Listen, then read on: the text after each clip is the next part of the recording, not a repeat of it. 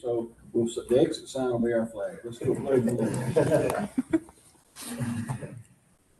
I pledge allegiance to the flag of the United States of America and to the republic for which it stands, one nation, under God, indivisible, with liberty and justice for all. Right? All righty. I'm going to call roll. Dr. Piszczek here. Dr. Gray? Yes. Dr. McElwain here. Dr. White? Here. Dr. York? Here. Ms. Perry? Here. Okay, and Dr. Talbot is, Here. again, here. I'm here. All right, thank you. So we have established a quorum, is here. Let's look at our agenda. Are there any additions or deletions to the agenda as written? So there's one thing, let's see. It's under board member reports. We can add it here if y'all are willing. And it doesn't need executive session or anything. I just wanted clarity and healthy communication for between the board and the AG's representation. I'd just like to discuss.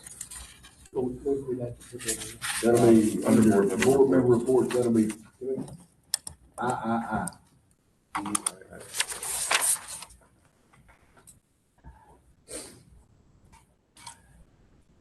Okay. All right. Any objections to the addition to that to the agenda? Okay, it's unanimous. All right. Let's look at the minute. Go ahead. Okay. No. Because Dr. Talbot is on, we have to have a roll Oh, call. oh, vote I'm and sorry, I'm everything. sorry. Yeah, that's okay. Okay. Every time we gotta do. Yes, sir. Every time Okay. we gotta do a roll call vote. Okay. All righty. Dr. Piszczek? Yes. Dr. Gray, yes. McElwain, yes. White, yes. York, yes. Perry, yes. Dr. Talbot? Yes. All right. I'm sorry. That's okay. I messed up on that. All right, now, we're gonna approve the minutes of March 19th, 2026. Any additions or deletions to those minutes? Yes, I have one. Okay. Where we voted on the Baldwin County state block abstain. Okay. Could we amend those minutes so that it shows Dr. Piszczek abstaining on the voting of the Baldwin County Study Club? Yes, sir. All right, and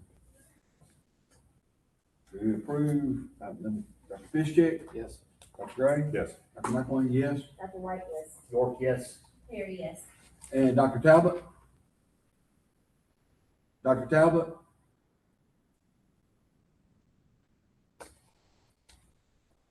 Dr. Talbot? Yes. Sorry. All righty, now let's look at the financials. Dr. White? Mr. President, members of the board, and members of the public, as part of our monthly financial report, I want to again provide a high-level overview of the board's current financial position, including our assets, liabilities, as reflected in the most recent financial statement. As of February 28, 2026, the board's balances are as follows. Money market account, $949,428.58. Operating checking account, $3,393,708.28. Total current assets, $4,432,090.09. Total current liabilities, $458,393.17. Gives a net position of $5,511,641.23. And once again, I want to provide important context regarding these figures. Each year, the board collects the majority of its revenue during the annual license renewal period, which occurs in October. These funds are intended to support the full year board operations, including administrative expense, regulatory enforcement, examinations, compliance activities, and statutory obligations. As a result, the balances reported early in the fiscal year may appear higher than at other points during the year. These funds are not a surplus, but rather allocated to sustain the board's operations throughout the entire fiscal year or fiscal cycle. In compliance with the governor's transparency directive, detailed financial information, including expenditures, vendors, and payments processed through the state procurement system, is publicly available on the board's website. Additionally, effective October 1, 2025, the board began incurring a new recurring monthly expenditure from the state procurement department, which is now reflected on our ongoing financial activities. That concludes my report. If anyone has questions, I have answers. All right. I got a question. We're halfway into the fiscal year. When we voted, it was a deficit budget. How we doing for the next 6 months? Are we on track? We are. And these transactions are published in two places, right? Published on the, our website. On our website and the governor's office, do we send them to them? You just have to publish them on our Okay, on website. Okay, that's good. That complies. All righty. We accept the financials as stated. Dr. Fischcheck? Yes. Dr. Gray? Yes. McElwain, yes. White, yes. York, yes. Carrie, yes. Dr. Talbot? Yes.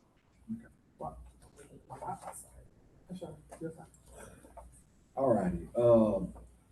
Now, we're down to, Dr. Eric Ohlendorf. Now, he has applied for let's just make sure we understand he has applied for a license by credentials, right? Licensed by credentials. He is not currently in our state, and he's a specialist in oral surgery. I don't know that. I don't know if he's a specialist. I know that he is not in the state. And I know his background generally, but I do not know if he is a specialist there. Okay. I think he's an oral surgeon. Well, I was thinking he was too, just looking at the paperwork. Yeah, Okay. I'm pretty sure. I don't have the paperwork in front of me, but I'm pretty positive he's an oral surgeon. So he's applying for licensure and sedation permit. Well, no, first he's got to get a license, and then once he has a license, then he can apply for a permit. And he had a previous consent order in the state of Virginia. Is that correct, Dr. Talbot? Do you want me to pull him up? I mean, go ahead and Yeah. bring him up? Yeah. Okay. I just thought we would have context for why we're Okay. talking to him.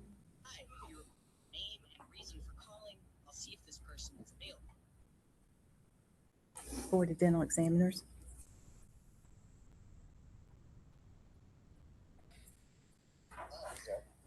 Dr. Ohlendorf? Okay, hold on just a second. I'm gonna put you on speaker. Dr. Ohlendorf, this is Mark McElwain, President of the Board of Dental Examiners in the state of Alabama.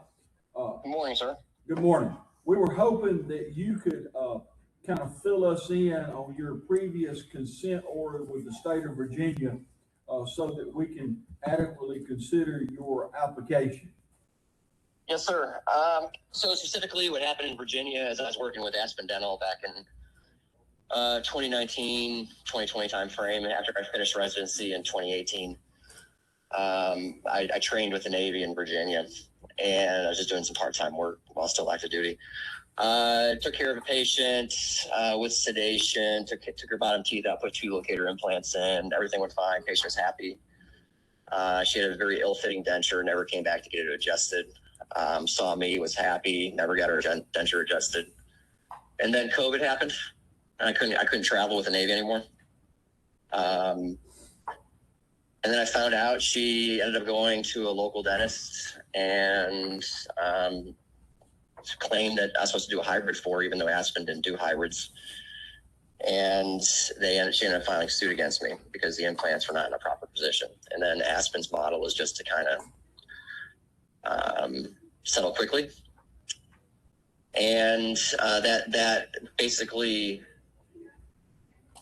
initiated like a dental board investigation. And what they found is that the case, when they went through the patient's record, is that there was no anesthesia record in the patient's chart. And so the Aspen's model was that the paper copy is filled out by us in the operating room. vital signs tracked with my second assistant, signed by me, and they would scan those into the patient's chart. They did not do that for this case. You know, I'm a former nuclear engineer in the Navy. I'm a pretty thorough guy. These things were all done by me. They did not scan it. So obviously it's my responsibility to verify that, but their model was that that's what it was supposed to be with the practice support. And so based on the fact that the anesthesia record was not in the patient's health record, the Virginia board decided to levy an order, a temporary order. It was a non-restrictive order, meaning it didn't affect my practice. And then I had to pay a small fine and then do some continuing education and proper patient anesthesia record keeping, which I completed, and the order was lifted. So that was what was put on there by the state of Virginia. Okay. And when was that order final? I want to say the order was filed, I think, in 22 or 23. And since then, has there been any other disciplinary actions or board actions or problems? No, sir, none. Okay. And there's one small thing that happened that came up in MPDB, and that was for the organization I was working for in South Carolina. We take 400 insurances because we treat a lot of Medicaid population too, and an insurance company didn't get re-credentialing paperwork in time for me, and so then they filed a complaint with MPDB. But we had a credentialing service that worked for our organization, and I assumed that they were doing what they're supposed to be doing, and it never happened. And so, but the thing is, when they did not receive the re-credentialing stuff in time, they filed an MPD thing against me. yes, sir. But that would have been right about that same time. Yes. And you said you did your But that's not residency in the disciplinary. Navy? Yes, sir, I did in Virginia. Okay. All right. And my intention is in Alabama, is that I've been hired by a company that does access to care type things with Medicaid population for pediatrics. In addition to a dental implant center, but a company hired me to come in specifically to do access to care type situations. All right. Okay. Well, thank you for your time. Sir, do you have any other questions? Anybody on the board have another question? Dr. Talbot, do you have a question?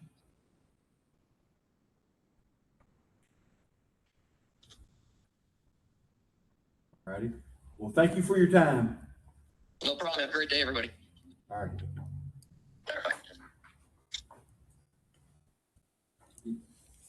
Just to add context to that, anytime we have applications that are for credentials and there is a previous finding by another board, it's sort of our duty to always make sure exactly what went on and what the timing of that is and what's occurred since. And they just help give us context for whether we should be licensing this person in Alabama or not. Okay. All right. Unfinished business. We're down to number 8. Okay. Is Dr. Ollendorf on today's list? Yes. Okay. He's on the list and we just wanted to have all our information before we considered him. All right, Dr. Finn. We just were revisiting the newsletter. I did not get any revisions to the newsletter, so I guess it's up to the board to decide to go ahead and publish. All right. And I'm still seeking a revision by Sunday. You can anytime you want to. Christmas. Okay. Dr.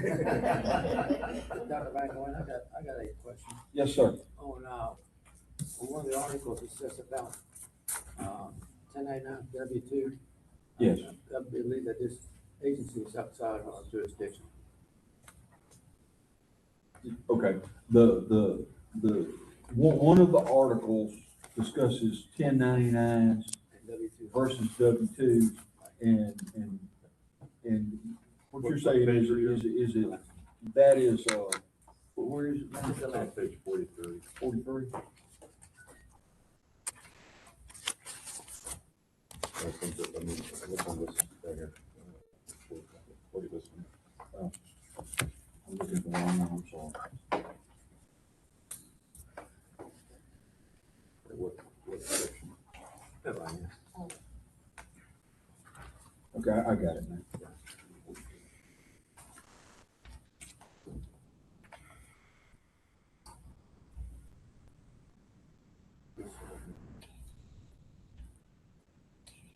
Is it, all right, So I reckon, Dr. Bishop, what you're saying is the board the proper venue to give legal advice about W-2s versus 1099s for hygiene? Is that what you're saying? Well, I mean, we're not, that's giving advice to, they need advice, go to the IRS or the Department of Revenue. But is the board giving advice, or is this just, a board member? I mean, another, I mean, I don't think it was meant to give advice. It says that, you know, the combination says that it's almost always treated as a W-2. Not that we say it has to be, but they need to do their due diligence to see if they are or not. what if we change the word from makes to suggest this? What do you think about that, Kelly? This setup typically suggests that a hygienist W-2 instead of makes. Sure. Would that be safer? I still think we're giving legal, financial, taxable advice, and that's not our jurisdiction, in my opinion. I think if you just marked off the last, that even if sentence, because that's really where the advice is, and then Dr. Gray's suggestion is change Makes it should. to should suggest, I think it said suggest. Yeah, it's just a little weaker language, so it gives us a little bit. Yeah, we're not giving like a given advice, but you still get your point, and we're not giving legal advice, so if that's okay with you, sure. Okay. We'll approve that modification, with,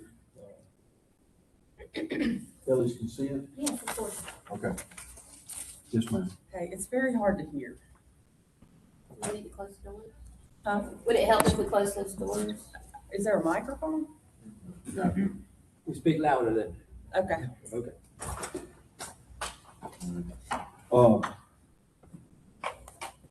I make a motion to approve the newsletter with the changes that we talked about. Okay. Second? Second. Okay. And Dr. Bishop, Yes. Dr. Gray, Yes. Dr. McElwain, yes. Dr. White, yes. York, yes. Terry, yes. Talbot? Yes. All right, so we've made that modification. All right, we are down to, oral health issues. There is a, fluoride articles in our packet. And Dr. Gray and I were talking, and those can be supplied to anybody that we deem, needing it. And also, I think we previously signed on to a letter in support of the continuation of fluoride. I think, one of the reasons this ended up on the agenda was just maybe my OCD nature. I just assumed that all the board members would be in support of fluoride remaining in the water, but I just thought it was at least worth putting at the table so that I wasn't putting words in somebody's mouth. So I guess the question ultimately is, does anybody here have would anybody dispute that position from this board? Okay. And so the board remains, in favor of fluoride being placed in public drinking water for, public health reasons. And no changes. Yes, ma'am. We can create an article and have it continuously on the website. Okay, I think that's good. Okay. Yes, ma'am. Are y'all aware of the May 8th fluoride training that's open to the public through the Oral Health Coalition? Yeah. All right. Let me take 1 minute to get out of order. Dr. Wilder Smith from the Alabama Academy of Endodontics and Florence endodontist and longtime friend brought us all a letter that was placed on your desk and will be placed in the minutes from the endodontist. And I just wanted to recognize Dr. Smith because I think he's got another commitment he has to go to and didn't want to make him have to sit here all day. Thank you. All right. We're down to the remediation program research. Dr. Feeney. Hey, on page 65 of your packet, there are two places that offer remediation programs. Dr. McElwain asked me to look at them. The PSL organization is Professional Learning Services, has one that's been going since 1988. They are approved by the states listed in your packet. They also, they conduct training in Connecticut and Florida. The cost for this one is between $3,200 and $3,600, depending on whether the licensee wants to take it in Connecticut or Florida. In your packet, there's program objectives. Again, this group has been doing it since 1988. They are approved by the ADA CERP and the AADH, as well as registered, and y'all have already approved their curriculum in CE Broker. The other one is the credits organization. They're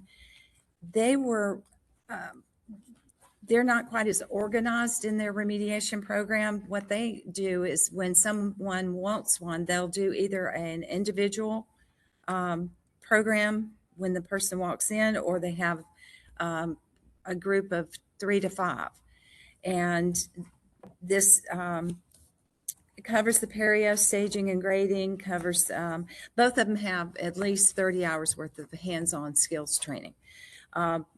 But the credits one, if you have a private remediation, it's $5,150. Groups of 3 or more is $3,605. So the cost for a group is just about the same.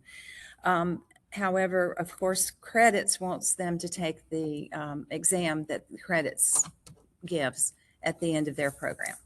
The PLS organization, most of the states that they've gotten approval in feel that their program is rigorous enough so that they don't have to take the regional exam, but it's up to each board as to what you would like the person to do.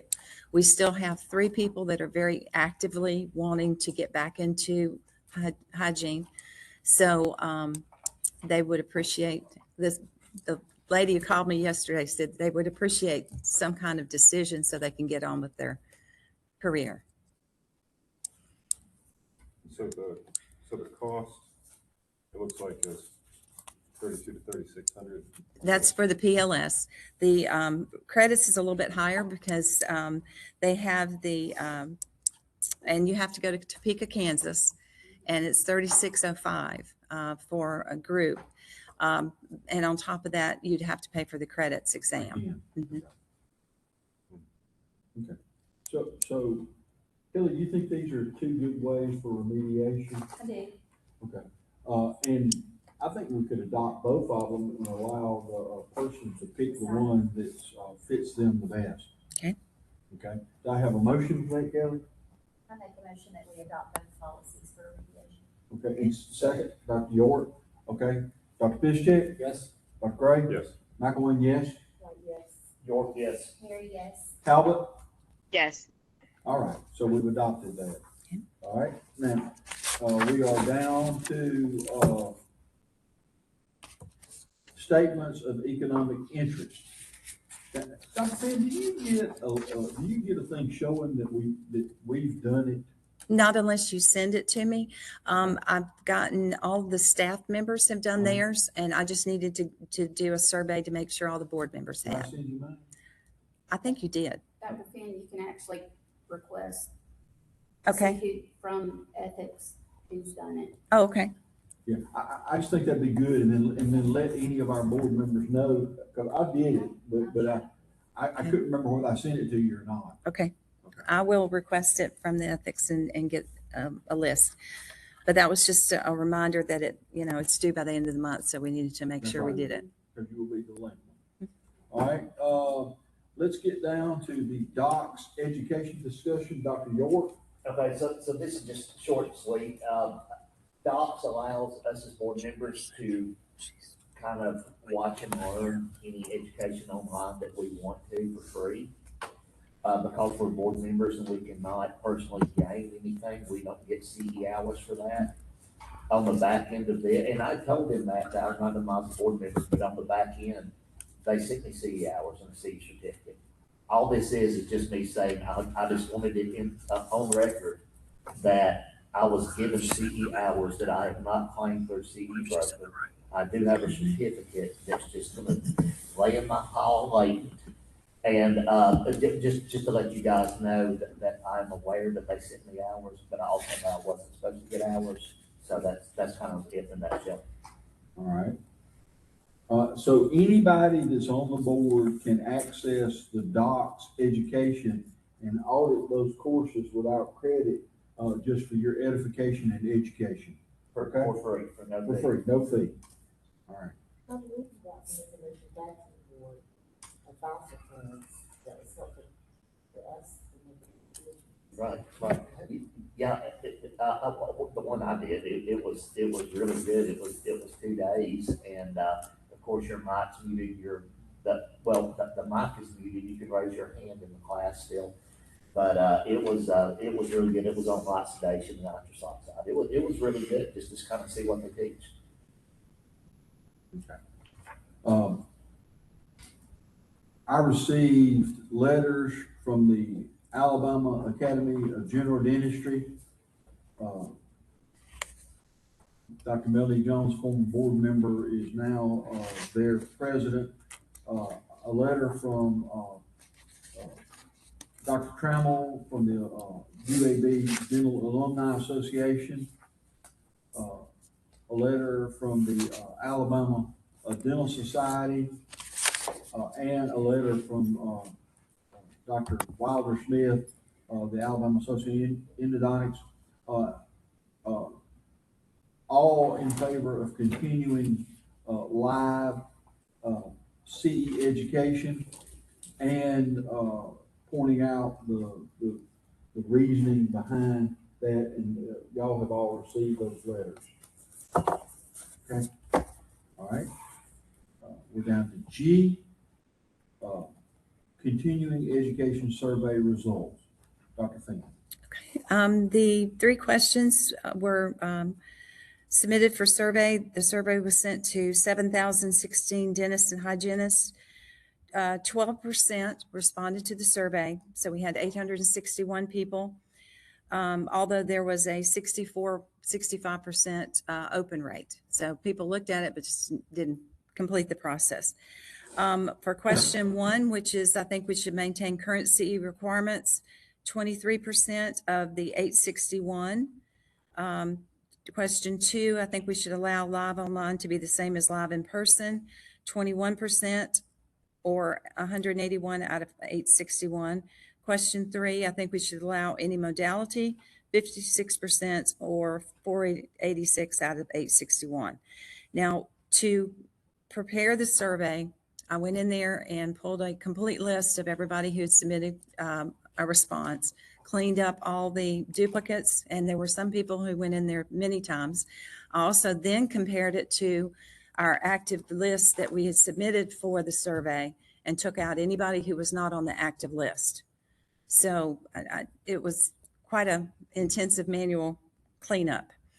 Dentists who completed the survey was 371 dentists, and hygienists was 490. Dr. Finn, as far as the integrity of the survey, we sent that to the email addresses of all licensees. Correct. The same one we send the registration notification to. Correct. And there was a lot of them that were info at. I had a substantial number of email addresses that were info at Tuscaloosa Dental or whatever. Yeah. So how many did you have drop you know, one of the first options when you do a constant contact is you can go in there and drop constant contact. How many do we have that disengage from the dental board? Almost 500. And that's the same email that they would receive audits from? Audits, everything would go through that same email. But that disengages them from constant contact. That doesn't Correct. disengage them from an email from us, does it? Because we send all of our emails through Constant Contact. Oh. But the minute Constant Contact will send me a report once a week, those people who unsubscribe, I immediately send an email to them and ask, did you do this by mistake, or would you like me to re-invite you? And I send that to them. Okay. And that comes from us, not Constant Contact? Correct. It comes from us. Okay. I reckon the thing that gets me the most about the survey is only 12% participated. And the other thing is, I thought the survey was a good idea because I thought it would give us a better take on this. The other thing about it is that I mean, so many people open it and don't do anything with it. They disengage. But to that point, I was actually looking when I heard that about 13% had engaged. I did a little research. Can you hear me? No. Can you speak up, please? So I did a little research on the expected participation of volunteer surveys in general, okay?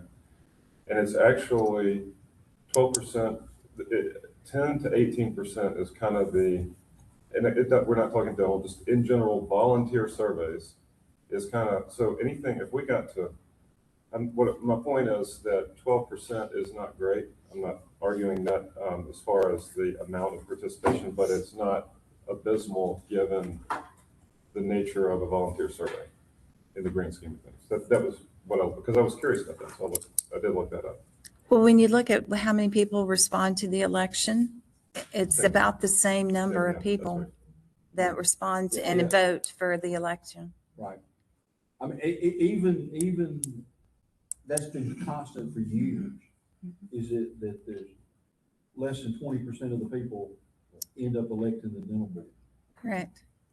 Did I hear you right that people voted twice or more than twice? Oh, there were several people that voted more than once, and that's why I had to go in there and clean out all the duplicates and everything. So those were manually removed? Yes, sir. Okay. So you can pick it up because of the IP address. Right. and email address that- Right. I have a question. So the system is set up where you can do it more than once? Like Yes. you know, Yes. you would think you couldn't do it again. Constant It's set up contact. where somebody can do it again? See, that's the negative of using constant contact. I got you. Because you can't. While there are others that we could, they're significantly more expensive. And so we're always trying to be consistent in it. Just, I think people have begun to ignore constant contact. Yes. Yeah. I do. I have a thought. Since we have so many of our leadership saying, hey, this is the wrong thing to do, maybe we should allow them to reach out to their constituents and let them know, hey, there's been a low turnout. We need you to be more involved. If you want the live CEs, be more involved, especially since the board has taken the approach that we want to represent the state and do what the dentists of the state want. And hygienists. And hygienists. That's right. You're welcome, Kevin. Yes, ma'am. In response to what Dr. White just said, I think those letters represent what the dentists of the state want, and we're all governed through various board of trustees that represent our districts, different areas of the state. Wouldn't you say you have a wide range of representation in your association? But the other thing I wanted to do is ask before when I raised my hand. Do you feel like you were able to remove people that took the survey that were not dentists or hygienists successfully? Because Yes, ma'am, because a lot of people were able to take it that were not. And they were removed because we compared the list that we actually use for Constant Contact to the list of response. Okay. And I don't believe the letters represent it. I think when the dentists are allowed to vote, that's taking the vote away from them. And so it may be that they are just not paying attention, where if the leadership would make it known, hey, this is the time to say what you want. I mean, you're taking away their vote if you just allow a few leaders to say, hey, this is what we're gonna do. Through membership, we have organizational representation all over the state, from dentists all over the state. They elect people who represent them at the state level and who take their wishes to the state level. And then our positions follow our policies. So yes, it's a step to get to that point, but the Alabama Dental Association, just using us for an example, we don't speak for just me or my president or my vice president. We speak for the dentists of Alabama. In fact, the vast majority, nearly 60%. What percent of licensed dentists are ALDA members? Nearly 60%. And did they vote? That's, I mean, They have The majority of the ones that I heard from didn't receive the survey at all, and they were not opted out. And I let Dr. McElwain know that. Michelle, and then Dr. Pruitt, I saw you raise your hand, but was the ALDA, the paying members, were they consulted or surveyed internally before ALDA took a position on this rule? No, our position follows our policies set by our House of Delegates and Board of Trustees. We don't have the luxury of the time to survey every member before we make decisions. the delegates vote. And as you see, your response is 12%. Well, going back to what Dr. Ray said, if nationwide is 12 to 16. 12 to 18. 12 to It's 18%. expected. No, 10 to Nationwide on 18. this, and we're at 12%. This is not a local problem. This is a problem out there. So 85% of people don't vote for whatever reason. I mean, they have a chance to vote. I mean, I cannot force anybody to vote. So I think I take Dr. Gray's point, well taken. Dr. Pruitt, you had a comment? Yes, sir. So, thank you for having the meeting here. I drove here a couple hours because I wanted to be here, and I thought the room would actually be full of local people. I'd like to, if I could, comment a minute on the CE based on what y'all are saying. For me personally, I do CE classes approved by the board. It going to however you want to get your hours, potentially that affects me financially in a negative way. I believe the quality of my education is such that people are still going to come to my courses, but it could affect me. From a survey standpoint, yes, 12, 15, 18%, that's what you're going to get from everybody. I personally feel that Mary Beth and our executive director cleared out people that accidentally voted twice. I think I accidentally voted twice because I didn't see the word approved popped up. And I think I did it again. And Jessica looked at me and said, you just voted twice. And I'm like, oh crap. So I think some people did it accidentally. Probably some people did it purposely. Mary Beth would know that if somebody did it 30 times. As far as a lot of older people specifically not getting the survey, I don't know if that's an internal problem, but I'm sure we have their emails. Here's my bigger thing. Y'all chose to send a survey out. Great. This board doing that, the transparency, asking what the licensees want, fantastic. Way greater than 2 to 1. So let's do it any way we want, right? Don't force us to go to ours. Yeah, we're fine letting the live be equal, but let us do it however we want. Y'all sent a survey out, and y'all wanted to send a survey out. Y'all did. I think that's fantastic. I'm not opposed to anyone having an opinion. AGD, ALDA, ADS, UAB School of Dentistry. But these are organizations that I am members of. I am a member of the ADS. I am a member of AGD. I'm a member of ALDA. I'm an alumni from UAB School of Dentistry. Nobody asked me my opinion. No one sent me a survey. So for someone to say that the people in charge speak for me, that is not how this works in the great state of Alabama or as professionals. So I take offense that someone's going to speak to me and say that they think this is the best thing. Personally, I value the fact that y'all did it. And of all those organizations, unless I'm saying this incorrectly, and I do not mean this the wrong way, but of all those organizations, I believe y'all is the only ones that doesn't put on paid CE. So that's something to think about. And every one of y'all have thought about that, and the word is all out there about that. And then the final thing I'll say, and if anyone wants a copy of it, I'll give it. I believe, Mark, you're the only MD sitting up here. Any of y'all got those MDs since the last meeting? No? No, I okay. just strike my D off and then I have an MD. So, Mark, as you're aware, as a physician in the state of Alabama, the board for y'all requires 25 hours every year of continuing education to be completed by December 31st. That 25 hours of continuing education can be achieved in any modality. You are not forced to go or told you have to go to live. I have that from their website, and I verified that with 3 physician friends of mine just in the last 48 hours. And they don't even require an upload thing like CE Broker. I'm not opposed to CE Broker. I don't even know how to log in and have people do it for me. But y'all still, to my understanding, keep it in a folder. And if you get audited, you pull it out, like all of us have our folders going back 20 years. So anyway, that's just my thoughts on it. And the thing is, if any organization puts on quality education, I'm going to go to it. I like going to in-person CE. But no dentist wants to be forced and told they have to do something. And you had way better than 2 to 1 say, let us pick it. We're okay. We're smart people. Other people shouldn't have to choose for us. We can do this.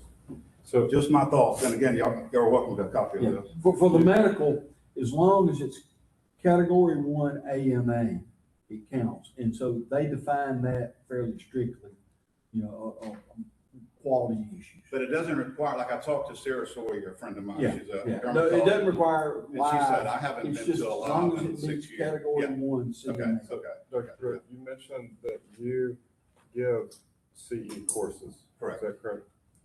Are those courses, do you give a combination of live or in person or Zoom or? 99.9% of all my courses are totally in person. So they're typically an 8-hour course or a 16-hour course, 8 hours of didactic, 8 hours the next day of clinical hands-on training. The 2 courses specifically I'm speaking of are ones approved by the board of examiners and on y'all's professional resource site and website. So you have to come to those and get them. And the students or the attendees pay you for that? They pay me for that. Okay, and your position, if I understand what you're saying correctly, is that you're in support of any modality, which is contrast to your paid CE attendance in person, as far as. Absolutely. It doesn't. I mean, it actually potentially, if hurts it. this Is that passes fair? and people are not interested in the course material that I happen to be an educator of, they could choose not to go to that because they don't want to be away from friends and family for 2 solid days stuck in my training. So you're arguing against your own financial interests? I am going against my own financial interests, yeah. And if it got to the point where I'm like, nobody signs up for my classes anymore, I'll just stop and keep doing Botox on myself. I mean, come on, it's working. So, yes. Yes, ma'am. Can we hear again the percentage of dentists that responded to the survey? I understand the response rate was 12% for total licensees. How many of the, what percentage was dentists? 15%. How much? 15. No. I don't think that's What she's possible if the asking- total It's- was 371 divided by. 861. About The 40%. dentist completing the survey, Yeah, it's about 40%, 46. How many what percentage of licensed dentists completed the survey? Of our total licensees. 371. Licensed dentists. yeah, your line C, Mary, that says 371. 371, but that would be divided by the number of licensed dentists. I use It'd be generic about 25. 14-15%. Oh, I see. Yeah. Yeah. Well, hell, that's more votes than you got. Yeah, I know, I know. All right, so, Mark, I want to make a few comments. So number one, looking at this from a mathematical standpoint, because that's what I studied a lot in college. When you do surveys, there's things called T-scores and percentiles. So if we knock this thing up to the 99th percentile, which is going to expand our range of percentage on this, that 23%, the range at the 99th percentile to cover the possibilities would be 18.9% up to 26.2%. Still well less than 30% of the dentists wanting to keep it as is. That's at a 99% 99 percentile, that covered, yeah. So if somebody told me, hey, you got a 99% chance tomorrow to go buy a lottery ticket, and I'm gonna say, you know what, there's 1% chance, so I'm not, that'd be kind of foolish. So we're going, the 99th percentile. So looking at, the answer number 2, live in person versus live online, that range is 17.4% to 24.6%. Any modality goes from 52% all the way up to 61% of the dentists, of the licensees doing that. So also too, you know, and I talked to a lot of people still in between, and I talked to people who are ALDA members, not ALDA members, AGD members, not AGD members. And I stated at Alumni Weekend in February, which I stood behind, that 80% of the people that have contacted me said they wanted either live online or any modality. And somebody from before that day said, where's your 80% today? And I said, you're preaching to the choir. I said, you're at an in-person meeting and in-person people doing this. Lo and behold, we're at 80%. These are the people that actually contact us. So it comes down to what Dr. White said. Are we going to try to represent these licensees? Also, too, one other thing, I've done a very deep dive into all these things with the research. Another thing that I researched was all the professional organizations, boards in the state of Alabama. I could really only find one other professional board that required anything live, not live in person, live. Pharmacy board, 15 hours per year. They require 3 live hours. Also too, Alabama, when I first presented this 2 years ago, a year and a half ago, the numbers were different. Then last fall, there was 5 states that were still requiring live in-person hours. It's now 2. It's us in Georgia. I contacted Georgia directly. They told me that they have so much pressure put on them by the Human Dental Society, they did not see any way that they would be going to anything other than live in person. Yes, sir. Quick question. So when you say pressure from him, I go to him a good bit, an organization that profits from you having to go in person, Yes. therefore they're Yes. not going to fight them because Hinman's Yeah. big, they don't want them moving out of Georgia. Okay, just clarify. Yes, yes. We'll tell them that they might want to send a survey to their dentist and hygienist. You know, and so in Alabama, we don't have a human dental meeting. Matter of fact, our state meeting's not even in the state. So, you know, we have to decide, are we going to service our licensees with their opinions, or are we going to listen just to the higher tier of these organizations that, in my opinion, are not truly representing the majority of their constituency?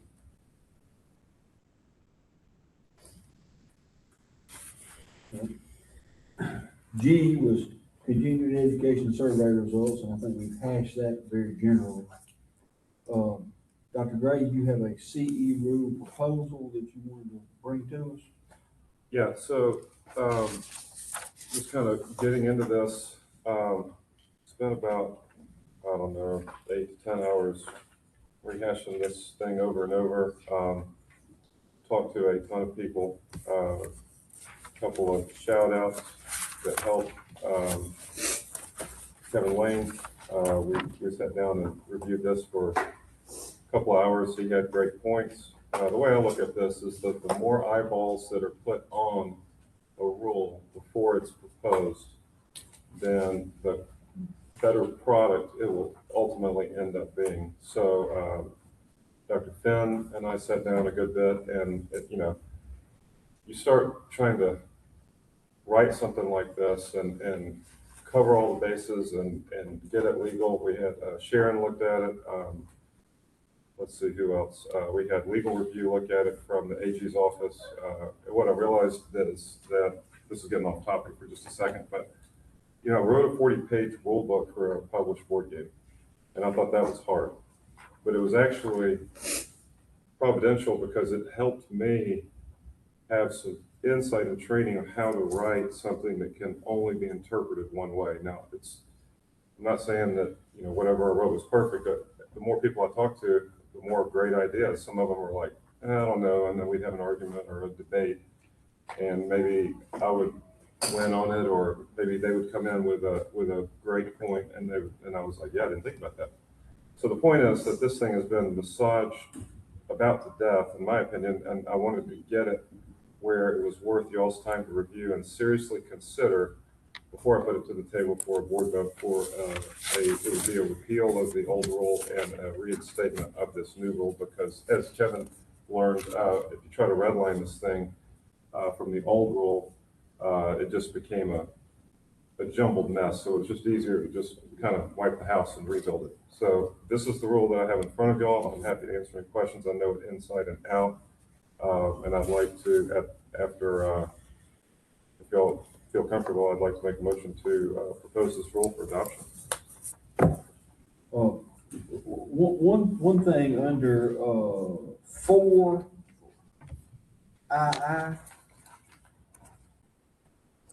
Dennis shall maintain current certification of basic life support through the American Heart Association, American Red Cross, or equivalent program. Yeah. A dentist may report 2 CEUs for BLS. It probably we need to make sure we say every 2 years. Okay. Yeah. How about And the same, yes. the same thing Oh. goes for the, down when you talk about the ACLS. All right. You know, because we don't want it, we don't want you to think you can. That's right. Do it once. Do it every year. Can we say per renewal cycle? Oh, that's right. Because it's gonna apply to everything. That's right. underneath. That's right. So we'll do it right. You're right. Yep. So flip over and everything in this, actually, yeah. Dr. McLean's point is correct, because the reason that I wrote everything is a function of a per renewal cycle is that right now, if you look at the definition of renewal cycle, it is the period of time from when your license becomes active by the board and renewed to when it expires, which is currently a 12-month period for DPA. Okay, so what I did is I defined renewal cycle, and everything is based on the renewal cycle, so that in the event that the DPA changes in the future to a 2-year renewal cycle, this rule doesn't have to be remodified. Right. Okay. So to your point, I think we should add in per renewal cycle, and the same, and you will notice, I did add in through a bunch of research. I think that BLS needs to have a hands-on enforcement component, because that is, to me, that is non-negotiable. So if anybody were to critique this rule, and that's fine. There's actually a caveat. This is not a full online allowance rule, because BLS and ACLS still have to have an in-person license. Because I just think you have to put your hands on a mannequin and do head tilt, chin lift, and get that feel that is a non-negotiable for me for patient safety. So that should read, a dentist may report 2 CEUs for a BLS certification. Per renewal cycle. Per renewal cycle. Well, you couldn't come back the next year and report it again, could you? It won't count. I The mean, renewal cycle's every year. Correct. Correct, right now. You're wanting to do this every 2 years, but we haven't changed the renewal cycle to every 2 years yet. That's right. That's it. Yeah. And so. Yeah, but the point being is that a CPR course qualifies you for 2 years. Yes. And so you wouldn't want somebody to be able to come back the next fall and take another CPR course and get two here and 2 here, when really, what we're saying is that it only is good for 2 for the length of the CPR certification. Yeah, if you wanted to make it clean, you could just say every 2 years, just since it doesn't match right now. Well, but if you're doing it on when you get it, what you're saying is you want it to go for the certification cycle, Right. not even our renewal cycle. Right, that's the whole point, is that you shouldn't we shouldn't get it. Dr. Gray, I have a way to word it. I think you and I can work on the wording on that. And ACLS would follow up. I mean, what, Yeah, and ACLS and PALS is the same thing. It's a 2-year thing. But you wouldn't want me to be able to take ACLS every year and claim 4 hours for it. Quick question. So actually, me and some of my staff, Jessica and my son, we did ACLS yesterday. Our company comes to my office. A few of the girls did the BLS. We did it all at the same time. So until I started doing ACLS, which was just my last couple of years since they all changed the thing with OCS, I have for 30 years, I do basic cardiac life support every single year because I just want everybody to be fresh, right? I do it every year, pay for every employee, whether you're front desk or you have a license, everybody has to do it. I pay for it. I do it every year. So obviously I know what's the requirement every couple of years. Just what is wrong though, if someone, I'm not saying that for the hours, I don't need the hours, but what's wrong if somebody chose to do that every year? And then There's nothing wrong with it. Okay. Just, we were stipulating what you could claim. Right, but could you claim it? If somebody is doing it said, I'm gonna do CPR every year, one, they stay fresh, from an emergency standpoint, but second, they are doing a class, what's wrong with them getting it? Because like my 16-hour course, for instance, somebody can come take that Botox every single year if they want to pay me $3,500, and they can get 16 hours every single year for the next 20 years. So they're not stipulated. We're not stipulated. A lot of us repeat the same infection control every year. So I'm not arguing the point. I'm just curious. Like Ms. Hustle has a good hybrid that will kind of satisfy, but explain it to us. So the way it reads, it ends with for a BLS certification, and we would just add either the word cycle or for a BLS certification renewal period, and that would get it covered for talking about their period of time. So I think we just need to pick whatever wording you would like, and that would take care of it. And if that applies to the ACLS, we could do the same thing down in that passage as well. Yeah, it'd be the same language. Yeah, but Dr. Pruitt has a point. Dr. Pruitt's point was, If he does it every year, how's it count CE? why do we not want it to count Right. every year? That's right. Then we can start. Because there were several oral and maxillofacial surgeons who taught ACLS, and they didn't want us back in the past to get credit for the fact that we were teaching it every year, so we were getting all these hours for teaching it, and that's where it all started, Robin. But I take your point. There's really and truly, there's nothing wrong. I agree. It's the most valuable CE you can Yeah, take. yeah. So why not? So there's just really take credit nothing for wrong every with year? it. And just say, if you say per renewal cycle, right now, that would be, if you take it year after year, you get 2 hours per year. And then in the future, per renewal cycle, you're gonna get 2 hours every 2 years max.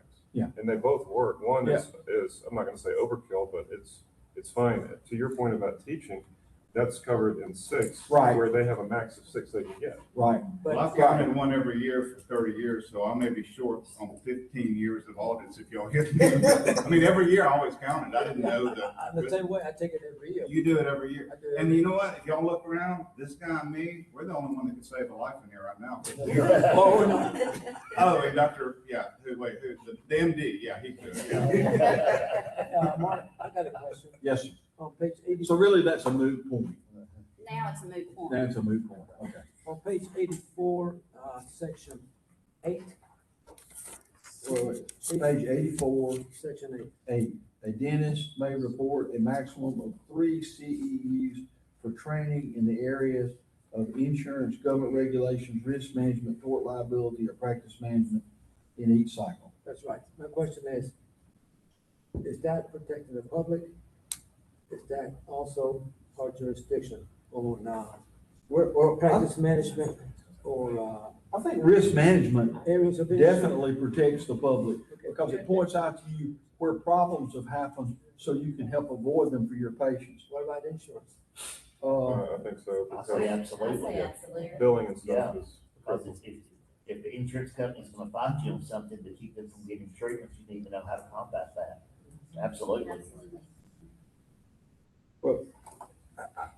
I think what we did a long time ago was we named things that were ancillary to the practice of dentistry, not directly involved in direct patient care, but were preventative of causing problems.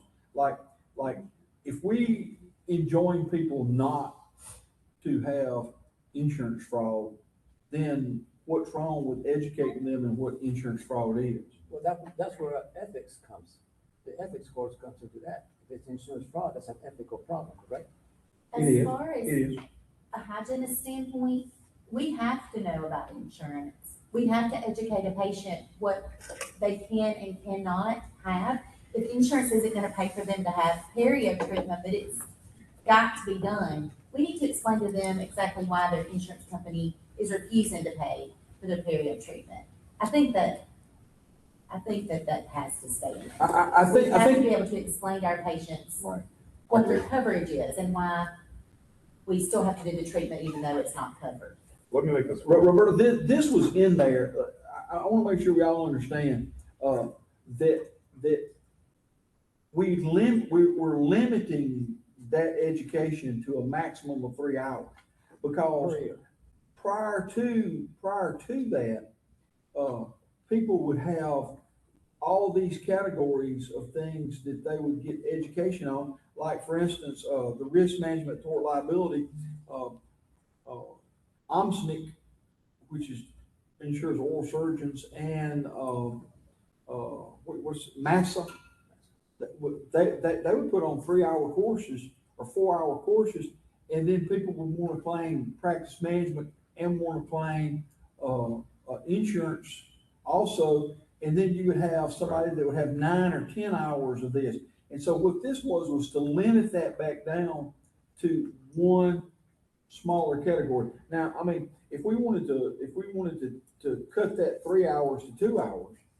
Yeah, I mean, let me make this point. This is, it just hit me. All right, let's look at this for a second. Let's read it closely. What does it say? A dentist may report a maximum of 3 CEUs. What is a CEU? Flip it over. It says, a CEU is 1 hour of documented and approved CE. Okay, what is approved CE? You go to this definition. Approved CE is training provided by a national, state, district, or local dental hygiene association, training provided by an accredited dental school or dental college, training approved by the board. So whatever the training is, even at a maximum of 3 hours, it has to fall under approved CE. I understand. I'm talking about the practice management. I also think that Yeah. it says may, Oh, really? so if you don't want it and it's not valuable to you and your patients, then take 3 hours of something else. But for the ones that really, really believe it's valuable to their patients, we should be able to count that. So it says may, not have to. That's true. I think that kind of Yeah. covers if you feel like it's valuable I to would your say 2 patients or hours. not. I would say 2 You hours. want to cut it to 2? I mean, that's fine. Here's the other point is that keep in mind when and if the Dental Practice Act goes to a 2-year renewal cycle, this stays as a cap for 2 years now, which essentially effectively cuts it in half. So I don't know if that helped, but I mean, 2, 3, it doesn't, to me, it doesn't matter, Joe.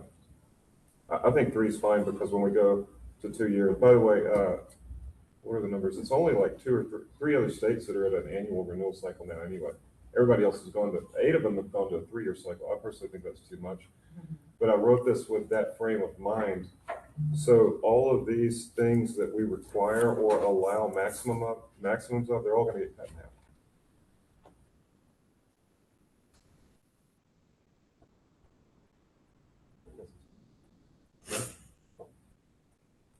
Which one?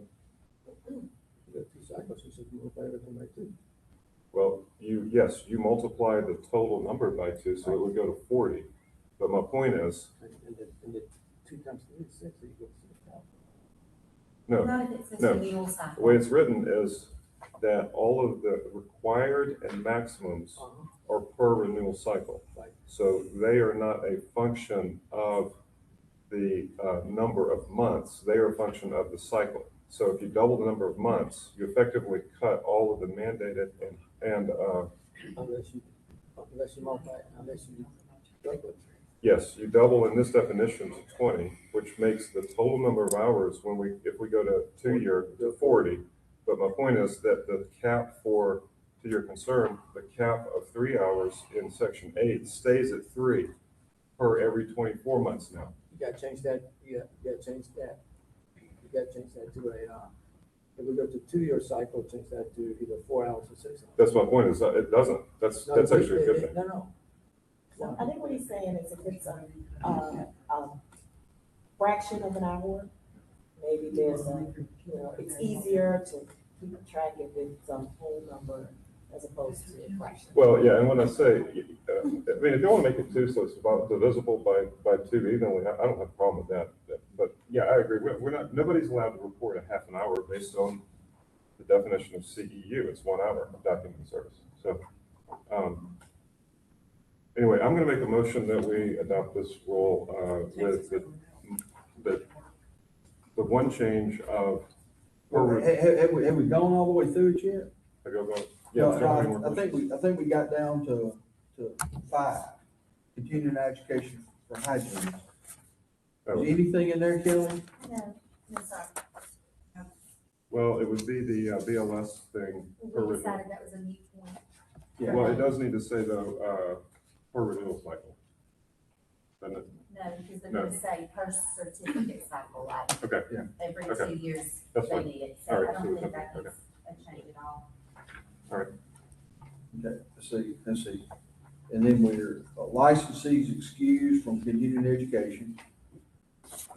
No problems there. And, audit procedure.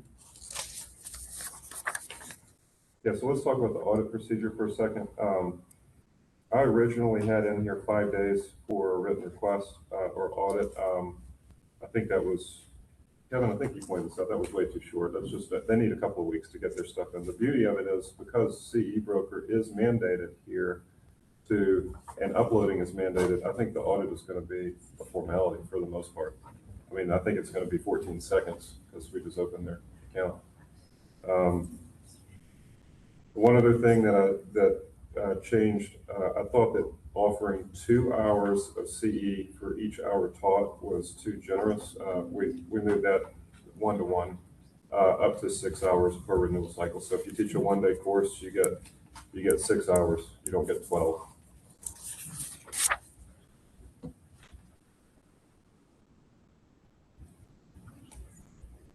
No Okay. comments on that? No, I mean, I just think that we have to kind of, if you do those courses, and I do courses and then a minor modification to that course, I shouldn't be double dip.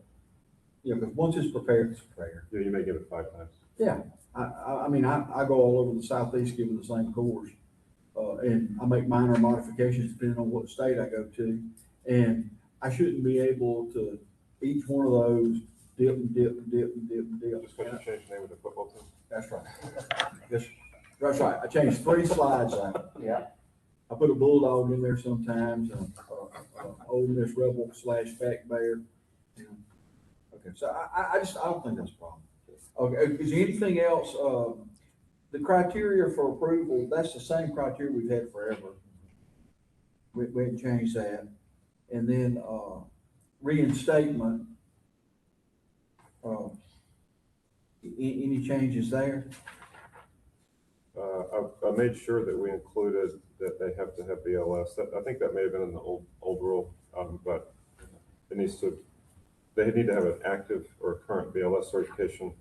The ACLS isn't necessarily required unless they have a sedation permit, and then it would go back up to that rule. No substantial changes there. I did say after 5 years that the licensee shall be required to show continuing education as determined by the board, because I think once you get that far out, you have to take it as a case-by-case basis, because somebody that's 6 years out is a whole lot different than somebody 30 years out. And so I just think that we need we need to have some, what's the word? Leeway. Leeway. Discretion. Discretion, that's the word, yeah. Do we need to add the one-to-one teaching to the hygienist as well? Be careful, I'm trying to teach OSHA, that's why I'm asking. Where's that one-to-one I got? I remember us talking about it. It's in, 6. All right, here's my thing, it came back to me, here's my thing on that. The dentists have to employ the hygienist. So, and I'm not arguing, I don't mean this disrespectfully at all, but I just, because I did think through that, and I was, just to me, if the hygienist has to be employed by the dentist, then do we really want to give credit to a hygienist? I'm not saying they're not qualified, but for teaching something that maybe no dentist is even present. I don't know. We do it all the time at the dental association. Yeah. It's mostly hygienists, but more to the point, who teaches your OSHA classes? Would you not, if they're OSHA certified to teach, does it matter what the initials are behind their name? No. Okay, No, it doesn't. so there's my point. Yeah. I go into a lot of. So we probably ought to offices. insert that same, I do it. Yeah. we ought to insert that same Same way. rule Yeah, that's for fine. hygienist as for, That's fine. so we got another, that's one more modification we need to make. So it's really just, That's, under dentistry, that is, rule 6, and then we need to make that as a rule 7 under hygienist. Yeah. Same exact verbiage. except for you just change dentist to dental hygienist. That's right, just change the verbiage. Yep. Okay. All right, and just for my clarification, and I've read this thing about 10 times, there's nothing in here about live versus, this is only the basic framework of CE, correct? Yes. Okay, and Dr. Gray has a motion on the floor, for this rule with the modifications we've suggested. Is that correct? That's correct. And- This would take effect if we So- pass it. What would- October 1st. Okay, that's what I'm We got, the only thing we're gonna have to do today is that we're gonna publish it That's through, right. That's through the Legislative legislative reference, legislative services Services agency, Agency, so that we can take public because comment. then we can take public comment on this rule. Correct. Okay, so Dr. Gray has a motion on the floor, and that's that rule with the modifications as stated. And before we send it to them, send me the rule with the modifications so I can verify that it's what we said. Okay? And we have a second by Dr. White. we pass it, we still gonna make the October 1st You, deadline. depending upon what deadlines we hit with LSA, Yeah. yes, we can put it as a, set the date forward to October 1st when we get to that point. Okay, I just wanna make So, sure that we yeah. get that deadline. All right. Cameron and I talked about that, and he said exactly the same thing, and he had a suggestion just to put it in the rule. Is that safer, or would it be better to just strike that and then put it? What happens, because usually with your rules, if you'll notice, there's all this, actually published, approved, effective, Right, amended, all that. It will say effective October 1, 2026. So Okay. it's just cleaner because then I don't have to keep having it in my rules. That's fine, all right. All right, so we have a motion and a second on the floor. Dr. Piszczek, you have some more discussion? I'm voting yes. Oh, Dr. Piszczek, yes. Dr. Gray, Yes. yes. McElwain, yes. White, yes. York, yes. Terry, yes. Dr. Talbot? Yes. Dr. Talbot, yes, okay. All right, so we will publish this through the LSA, and then it will come back for public comment. All right, let's see, it is 9:20, and that is time for a Lasix break. And we will be back in exactly 10 minutes.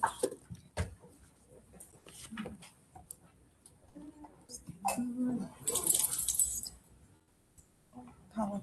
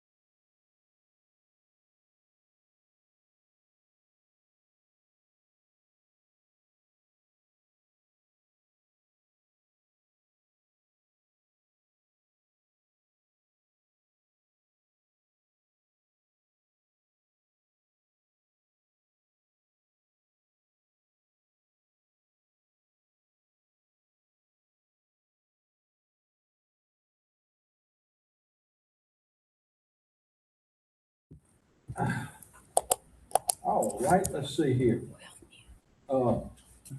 ADHP rule, working 12 months assisting prior to Dr. Gray.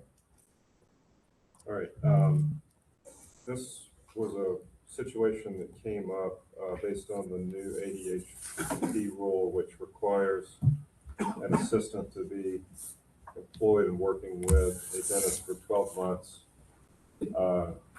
to enter the program, for the ADHP program. Now, here's the, this is where the rub comes. When does that time stamp start? We talked about this. Yep.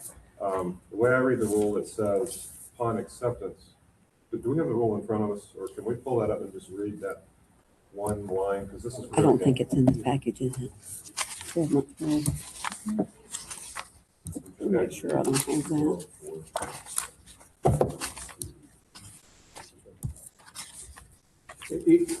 Basically, it says on acceptance. If I remember. That's what I'm looking for, because that's critical. I just want to. And Yeah, it's right here.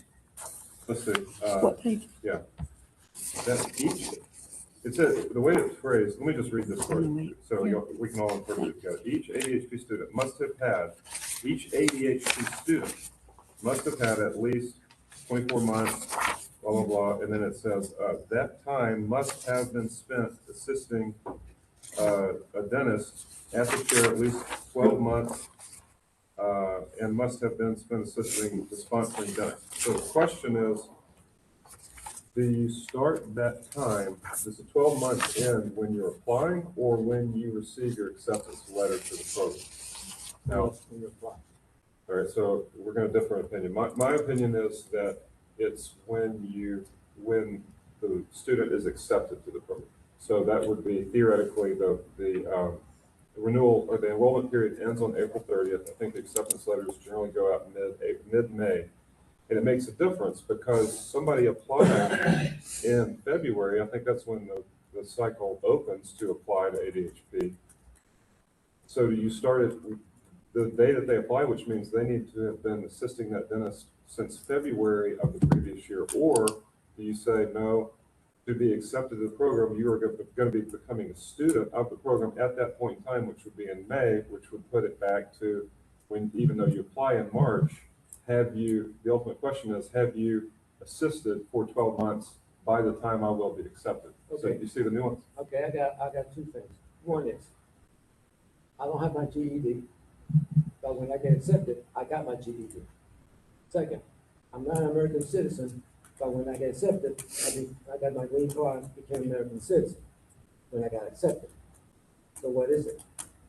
The other thing to consider is, would that put more hardship on the student to have all of these different dates? I So, mean, it's consideration, yeah. And it does, because if you're receiving an application and then you have to go in behind it 2 months later at the acceptance time and say, okay, now they have completed it, we need to confirm it because we confirmed the data on the information. That would require us more double work, which is time, money, and people. So that would happen. The question is it worth it? Right. Because when you apply, and I don't have my GED, when I accept that, get my GED, that's one thing. I'm not an American citizen, but when I get accepted, I become a citizen because I pass the citizenship. Yeah. I mean, here's a pretty simple solution. On the application, why don't we ask them when their employment date was for the sponsoring dentist? And then we know that if it's, let's just say April 30th of the previous year, and after that, you already know they're not going to qualify. So you can set the date on the application right out of the gate. Does that make sense? Yeah, the date requirements are on there. So they tell us how long that, when was your start date for your 12-month period, et cetera. That stuff is on there. So we see that.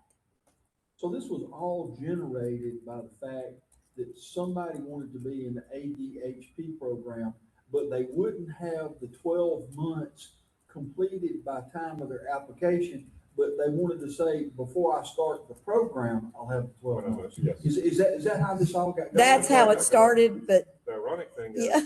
that Go it ahead. turns out, it's great that this came up, because we just need to get consistent and clarity. The ironic thing is, this person's not gonna be applicable anyway, because even, they have to go until August or September, so that question's answered. It's like the end of This person- August. Okay, okay. But we're having the question for the future, just so that we can not have to have this again. What if we put on the application that the application must be complete in all categories before it can be accepted? And that way, it's a done deal. You must have a complete application at the time you submit it. So really, the applicant shall be qualified At time of at submitting the time- application. At time of submission. That's the language. Okay? Is everybody okay with that? We need to vote on that? Yes. Okay, a motion by Dr. Piszczek, second. Well, do your motion, but then we can have discussion, I guess, because we need to have clarification of what's been modified in this rule.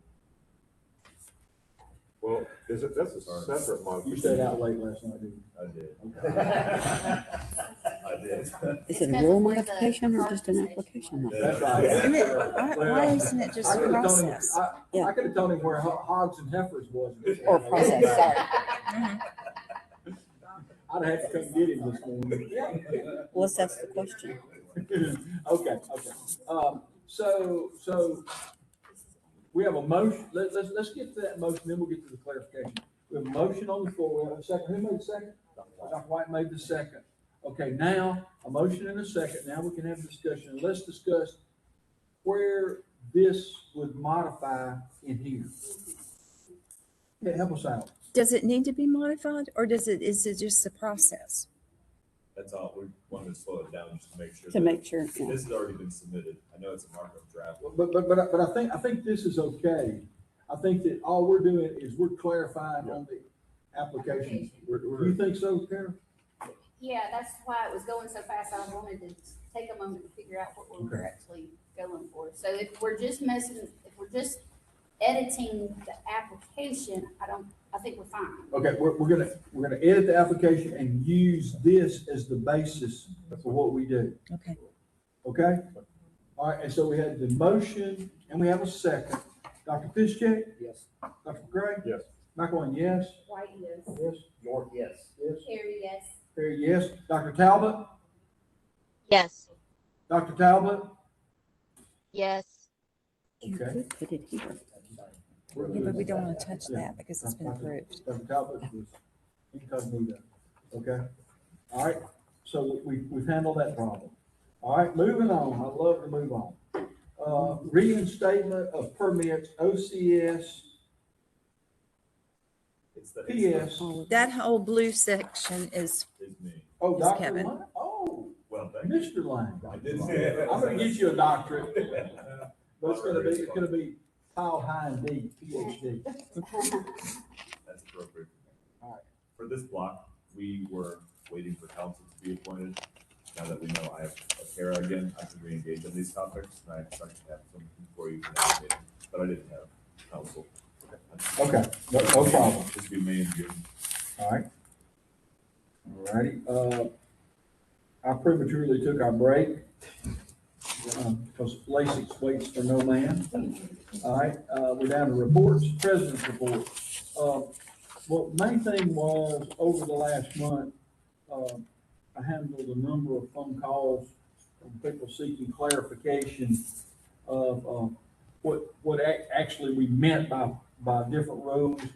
And, I handled that. I think that's something that everybody needs to recognize is when you're president, you're gonna get the phone calls from people just wanting you to help clarify what a rule means or what it doesn't mean. And so I think that one of the things I do is I keep a DPA and a board rule booklets that are annotated, and I keep them in my briefcase, got one in my office, got one sitting by my chair at the house, because those questions come often, y'all. And there's a lot of that. Plus, I would like to say that in the last month, it's been a little bit confusing because we've had some difficulties Number one, first Clint got ruled out, Clint Mays got ruled out, because of conflict. The governor's office would not sign off on that. I think that's correct, isn't it? And he was ineligible to be a DAG because of that. Well, then, we thought Don, we could fill him into that role and send him. And in the meantime, Don joined a firm that had conflict and got him ruled out to be a DAG. So now we're back to stage one of that. I had conversations back and forth with the executive branch and the AG's office and the governor's office and various and sundry people in the legislature. And we kind of got to a place that we were all happy with each other, that as long as we were moving toward having independent counsel who would qualify as a DAG and a prosecutor or board attorney / prosecutor, as we would call it, then we would continue to work together with the Attorney General's office until we could reach that point of stability. And so Cameron's been helping us, and Tara's been helping us, and it just, getting everything in writing took a little bit longer, and I think now we're all kind of clarified and know where we are. And I apologize for it taking me a while to figure out where we were going, but we've got it done. All right. And Dr. McElwain, anytime that you have, if you or any of the board members need something, you're more than welcome to, as an individual board member, contact us, because remember, we talked about in our ethics, if you put everybody on there, it's kind of got a board meeting. Right. If you need us to help do something or contact somebody, we'd be glad to do that. Yeah. And the only thing I would ask, that if you're emailing Tara or Cameron, that it's fine to email individually, but I would CC that email so that it goes to Sharon, so that there's an internal record. Let's just say that last December the 10th, I thought by no means that I would be laying in the hospital the 12th and being operated on and being incapacitated for a while. So all of the things that I had going on, I forward them all the time, carbon copy, and they get sick of getting my carbon copies. But so they know what I've got going on. I do the same thing to Kevin. And that's why I think it's a good thing for each one of us to individually do. That way we can reconstruct where we are in the event a health catastrophe or other catastrophe overtakes us. Okay. Mark, that's good business practice. Well, it is. It's what I've done in all my businesses forever. So my CPA and lawyer get copies of everything. All right. The executive director's report. Okay, good morning. The first two are ADHP applicant issues. We just spoke of one, so this will go quick. Dr. Russell Brando reached out, I think it was to Dr. Piszek. He sold his practice on 4/1/26. The applicant will no longer be with that doctor. He is asking for an exception. The 12-month chairside rule that we all know about would not be able to be met if she is with a different doctor that she's not been with for the last 12 months. So that's the exception that they're asking for. Looking at the statute, I don't know that there's any discretion there. Shell is through that, as Kevin pointed out to me. So I think that's what's the question on the table. I spoke to Dr. Brando, and his assistant is not leaving.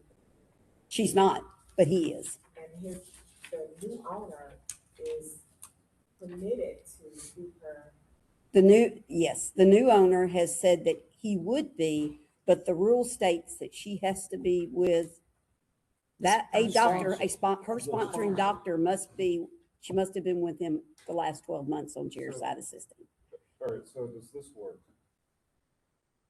She applied to the program under the doctor that she has worked with for 12 months, correct? When she applied.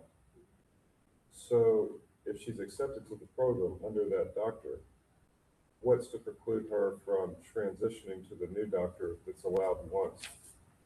And she's not accepted as a student yet. That's what we kept running into, because because we tried to run down all those different scenarios, because if you look back at your rule, the first paragraph explicitly uses the word applicant.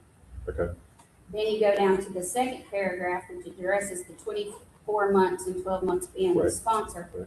And the verbiage changes to ADPH student. She's not a student yet. Okay, he sold, obviously.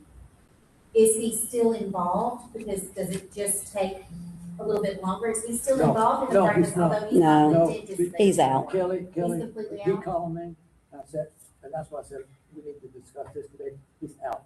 Okay. He said, I'm I know, selling I'm everything, about to tell him. and I think he's no longer even renew his license, so he's completely out But he has an But active he- license now. till September 30th. Okay, so Okay. let's take, I'm, But he's Isn't that the- selling everything. What? Selling, he is selling. Has it been finalized? Yeah, Is Yes, he it has been still- sold. Has, It's sold. it has been sold. It's sold. Okay. it's been sold, but, okay. Let's clarify one thing. She has not put in her application. I think she Oh, was stopped because of this problem. No. No, we no, had- no. He I'll- called- he go ahead. called- He called me, he said, do I pay the $300? I said, before you spend money, we talk about it today, you got 2 weeks to file as an applicant. He says, I said, what do I do with the letter? Send it to us.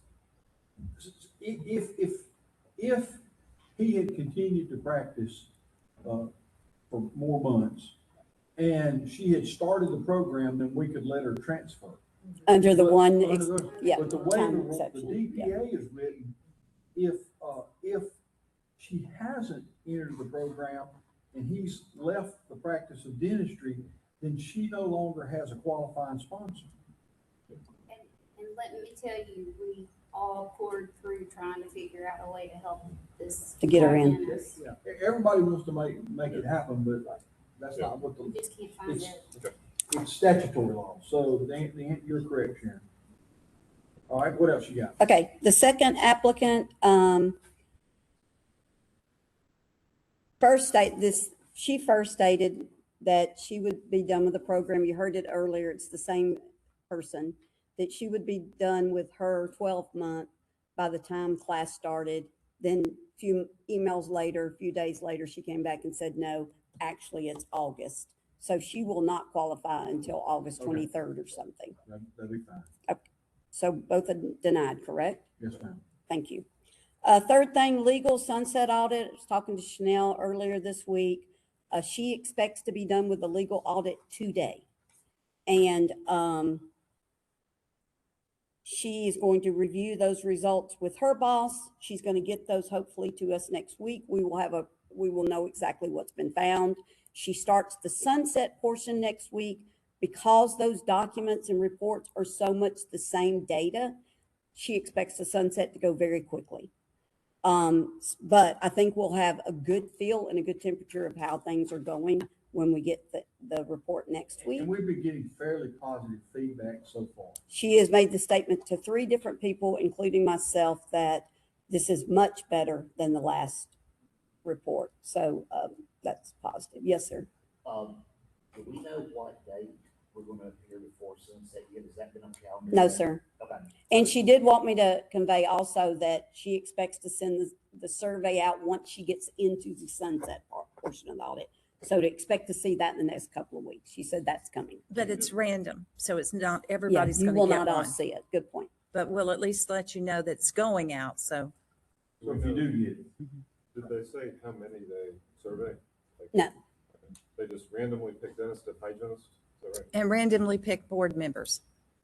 All of you may not get a survey. And Oh, board, okay. and they survey people that have had complaints, correct? Correct. Can we back up? Did we go over this? I'm sorry. It's the hygiene applicant that's got the third time. I have that in my packet. I don't think we've got that yet, have we? Dr. McElwain, you and I actually talked about that one. Okay. She is being admitted because she did not participate one day of the program the first time around. Okay, You and I talked about that. so we're okay. Yep, she's going to be in. Okay, I forgot, I'm sorry. No, that's good. That's why we just didn't pull it. Sorry. Okay, no, that's good. I'm gonna put my Myra September. Okay. Go ahead. Are we ready to move on? No, Sorry. no, no. If you got more, Yes, sir. go. Okay. I had a meeting with Dr. Bosma. He has secured a secondary site that came up in February. So anybody that is a non-responder or a religious objector, they will be able to observe at UAB, not participate in the clinicals, be able to go to the secondary site that Dr. Bosma has secured and be able to do their hands-on training there. And that lets us comply with UAB's requirements. Yes, Can sir. we let Dr. Swiper know that? Can we or did we? Oh, can we? Yes, sir. I think you would, Appreciate that. We haven't finalized that yet, once it but gets yeah. finalized, I think he would be very interested in that. Yeah. Yeah. But let's get it finalized before we start telling. Yeah, people we about it. need to get the contract done. The second thing, it came up that we do not have a good risk management policy when it comes to the ADHP program. So I asked Dr. Bosma if he could draft one. He drafted that. I'm reviewing it. I will be putting it in front of legal for them to review and come back and give their opinion of it. And then I'll share with you all, and then we'll move it forward. ADHP survey results. It's on page 103. If they're 103 in your packet. Thank you, Mary Beth. What you have in front of you there is the last class that graduated last weekend. Results of the survey, and then the previous 3 years, so you can compare those. And then I did not print out all the comments. I can send those to you electronically and share the comments with you, but that is the survey for this recent class. It's possible to discuss it, like there's some drastic drop from Yes. last year to this year. And I talked to Dr. Bosman about that because when I met with him, I already knew the results.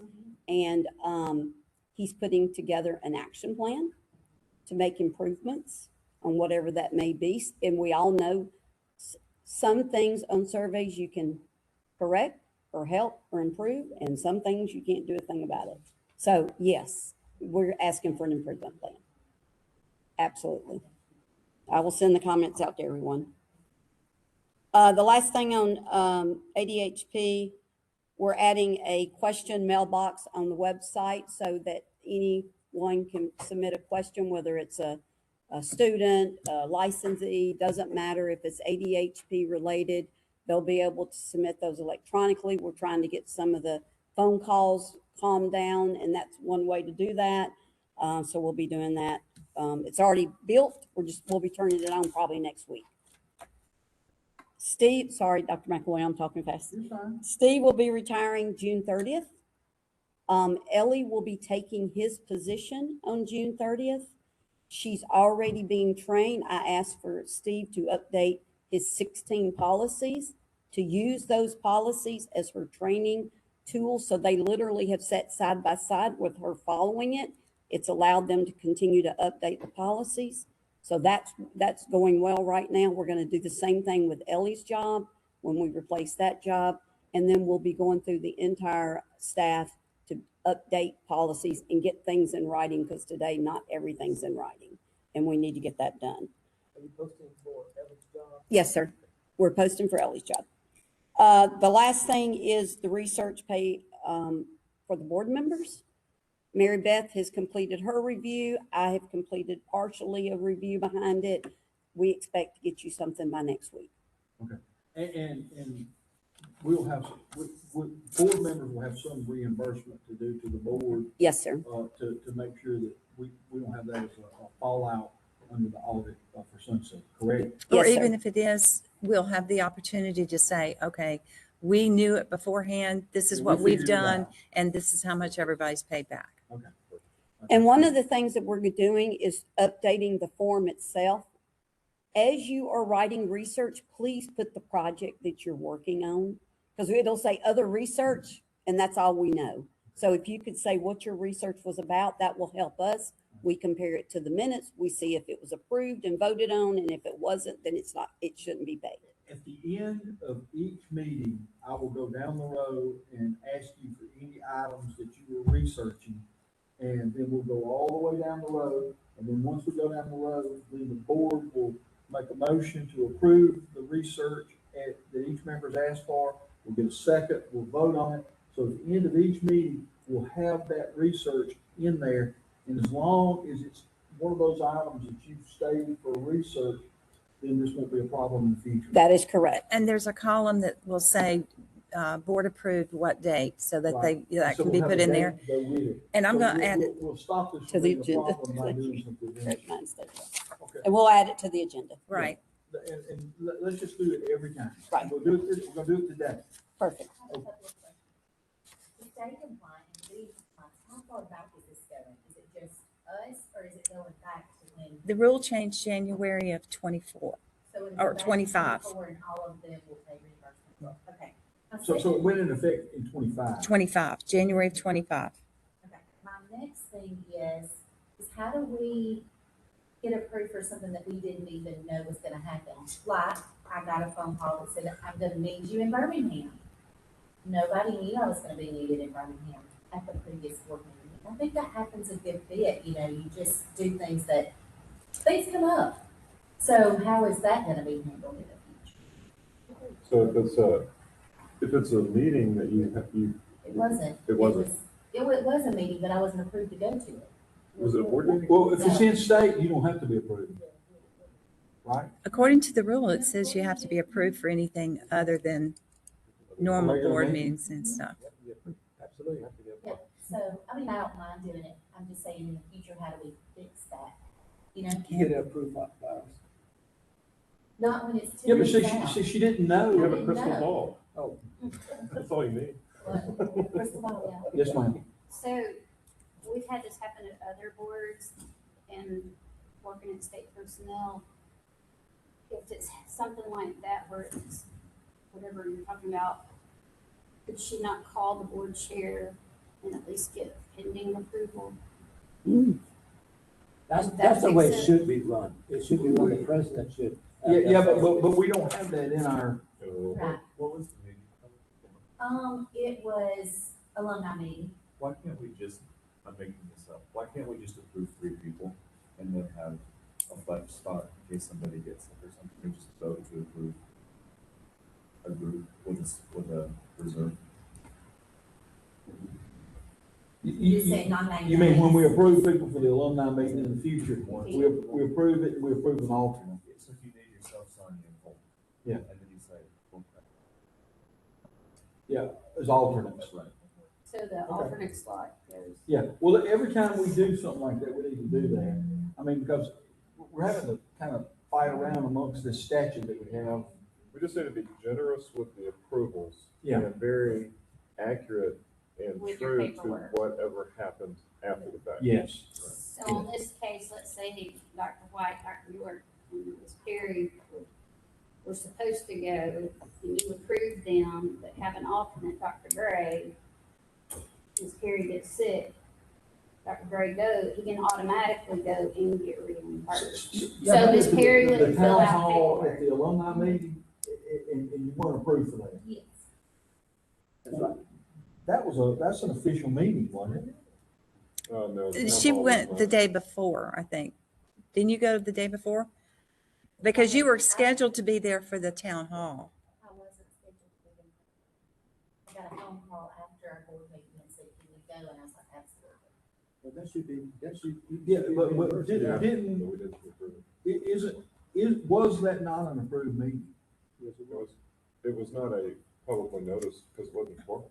I mean, it was not We a, approved it No, before. but in the minutes, we approved it. oh, we may have approved it. I think we approved it in the minutes. Did you approve a certain person to go to the meeting, or did you just approve that February's meeting. anybody could go to the Well, meeting? That's the question. Why don't we look back, Dr. Finn, at those minutes Okay. and let's research what we actually said. And if there's any way we can give leeway to Kelly for her to be reimbursed, then, That's not even my.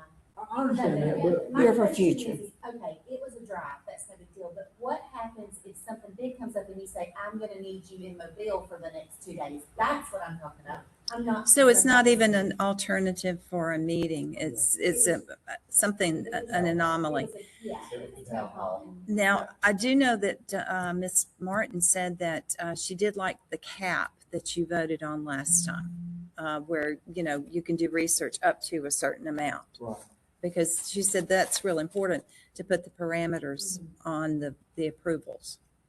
I will let the president know, and let the president decide. It can be approved. Can we, That's what I would do. can we make a motion to give the president discretion, for unexpected / emergency travel for board members, on board business? And then I have discretion. Can we do that? Can we do it today? Okay. Then, Dr. Fischbeck, That's my, recommendation. Second. your motion, and then Dr. Gray, Second. he seconded it, and, roll call vote. Yes. Great. Gray, yes, McElwain, yes. Right, yes. York, yes. Here, yes. Talbot? Yes. Okay. I think she said. All right. Yes. So we have a mechanism now. If anybody has unexpected or emergency travel, they contact the board president, and I will You decide. approve it, and I will send the executive director a memorandum that I've approved it under this stipulation. Or you can disapprove it. You think that keeps the efficient, If you want to go to Tunica, you just let me know. All right, I'll let And you if go. Dr. McElwain approves it, can you all send it to us so we have that And I'm gonna send it, I'm gonna send Perfect. what I approved to us? directly to the ED. To me, and yeah, Dr. that's fine. Finn, so we have it. Perfect, thank you. Yes, sir. Kind of in the same line, this is a curious question, Terry probably on the nose or whoever. For y'all to do a meeting like this or out of town, is there a set amount that you get compensated or reimbursed for a hotel? yes. Yeah. And is that state set or y'all can set that? No, State? State of Alabama. So what is that amount, I'm just curious? I think it's $85 per night, is that correct? Okay, so I kind of thought it was low, I thought it was like 150, I drove this morning. Can you tell that to the Doesn't happen comptroller, please? Well, no, you're gonna control the company. But no, the reason I'm even thinking about it is I thought it was low, and I was considering coming last night, decided not to. But I think the room I looked up was like $300-400 here. That's And why I that slept would've in been my crap car. for me. I like a big suite, balcony. But I'm sitting there thinking, y'all should have some control. I don't know, because the state thing, y'all got beat up on Tara, but y'all should get reimbursed y'all's amount up to, not 85. That 85 sounds like Red Roof Inn from the 80s kind of thing, So anyway, just throwing my thought out, there's plenty of money to do it. And it bothers me that all you found people taking out your weekend, and you are gonna potentially spend $200, $300, $400, $500, $600 out of your own pocket. Well, not only that, but the reimbursement for being on the board has not changed in the last 25 years. Yeah, and there's been some talk about that recently, that amount, I mean, there's a lot of. That's people going, wait a minute, you mean it costs you to be a board member? Oh, yes. Yes. But can y'all internally, I mean, I know you think a board member doing it's gonna look like how Congress does crap, but like, could y'all internally do a thing that says beginning in 6 months, 12 months, our compensation is gonna change to $750 a day or something? So Tara can answer that. See, if I'm right, correct me, I think I'm right, but tell me if I'm wrong. The statute says that the board can write a rule to determine their per diem for a board meeting day. I have to look back at the statute. If I'm wrong, just there's no cap. Okay, now that's a problem to me because the 300 that we get per day for this meeting, as long as it lasts at least 3 hours, is set by board rule with no cap. So theoretically, and I'm not saying we'd ever do this, but the way the statute reads right now, we could pass a board rule that would up that 10x, and nothing would stop it. Now we wouldn't do that, but to your point. Yeah, and to Mark's point, yes, it costs you to be a board member. Opportunity cost is one thing. Sometimes you lose money because the hotel costs more than the state will pay back. I get all that. But when we look at the DPA, I want a ceiling so that a future board couldn't abuse the per diem for us based on changing their own rule and voting themselves a huge raise that's not fair. And even if it goes to 500 or 750, that's better. You're still losing money. And y'all will vote today to get this on up there, I'll run against Graves. We said that. So, according to your board rule, it says board members shall be reimbursed expenses incurred in the course of authorized in-state travel in accordance with the subject to the policies and procedures by the state of Alabama. So y'all have chosen to follow the comptroller's rules. Okay, so is that for travel or is that for per diem for board? There's travel allowances for board members. Okay, so the travel can't change, it's locked in. What about the per Well, no, diem? that's a No, that's board a rule, board it rule. could change. Oh, that's a board rule. We could change Okay. it and say actual expense. Well, I'm looking for your statute because I want to make sure. Oh, so you're saying you can change the actual expense, travel? It depends on what the statute says. We could modify that rule to say actual expense, travel and lodging. If the board rule, if the statute allows it.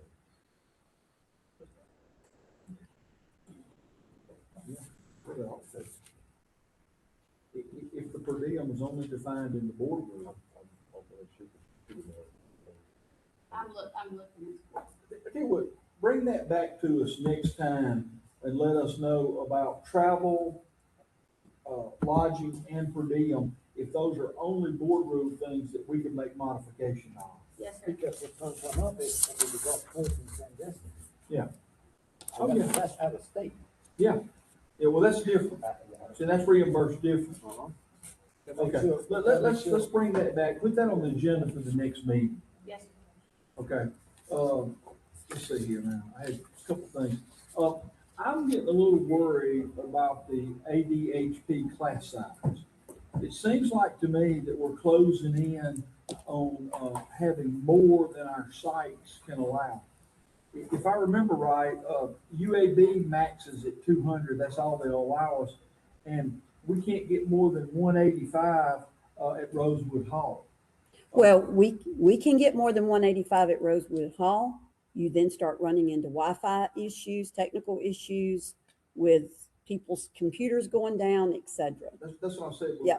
The point I was making is that post 185, the technology fails there. That is correct. So our ceiling is 185. Where are we today?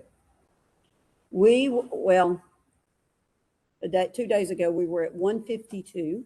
I think the number was 152. We had 16 work days remaining. We're averaging anywhere from 8 to 10 applications a day running right now. We expect that may go up in the next couple of weeks because it usually does at the end of the program. And I'm worried that we're about to be between 60 and 100 more applications.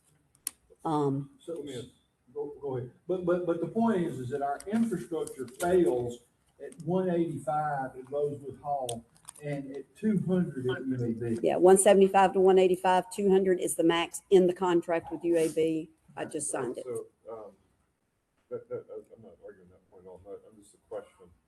When we installed the new rule of the 12 months, how does the application numbers, how do they look relative to like the previous year? Did they go, theoretically they would go down, but maybe they didn't. I've always been curious how that rule would impact the number of total applicants because it is a little bit more restrictive in that way. Yeah, the discussion was that we thought it would bring it down. Yeah. And I don't have metrics, which I love metrics. I don't have metrics that would say, where have we been the last 3 years at, 2 weeks out? Okay. If we knew that, we could certainly answer our own question. But our problem is, Kelly, is that we're gonna exceed our capacity very quickly.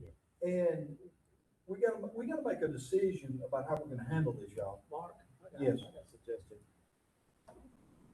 We need to, for next year now, cap it at 185. To the first 185 completed applications. That's it. I feel a little indifferent about that. Well, it's not, then what happens if you have Yeah. 400 still? I get it, and I think that we need to explore those options, but with such access to care, if we've got 200 really good applicants and we weed out 15 of those, we've just cut ourselves 15 really good hygienists. I just don't want to cap that like that without Yeah. knowing we don't have You have 300 applicants. Okay, 300, that's even better. I mean, we're screaming for hygienists these days, so I don't want to limit their ability to be trained and. But we cap, everybody else is capping things. I mean, the school gets capped, the other school gets capped. I Everything understand. gets capped. I do understand. So, I'm just but we saying, I cannot- don't wanna make that decision without knowing we absolutely have no other alternative. We have to accept everybody. I didn't say that. I know, said but we don't have, wanna but we make have a that problem with decision. capping it. My- I have a problem with capping it just because we don't have a space yet. I would like to make sure we I think, never have a I think that's space. a good point. And the reason is UAB's facility cannot be exchanged by a bigger room. That's simple. This facility, can. Granted, they have to go through that one day UAB, right? I'm not talking about that. I'm talking about the infrastructure of the didactic portion. Theoretically, it could be in BJCC, right? If that's our cap, and that's the only reason that we have a cap, we just need to change the facility. That's my opinion. So, and the UAB can't do that, to your point. That's why they have to cap it, because you can't just go down to BJCC and house 1,000 chairs. You know what I mean? So it's, Well, question is, we got one dentist coming in, one dentist are gonna be sponsoring houses. We're gonna have 500, 600 these students. That's How amazing. do we handle that? well, Because not the yet. quality, I mean, Quality of the education. quality of yeah, but education. I think to be realistic about that, you have to look at the past number of applicants. So we could pull the number, let's look at the last 5 years, the total number of applicants. I don't think you're gonna see it go from 250 to all of a sudden 1 year just jump to 600. Right. I think, yes, it's Exactly. gonna do this. Exactly, but we can be proactive instead of reactive. Because right now, if it's 205 this year, we may have a problem with Right. infrastructure. Well, and I But agree next with, year, maybe 210, 225. that's right. So the way you're proactive, and I agree with that, you should be proactive, not reactive. The way you're proactive is by changing the facility to accommodate the future anticipated applicants, not capping it. That's my take. Yeah, I don't think we should ever get up to 500. That's not what I'm Yeah, saying. no. But I'm saying,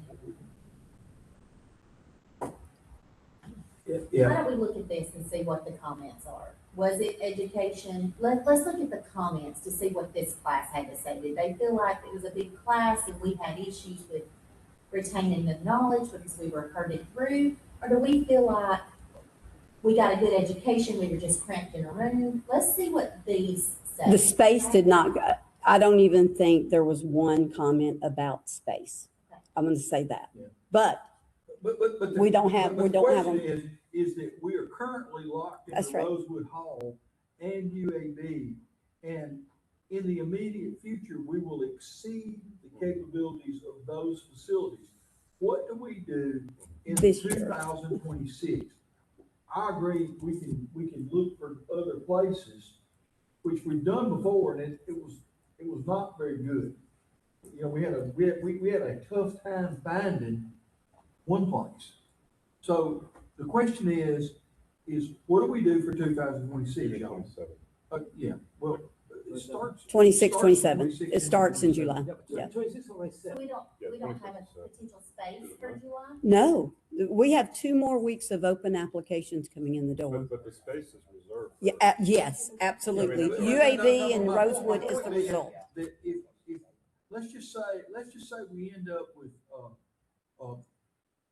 210. Okay, and we know that Rosewood Hall only operates at 185, infrastructure. Okay, so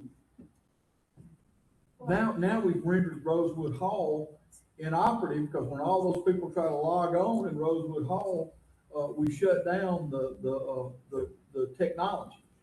All right, then we go over to UAB, okay, then we will be into probably 200s the max there. And so we had 10 extra, we probably could send the 10 extra to the alternative site. Or You one. could if you're using 210 as your number, but if you get up to 250, then your alternative site work. It's kind of done. If we have a space for 185, that's what we're gonna have to do. We just need to look at 2027 and The next 2028. Yeah. year. We can't control what's happening in 2026. That's a done Well, deal. let me ask this, Right. let me ask I mean, this. 185 and So If we 200 start, max. have we ever denied applications in the past, or is it in rule where we have that authority? Because I don't want to get into a case where all of a sudden, hey, we're maxed, no more applications are accepted. They say, well, where is this? I'm getting. Do you have the right not to accept? Yes. See, that's what I worry No. about. Yeah. Because you have, it says in your rule, the board may limit the number of participants to ensure adequate function and integrity of the ADP ADHD program. All right. Okay. So my question then, if we have that right, where do we put the limit for this year? We can't, I would say it'd have to be 185 if that's where our space is. I don't think we can this year. Huh? I don't think we can this year. I don't think we can't. I think we're gonna have to. Why can we not this year? Because we have not set up yet. We're talking about it right now while there's still applicants. No, she just We said it is set up. she just said it is set up. Yeah, We can- but if April 29th comes in, and we have 10 more, and we go over to 185 or 200, and we set the cap is 185, 200, they said, wait a minute, I have no idea. What was your criteria for kicking me out? Well, you get the first 185, isn't that what you said when you started? That's We're what I'm taking saying, the but first what I'm saying, 185. Well, that's what I'm saying is that I'm trying to get y'all to a place where you see that our infrastructure will only handle a certain number of people in the 2026-27 class. And if we have to define what that number is gonna be, And we have the ability to do that. and we have the ability under the board rule to do that. I would say probably a number, 200, because we have had 200 before, right? You have had to, 185 is our limit. You- 185 is it. No, we have you've had 200, and there were issues in that class where some people could not get on and They couldn't log participate. into Canvas, Right, because so it was we couldn't take the max. test. Yeah, or they would get 5 minutes to take it. because other Okay, people so haven't finished. we said at 185, we're at 152. 152. But I do want to make this comment. We do have, and I cannot remember the number off my head, let's call it 40, that still has to get their titer and all of the Hep B stuff by the time we go into class. That population can still go down. That would end up coming through. Would we bring somebody up if that happened? No, the deadline's the 30th. You mean No, if no, they're, no, the question she's asking is if you had a qualified applicant that we had not allowed to join the class because we had a 185 limit, Yeah. and then you had somebody that fell out, would we take the next one on the list? you would not know that because at the time you're starting the class, they still can get their Hep B, their information in all the way up to September. Can we explore a direction right quick, Mark, please? Let's say that I've got a business and I'm manufacturing dental hygienists, and I need a building. What am I spending on my building right now every year, Sheriff? I don't have that in front of me. Money, I don't know. you don't know, okay, so, I know we're close to breaking even on We the, try to make About the 80 program. break even. 80,000. right, okay, Homework. so. 80,000 is what we spend on the venue itself. I thought you meant the Okay, entire yes, program. yes, What's okay, your- okay, 80,000. All right, are there any other facilities that would cost more than that in the immediate area? Anything, private, public, anything, even though it might cost more money, that would house more? But it's locked in the contract, isn't it, that we can't get out of that, I'm assuming. We can't just ditch roads like. We went through, last year, we went through everybody, the Chamber of Commerce for Birmingham, the Shelby County Chamber, we went through everybody last year. We went to hotels and everything else. Hotels have a problem in October, November, September, October, and November because of football season. The football season trumps any reservation, Yeah. okay? So hotels were not able to accommodate.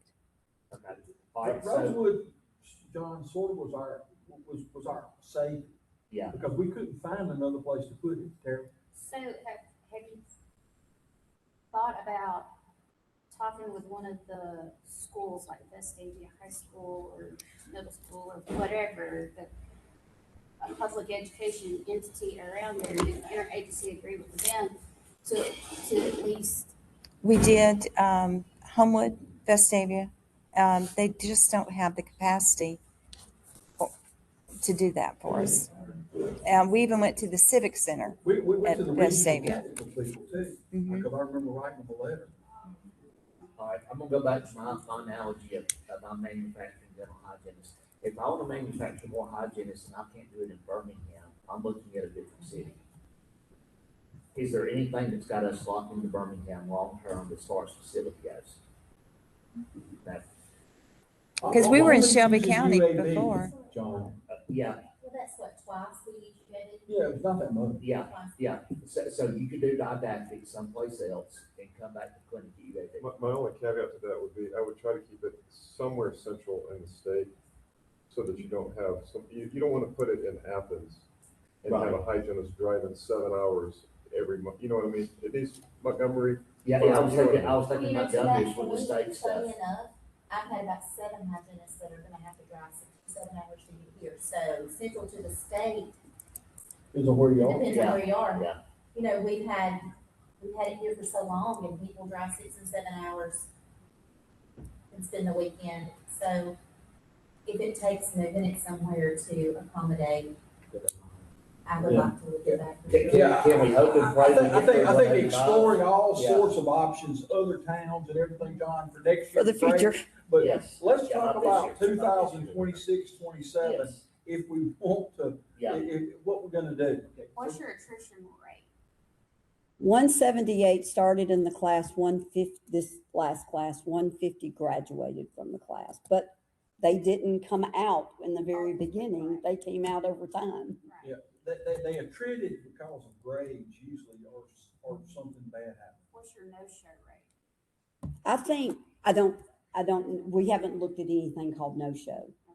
I think 10% made a decision to come out at some point during the program. But when 78 started, it's hard. Yes, ma'am. And you- And last year it was larger, to Dr. Pishek's point.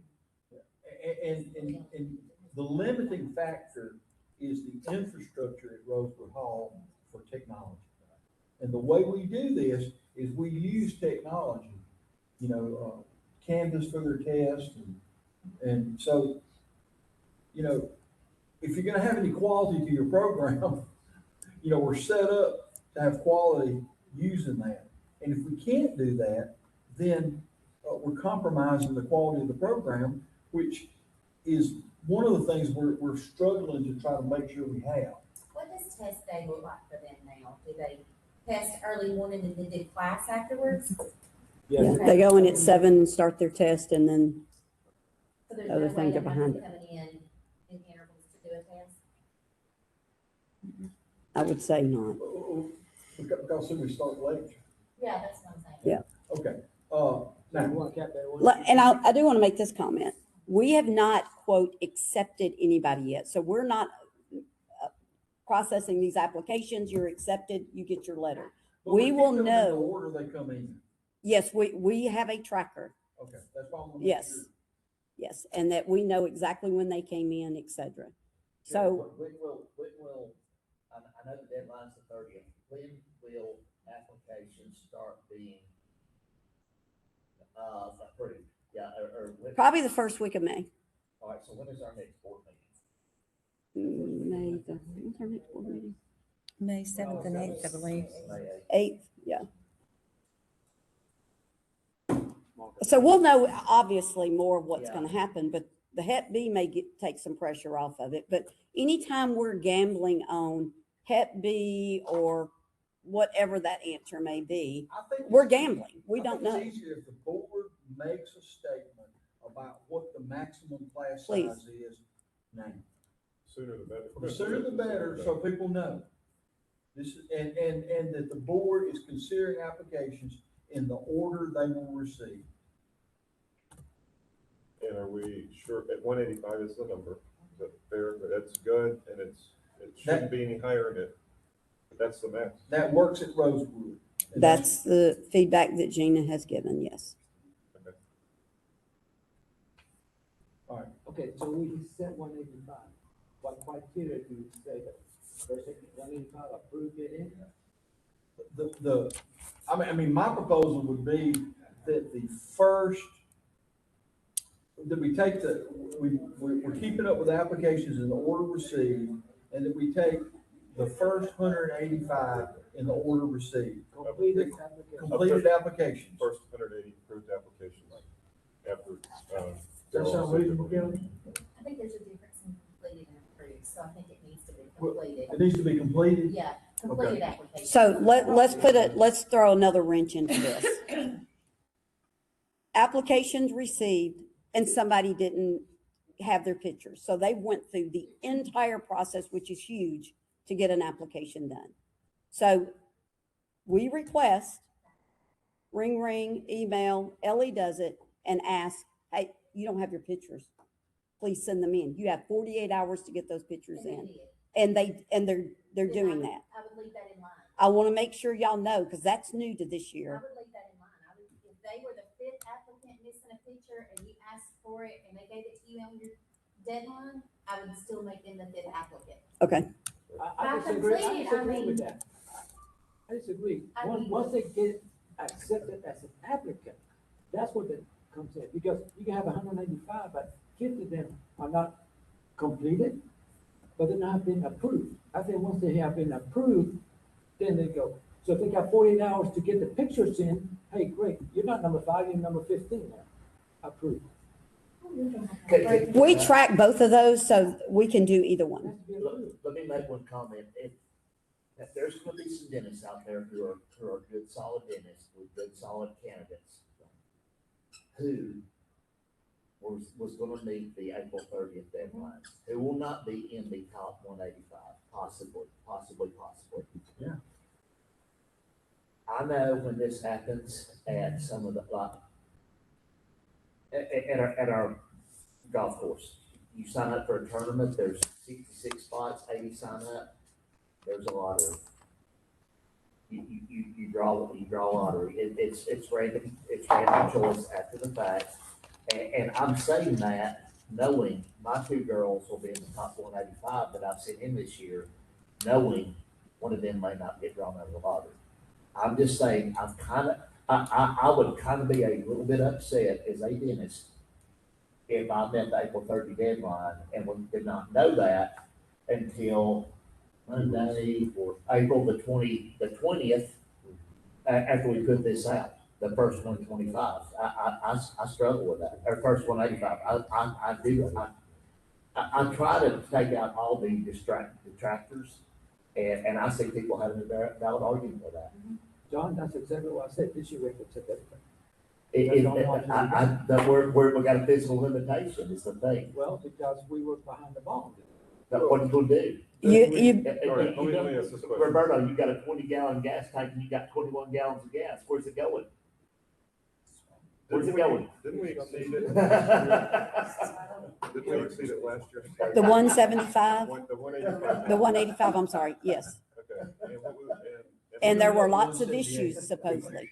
178 was this last graduating from last week, where I'm talking about year 4, session 4 last. Is it possible, and I know it's gonna take some work, but is it possible to say, if we exceed 185, that we just set aside one half of a day on the weekend? Saturday morning, you take your test, immediately, when your test is done at 10 a.m. or 5 a.m. or whatever, the next class does it. Is it possible to just delay lecture by 1 hour? Okay, so let me respectfully. Yeah. It's not only about the tests. It's about the number of seats, a number of people you can get in chairs and tables in Rosewood Hall. I know, but that's not 185. 185 is not that number. That's when we start failing technically. We said we had over 200 there, and it started failing. So, well, I'm just trying this year. Hold on, let's get connected, because I'm not following you then, sorry. If we had 220 people, for example, where would we put them in Rosewood Hall? How many do they hold? I'm not just, let's get rid of technical. I don't care if the computers don't work. How many bodies can we get in there for lecture? I would probably need to answer that question, and I'm gonna help with that. I went over there, Shannon and I did, to go do the survey. When I walked in, I had a wow moment. They were table to table, packed in. Now, I'll make this comment. If the stage is there, everybody was, a lot of people, not during the test, they spread out every other one, but a lot of people had to have their backs to it, right? So you've got these long tables, you've got people on both sides taking the test. So the answer I'm trying to answer, not in a very good way, is that I don't know that we have a lot of room to get more people in there. But it's not just about the test. They use their computers throughout the entire sessions. And It's I not- think Dr. Bosman probably would need to be in this conversation if we're talking about the police side, because he works the didactic part of the program. So if we're adding all of these students or trying to accommodate everyone without making sure that the instructors are doing the right thing for these students, then we're still not going. But if we never had a cap, we would obviously have different classes than 185. So in this, next year, that we can work on next year. I mean, if you want to cap it at 10, I don't care. But we have to figure out 2026. It's gonna be within the next month, y'all, that we gotta, we gotta get past what we're gonna do and how we're gonna do it. It's set in stone. Mr. President, I want to make a soft motion that I'm going to let Sharon shoot down if she so chooses. That when we meet, the next board meeting on Friday, May the 8th, we will know the total number of applications and do not approve any applications until Friday, May 8th, so we can discuss this again then. Hopefully, we're putting the cart way ahead of the horse on this. Absolutely agree. And if we're at 190 and 185, maybe there's a little wiggle room. If we're at 220 and 185, then we've got to make some hard decisions. Agree. Yeah, and not only that, but then we have to decide, since we didn't inform everybody of this ahead of time, do we go to the lottery system that you suggested and pick from that whole body by lottery so that it's fair to everybody the same? And also make sure that Gina and Dr. Bosma are in the discussion. They have to be in the discussion because like, you You know got a what we great have point. to discuss if we go to a lottery? We can't refund their money. We cannot refund their money if we don't accept Well, them. but they don't pay the full glut of it. No, Well, they're that's sitting out $300. $300. Yes, No. yes, Yes. they are out 300. Yes, yes. Wouldn't that make you mad? Well, Yes. well, so that's the whole thing that I've been thinking about is if we take their money in their initial application, we got a problem. Yeah. So that's why I was advocating way back that we cap this thing and we publish that and tell people, this is, when we get to this number on first come, first served basis, that's it. Tara, if you send me your hygiene application to me with your $300 check, and I don't have room for you, and that check sits uncashed on my desk. Electronic. Not uncashed. Huh? It's not uncashed, but go ahead. Well, she's got 5 days to cash them on check under the state rules. We have 48 hours.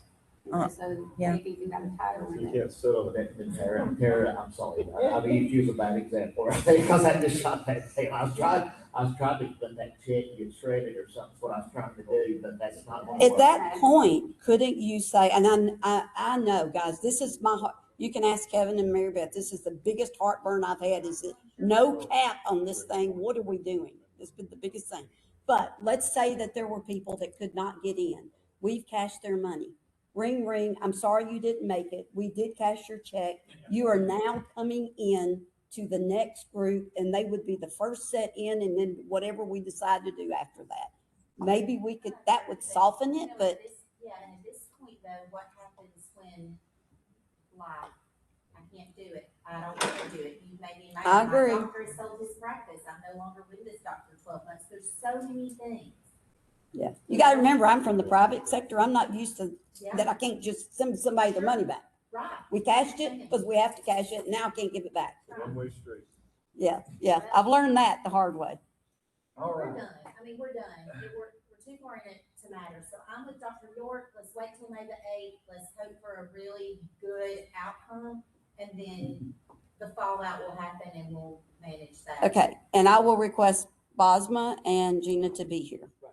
Now, by May 8th, do you have enough information to know approved Yes, yes. Have a good- This year it changed. I took the application process off of Gina, gave it to Ellie. It is happening as it comes in, which is Okay. why I know what's going on daily. So by, if we know, this is the number of approved applicants. Yes, sir. Well, we rode this damn horse to death. I feel like I fell off. I mean, he's been rode hard, put up with, so, I'll see y'all in May, we'll just let the hell happen what happens.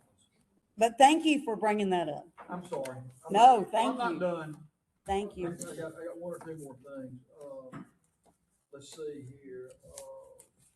Jenna was asking us, could she go to the Gulf Coast Dental Conference? The sponsored dentist course is on Saturday, and she wants to go to some of the CE courses in that events. Now, she's asking us to cover the whole 3 days, or?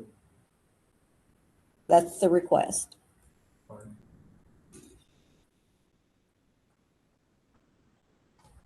Well, y'all have thoughts on that? What is she networking us about? I mean, we're already at capacity. Well, This is the instructors. We're already at capacity. We can't possibly get one more. The instructors class is going to be part of that convention this year. On Saturday. Yes, sir, on Saturday. Pay somebody to make a phone work. Gulf Coast. Destin. I mean, we certainly should cover her for going to the meeting and for that, but I'm not sure we ought to be paid for her CE.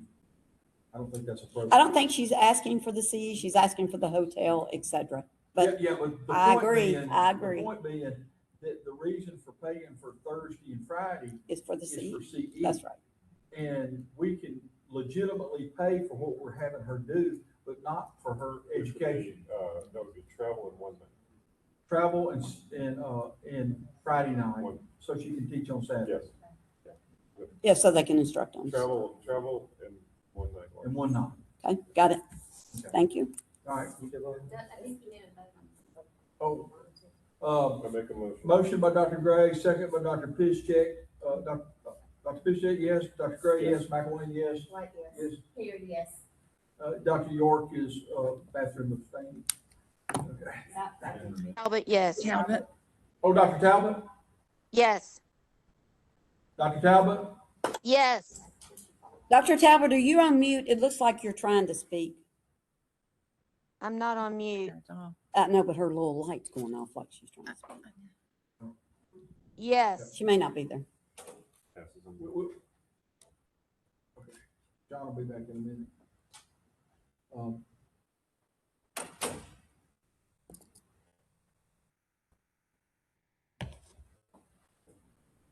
Now, we're gonna get his vote when he comes back. Hold on. Yeah. Moving train of thought, I can think two things at once sometimes. We have a staff position for auditor. No, you approved a staff position months ago, before my time, and it was for an administrative person. Okay. We don't need an administrative person. Right. We need someone to help in that organization to ensure that we're doing the right things the right way. Auditors. So I'm as asking we for go. that, to replace that as we audit. So when we get to sunset, let's know how well we're gonna do if we're auditing the right things. John, what we voting on? Gina, one night Oh, travel. Gina, not paying for her for the night before she works and not for the other night. Very good. Okay, yes, my doctor. So that's finished. Now, back to this thought. Yes, sir. We have in the budget an administrative assistant, but what you're saying is that we need somebody to consistently audit as we go along, making sure that we stay in compliance. Policies, procedures, sunset, We have that for CE. financial already. We just don't have it for the other stuff. Correct. You got Driscoll, Right. and then we But don't he have, only looks at the numbers. that's right. But there's processes that this position would help us with. Okay. But really- Financial processes too. Really, the truth is that it is difficult to see these things as you go along. You know, I can know the rules, and I mean, I just about had the damn DPA memorized and the rules memorized, but still seeing these things as we go along, you know, like the little nuances of it, I really think that that person's job, I mean, however you choose to title it, I think that we should probably rescind the administrative assistant and add this in that place. Would this be a full-time position, or would it be contracted per hour bill? Definitely full-time. Full-time? Yes, sir. I mean, there's a lot going on at that place that Always. needs attention. And is this position, I'm convinced it's needed right now.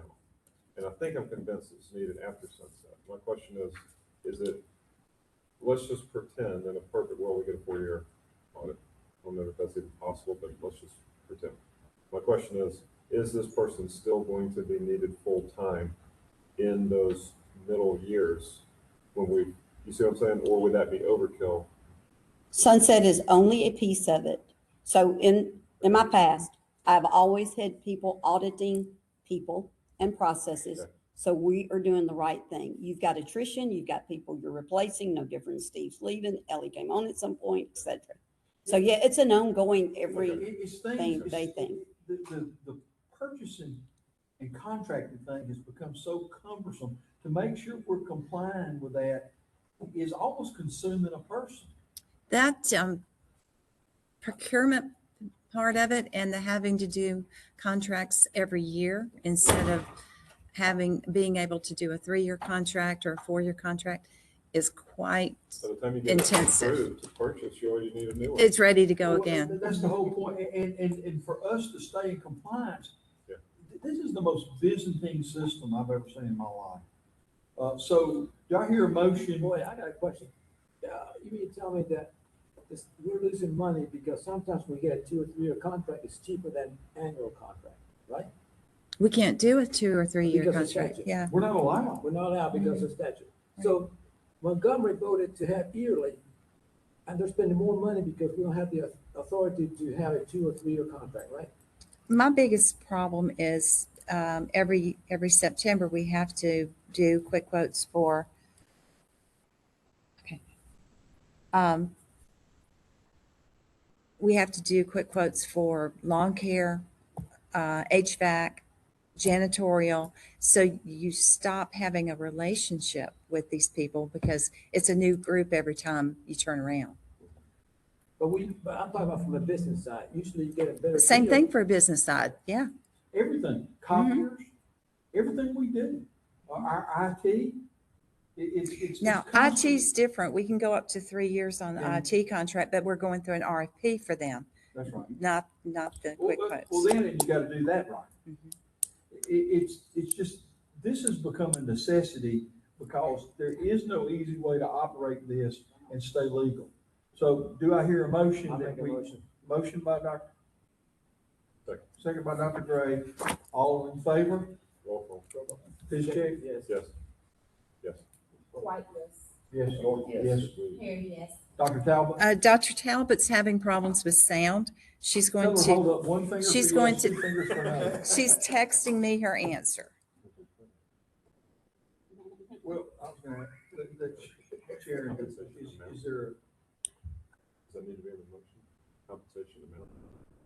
Does the The compensation compensation amount need to be in the motion? I said yes. No, what you could do is, when she brings it back. Yeah. Brings back. she'll have to bring it candidates. back to us in order for, Okay. Yeah, let me think about, I could answer off the top of my Dr. head. but I Talbot won't says to. yes. okay, good. So you would do it like you're doing your attorneys, you would need a job description, when you need to post it and all the different things. Got it. Thank you. All right. And that is all I had.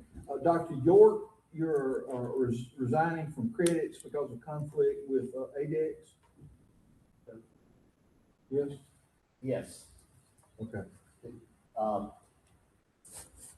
was trying to see, did that go? No, we're, yeah, we should be going to wellness Oh, and I'm then, sorry, I'm sorry. then legislative. I saw my name and I just jumped to it. I'm sorry. Go ahead and tell us, Dr. York, while I've got. While we're here. Yeah. So, no, I'm resigned, but when I first got on the board, Kay knew she only had one more year, so she asked me to be on the steering committee for credits, since she would be off the next year. I accepted. Now I've started writing for ADEX. ADEX does not want you to be on the steering committee for a competing company. So I've resigned from credits so I can grade for ADEX. So to my understanding, credits would still want a board member to be on the steering committee. And I will maybe let Dr. Finn, I don't know if anyone's interested. What happens if no one is interested? When we elect a new board member, we put them on it. That's how I handle it. What I did last year, so credits meets their annual meetings every year. It seemed like it was the third or fourth weekend in August in Omaha.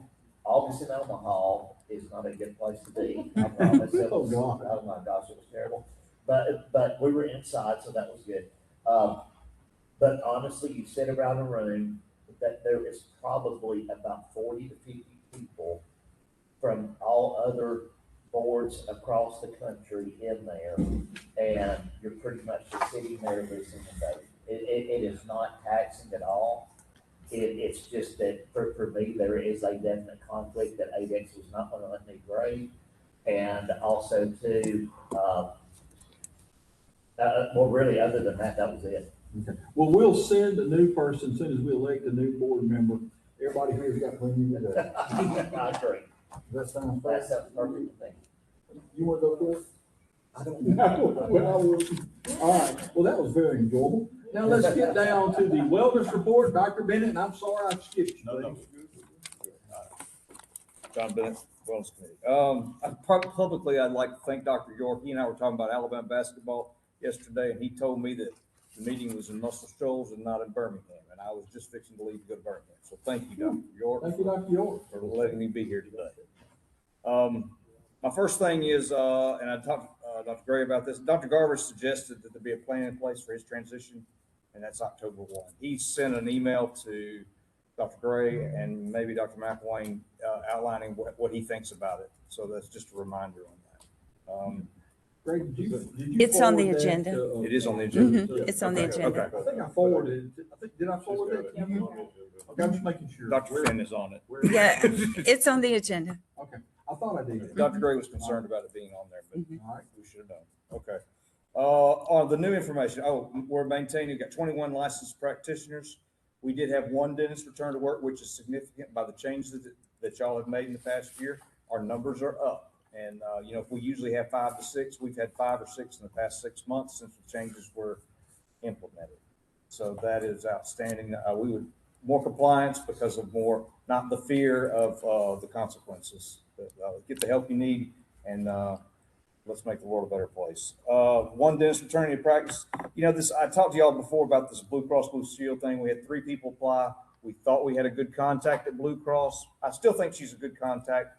But 2 of the 3 were denied for re-credentialing with Blue Cross, which really made my stomach hurt. And we were assured by Blue Cross or this person and the contact person that we thought we were going to have all 3 approved, and that didn't happen. And then it has to do with their intricacies, the way I understand it. So we were not happy about that. Would it help if a letter from the board went to them stating that the probation had been dropped and that they were fully reinstated? I think so. Anything the board. Will you get a name for who that letter? Yes, sir. I got it already. I can give it to you. Okay, give it to Sharon. Okay. And then she'll compose me a letter and I'll sign it. We'll send it. That'd be great. And that would follow. Can we wait a week or 2 to send it?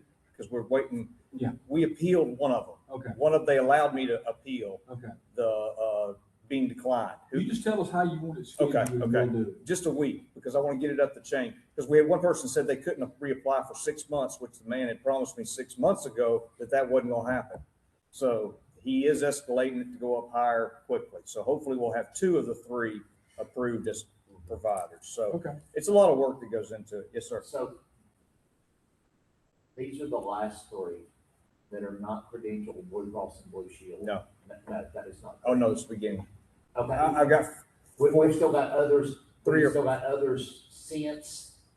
Yes. I know with the new thing, that's not gonna be a problem. correct. We've got 4 or 5 that haven't matriculated. I got you. Very good. Yes, Thank yes. you. The Thank you, ones that Blue Cross has not re-credentialed, have they been re-credentialed by other PPO contracts? Some, Okay, could that information be given to Blue Cross to show these other insurances and the board are all? yes. Dr. Garver has pointed that out to them on several occasions, maybe and that they don't seem to Okay. be responsible. That's been one of Dr. Garver's positions with Yeah. them is, hey, listen, Yeah. Delta Dental and Yeah. Cigna have approved them. Why the heck aren't you Yeah. approved? You And, made that argument. and it is not, but I mean, I think you could make it again, most definitely, because it's a valid argument. I mean, We'll send a letter supporting you. perfect. What else you got? May I make one comment to Dr. Gray's question? So I know of one person that the bill's been filed on. Every insurance company has re-credentialed him except for Blue Cross Blue Shield. And he's the one that was promised to be given in the 6-month period, who had already come off of probation, and it was an injustice. So John, we're hoping to quick rectify. question. Is the strongest, highest letter, like, that they get, it's from you and Mike, right? That's the ultimate, like, hey, they're good. We like to think so. Okay. So obviously that does nothing, no. And Blue Cross is the toughest, so. Our letter's very pointed and makes So points Mark, out. excellent point doing that. I would go a step further, knowing what I know about Blue Cross and having a lot of patients that are of mine that are upper and level in Blue Cross. Along with y'all, I would have one sent from the board and every board member sign. That's an outstanding Y'all are all suggestion. fine doing, I know y'all support this, and I don't mean like one signature in their name. Have a place where everyone sign, send this something where it's like official.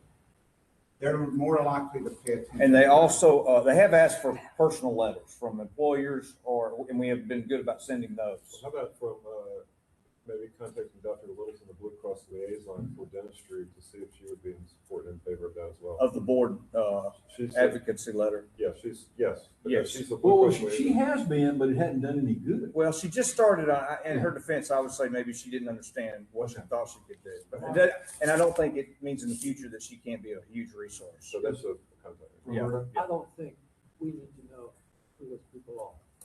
So I think you as a president, the president position should be the one signing that letter to Blue Cross Blue Shield. Well, I need to know. who that I person just want to be able to send a letter that says that their probation has been lifted and they are in good standing with the board. Yeah, I actually think we Period. already is. know. And Yeah. you need to be the only signature on. Yeah. On the letter.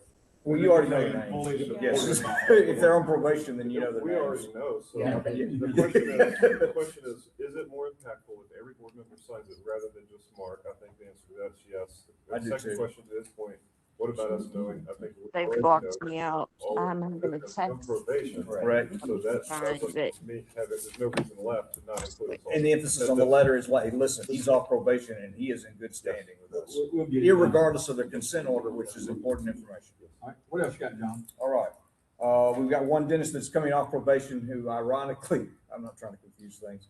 The guy that hasn't been taken off probation by y'all that is anticipated for it to happen, he was approved by Blue Cross. I can't make this stuff up. Could you use, without using names, could you use that as an example too? Throw that in there. Oh, yeah, You yeah. have the kitchen sink in it. I'm not ruffling any feathers right now because I really want to get Yeah. this other dentist approved and I'll give him some feedback Okay. when After they- in the 6 months, that's the part I think about it. So, but Dr. Littleton is still our contact and we hope for in the future that it's going to be a huge benefit. Okay, I've already gone over that. Dentist re-credentialed, so one of our three got approved. The dentist, case number 2169, and I think Kevin Lane's gonna take care of that. We've approved them to have the probation removed if y'all see fit to do that. So the case on that is taken care of. All other dentists, hygienists and program are being monitored and are in compliance. I'm still making contact with Bill Clater, who is the North Carolina wellness provider, dentist wellness provider. He's the one that has set up a 501c before, knows how it goes. And I'm still in contact with Dr. Brett Kessler, who is the ADA. He was the former president and he is very recovery friendly. He's a good contact about helping us know what's going on with ADA and wellness people in recovery. Bring us back information about how the 501c3 works. Yes, sir. And how the different states do that, and, you know, the funding, et cetera. And then we can have a good discussion among the board about doing that. About going forward. That's outstanding, yes. Thank y'all so much. You know, the transition that you gave us has made a huge difference. You know, the only problem we have is making these new people realize how lucky they are. And the ones that didn't have to go through probation. But thank y'all very much. And we anticipate our numbers are going to be, you know, the reward for hard work is more hard work. Our numbers, we anticipate them to continue to rise as understanding and the lack of fear become part of our program. Thank you. Thank you Thank all. you. Appreciate it. Kevin? John. Just a point of order for John Fleck. One person that he was speaking about was a deferral. Was one of the last ones that we would all take in. That was D24, which is a point of order. He has termed out of his clause in his agreement, so he has been fully reinstated. Okay. All right. So he is fully reinstated. And then the second one, made a vote on. In February, I believe, John presented case number 2022-101 as the person to be recommended at probation is lifted. That was incorrect. That needs to be amended to be case 2021-69. Okay. Roberto makes the motion, as Kevin has read, and a second by Dr. White. Roll call vote. Yes. Yes. McElwain, yes. White, yes. York, yes. Abstain, and Dr. Talbot? Dr. Talbot? Yes. Yes. Okay. All right, thank you. John, but the original case back then, I think it was an holiday case. We just had the numbers wrong. Person was on a All 5-year right. contract, received that effect. John presented the determination of it. He voted to remove the probationary clause and then remove him from having to pay any access monitoring that was affiliated with it. So brought up. All right. Legislative report, anything we got there? Yes, sir. He's waiting impatiently. Gotta keep it brief.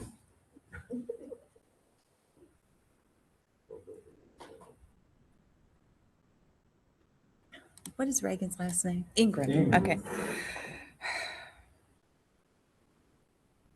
Got a brother named Burr. Burr Ingram. Yeah, really. B-U-R-R. Good morning. Good morning.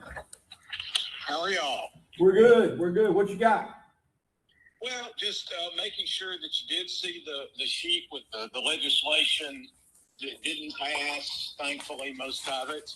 And the only thing that did pass was HB 220, and the governor did sign, which would allow the governor and the other, like the pro tem and lieutenant governor, to remove their appointments at any point without cause.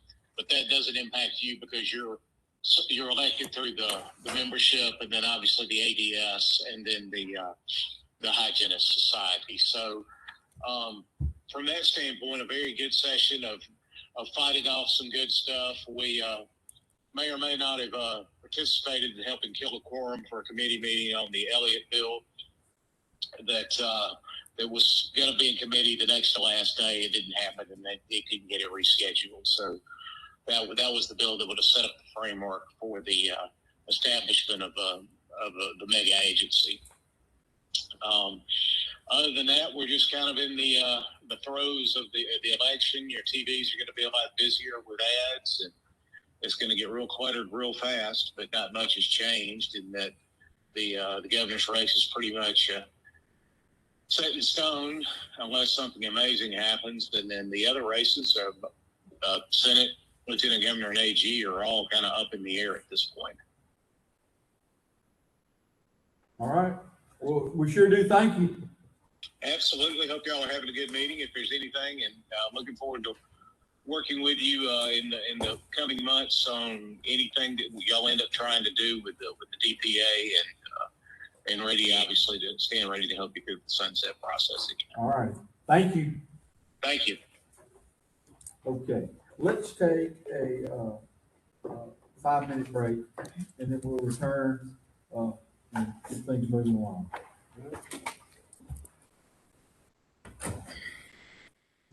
Need to-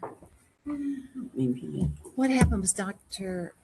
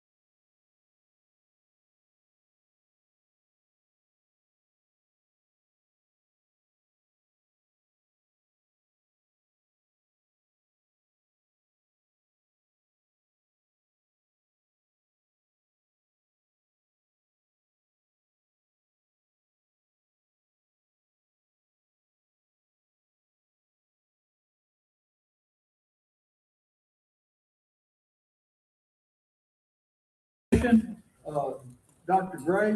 Oh, wait a minute, mute. You have the You floor. muted?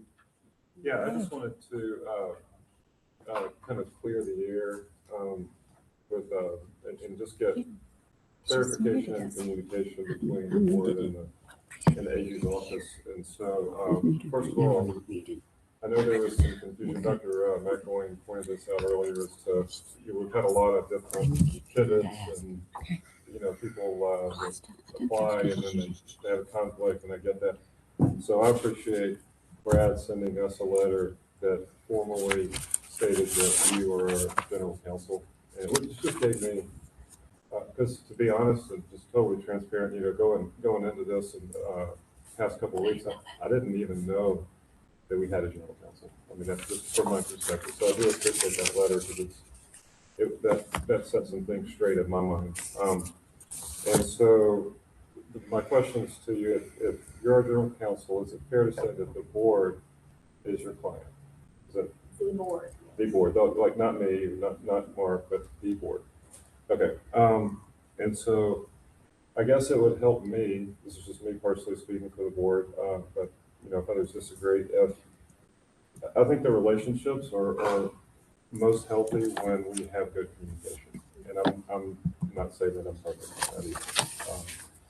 So it would help me a lot and feel more informed if you as our counsel would email us directly. And I am happy I'm not saying don't email the staff, but I think anything that you email the staff, it would really be helpful to me if we were included, just so that I'm in the loop.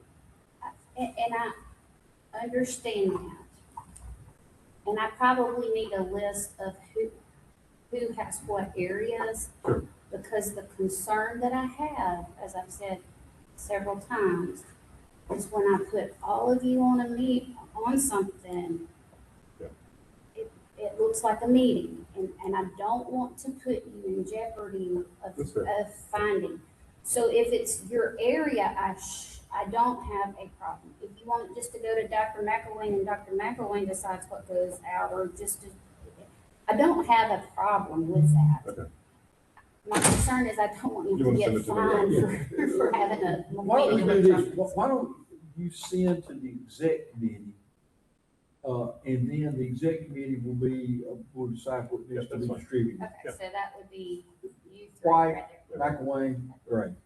Okay. Not a problem. Okay. And then in return, I think for us to be fair to you, when we have questions to the AG, and you tell me if this is fair or legal or not, I would prefer, I mean, I like going through, and it's not that I want to exclude Sharon or anybody here, but if I don't need to include them or just copy them and I can communicate, or Mark can communicate with you directly on the other way, is that okay? Yes, Okay. as long as, I just don't need when y'all are all on an email and y'all start going Don't create a back. serial meeting. Yeah, okay. But We can do that. if I send out information like I did a couple of weeks ago and I say, please do not respond, reply to me Yeah, only. yeah. I will try to be mindful to always put that on there Yeah. if I need to send it out to everybody, but I would That's good. prefer it to an individual or as you said, the executive. Exec Yeah, committee. that's fine. That'd be good. And, okay, so my last question, is just for clarification and communication. So if we're the client, and I'm not talking about any specific case, just in general. If the board takes a position to like defend something that we're getting accused of, or there's litigation and we vote as a majority of the board to defend it to the end of the year, right? Then that's something that y'all would provide? Or how does that work? Because- So if you take a position, I'm always gonna tell you the good and the bad of the situation. Okay. If you still persist on a position that I really think is contrary to law, Yeah, still in a legal position. a legal position, then I would run it up to the AG because he controls litigation for the state of Alabama. Okay. And then that decision would be made at his level. So ultimately, he represents the state, and the board shouldn't be adverse to the state. Okay. And that goes for settlements, that goes for, settlement proposals, that goes for defense I mean, So, we give it to you. so let's say there's a situation where you want to settle a case. Okay. I will tell you the good and bad. I have to fill out paperwork, and that goes up through a chain at my office, and and ultimately the Attorney General makes the decision of yay or nay. Okay. With the settlement, it's a little bit different in that, depending upon the claims of the case, risk management may be involved, Mhm. and the governor may be A involved. lot of eyeballs start coming in to see that we're not gonna Yes. settle for $10 million on a suit. Correct. That's fair. But I'm just making you aware of Yeah, the okay. process. I get it. No, and I appreciate that, because I wanted to just clear the air and, I appreciate it. we'll move forward with working a healthy relationship. Yes, sir. That's All right. great. Thank you. Under new business, board attorney subcommittee appointments for review of the attorney resumes that have been submitted. So we have republished our, We have about 18, 19 resumes. all right. Well, let's see here. We need a new committee to look at that.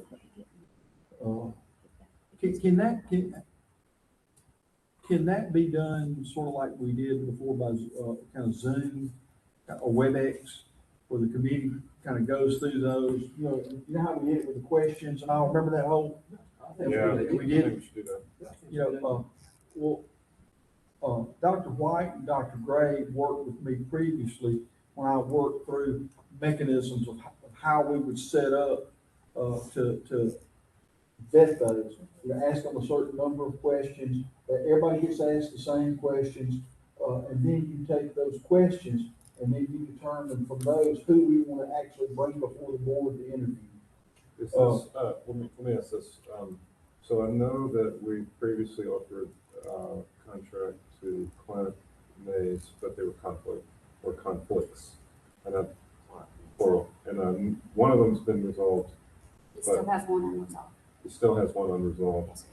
Would it be counterproductive to, my understanding, the way it was written is that there was one conflict that was like an absolute direct, because I think it was like in Court of Appeals rather than this board. Would it be counterproductive to ask again now that conflict's resolved, or do you? But you still have there's still So a the conflict that's not going to be answer's waived. okay, so it's still gonna be no. Okay. That one Yeah. conflict is awaiting judgment. It's sitting with Judge Gaines, I believe. It is not well, it's a direct conflict of Wilmer Lee. Mr. Mays does not have his hands on this, but it is a conflict inside the corporation of Wilmer Lee. And I know that Mr. Mays has had contact and communication with that, and it sounds like that probably is going to be judged within the next month. That's not quite. That's not quite accurate, okay, No fault to Mr. Mays. okay. But there's been some Changes, changes. Okay. That would be the assessment. okay, that's fine, that's fair. Okay. So, Can I ask one more thing? yes, go ahead. As far as Don Harrison, then he has a conflict. That's a big conflict. Okay, so here's And what, he not only has a conflict with the AG's office, he has a conflict with y'all. wait, we're talking about Don Harrison? No. Yes, sir. And I would prefer to go into executive session to discuss that conflict. So, I want to put Dr. Gray, Dr. White, and Dr. York on the committee, and I'd like you to conduct that just like we conducted before, under those same parameters, because I think that gives the best fair look at people, and then that lets you bring back the ones that you think are the most suitable to the board, and we can move this on in an efficacious manner. I'll make a motion. I will also add to the folder, the Governor's 726 order, so you see exactly the specifications as to who cannot be approved. Yes, and forward that to the committee. I'm So going to they put can it in the look at folder, So yeah. they know everything. Dr. Piszczek makes a motion. Hey, we can meet and talk about this over Zoom without Yes. having to be in person, correct? Because we don't have the quorum. It's a subcommittee. Correct. Good, I just want to make sure. Y'all can talk about it, and then y'all can make decisions, and then, kind of, what we did is we individually queried people and we talked to them individually, because then that gave you a lot of information about how the people acted. Okay, one more quick question. Can we go back to our previous list and proactively reach back out to those people? Or do we have to? No, we reopened the application process, and the application process has closed. So we can't bring anybody back Okay, from can we let previous. the people know that previously applied to apply again? The application process is closed. Open and Oh, closed. for the new one? Uh-huh, Oh. right, How because many applications do we get? about 18 to 20. Were any of them duplicated? Because No. what I don't want to do is re-review somebody else I've already looked at. I don't know, Okay, we'll because look at that. Stephen handled the previous group. Okay, And okay, I do know that, Okay, so we've got our pool. Dr. Piszczek has a motion on the floor. Do I have a second? Second by Dr. Yours. Okay. Piszczek, yes. Piszczek, yes. Very yes. McElwain, yes. White, yes. York, yes. Perry, yes. Dr. Talbot? Yes. Dr. Talbot? She said yes. Okay. okay, yes. Yes, okay. So we have that settled. Now, next item, let's post, y'all, we need to post a general counsel position. Okay, what we were just talking about was the board attorney position. We need to post. Can you include in your motion that the posting is identical to the previous posting? Because I think we hashed that out already. Yeah, we did. So, okay. Okay, Dr. Piszczek, Oh, I'm sorry. go ahead. Do you want to bring those people back? I'd like to bring anybody back that, what I don't want to do is to go back through a list and realize about 20 minutes into it that I've already reviewed it and just didn't, you see what I'm saying? So yes, I would like to have people, I would like to notate if they were on the previous application so that I can say, oh yeah, that was this person. You know what I mean? I just don't want to duplicate my efforts because I got to do that. So I would Okay. just tweak your motion a little bit to let those people kind of roll back in. Well, if they apply. They have to reapply. If they You apply, want them to reapply, okay. yeah, if they apply, then we'll note that they have previously Yes. applied. Okay, Dr. Piszczek has a motion on the floor. I hear a second by Dr. Gray. Dr. Piszczek? Yes. Dr. Gray? Yes. Dr. McElwain, yes. White, yes. York, yes. Perry, yes. Talbot? Yes. Okay, so, we got that out of the way. All right, CE course approvals, Dr. Nizam and Dr. Kiefer. And basically on that one, if I'm right, Dr. Kiefer works for the state and actually is well qualified to teach about. She's a drugs pharmacist and with the pharmacy. ADPH. Right, so I think that's definite. Okay, what about the advanced dental education? The other, Justin Heller? and he submitted a book, and it's, he was going to come, but he was not able to Okay. for this meeting. But it is a digital dentistry and implants, and it's a 4-day live continuing education course, and he's provided the whole curriculum, everything in your packet. All right, for these two CE course approvals, do I hear a motion? Motion by Dr. Piszczek, second by Dr. White. All in favor, Dr. Piszczek? Yes. Dr. Gray, yes. Yes. White, yes. Yes. York, yes. Yes. Perry, yes. Yes. Talbot? Yes. Okay. Now we're down to some approval of some events, and I'm gonna group these together. We have a round event, 4/25/2026, and we have a free Huntsville, community clinic to approve. Do I hear a motion to approve those? Dr. Piszczek, yes. Dr. White, yes. Dr. Piszczek? Yes. Dr. Gray, yes. Mike Wayne, yes. Yes, white. White, yes. York, yes. Perry, yes. Okay, and Dr. Talbot, yes. Talbot, yes. Okay, let's see here. Website accessibility report, Dr. Freeman. The governor's office and OIT asked that all state agencies get their website so that it is handicap accessible. And it took our web host about 3.5 months to get everything situated. We have a compliance report that is in your packet, and it is complete. Good. Okay. Is that like audio or somebody that can't see the screen, or is that, I mean, what is it? I'm just. There's a whole list of stuff that they have to do, and it is in your packet. It starts on page 218. I'll read it later. Okay. Mhm. All right. Dr. Gray, resolution from Ethics Commission for expert testimony. Yes, all right, this won't take long. So just as an update, I always like to have resolutions of loose ends and stuff. So let me just read this report to you. And then I've got a small section that I think would be helpful to be in the minutes for the future. So the board voted to have an ethics commission review for a recent situation involving previous board member, past board case, legal case, which the member served as an expert witness in that case.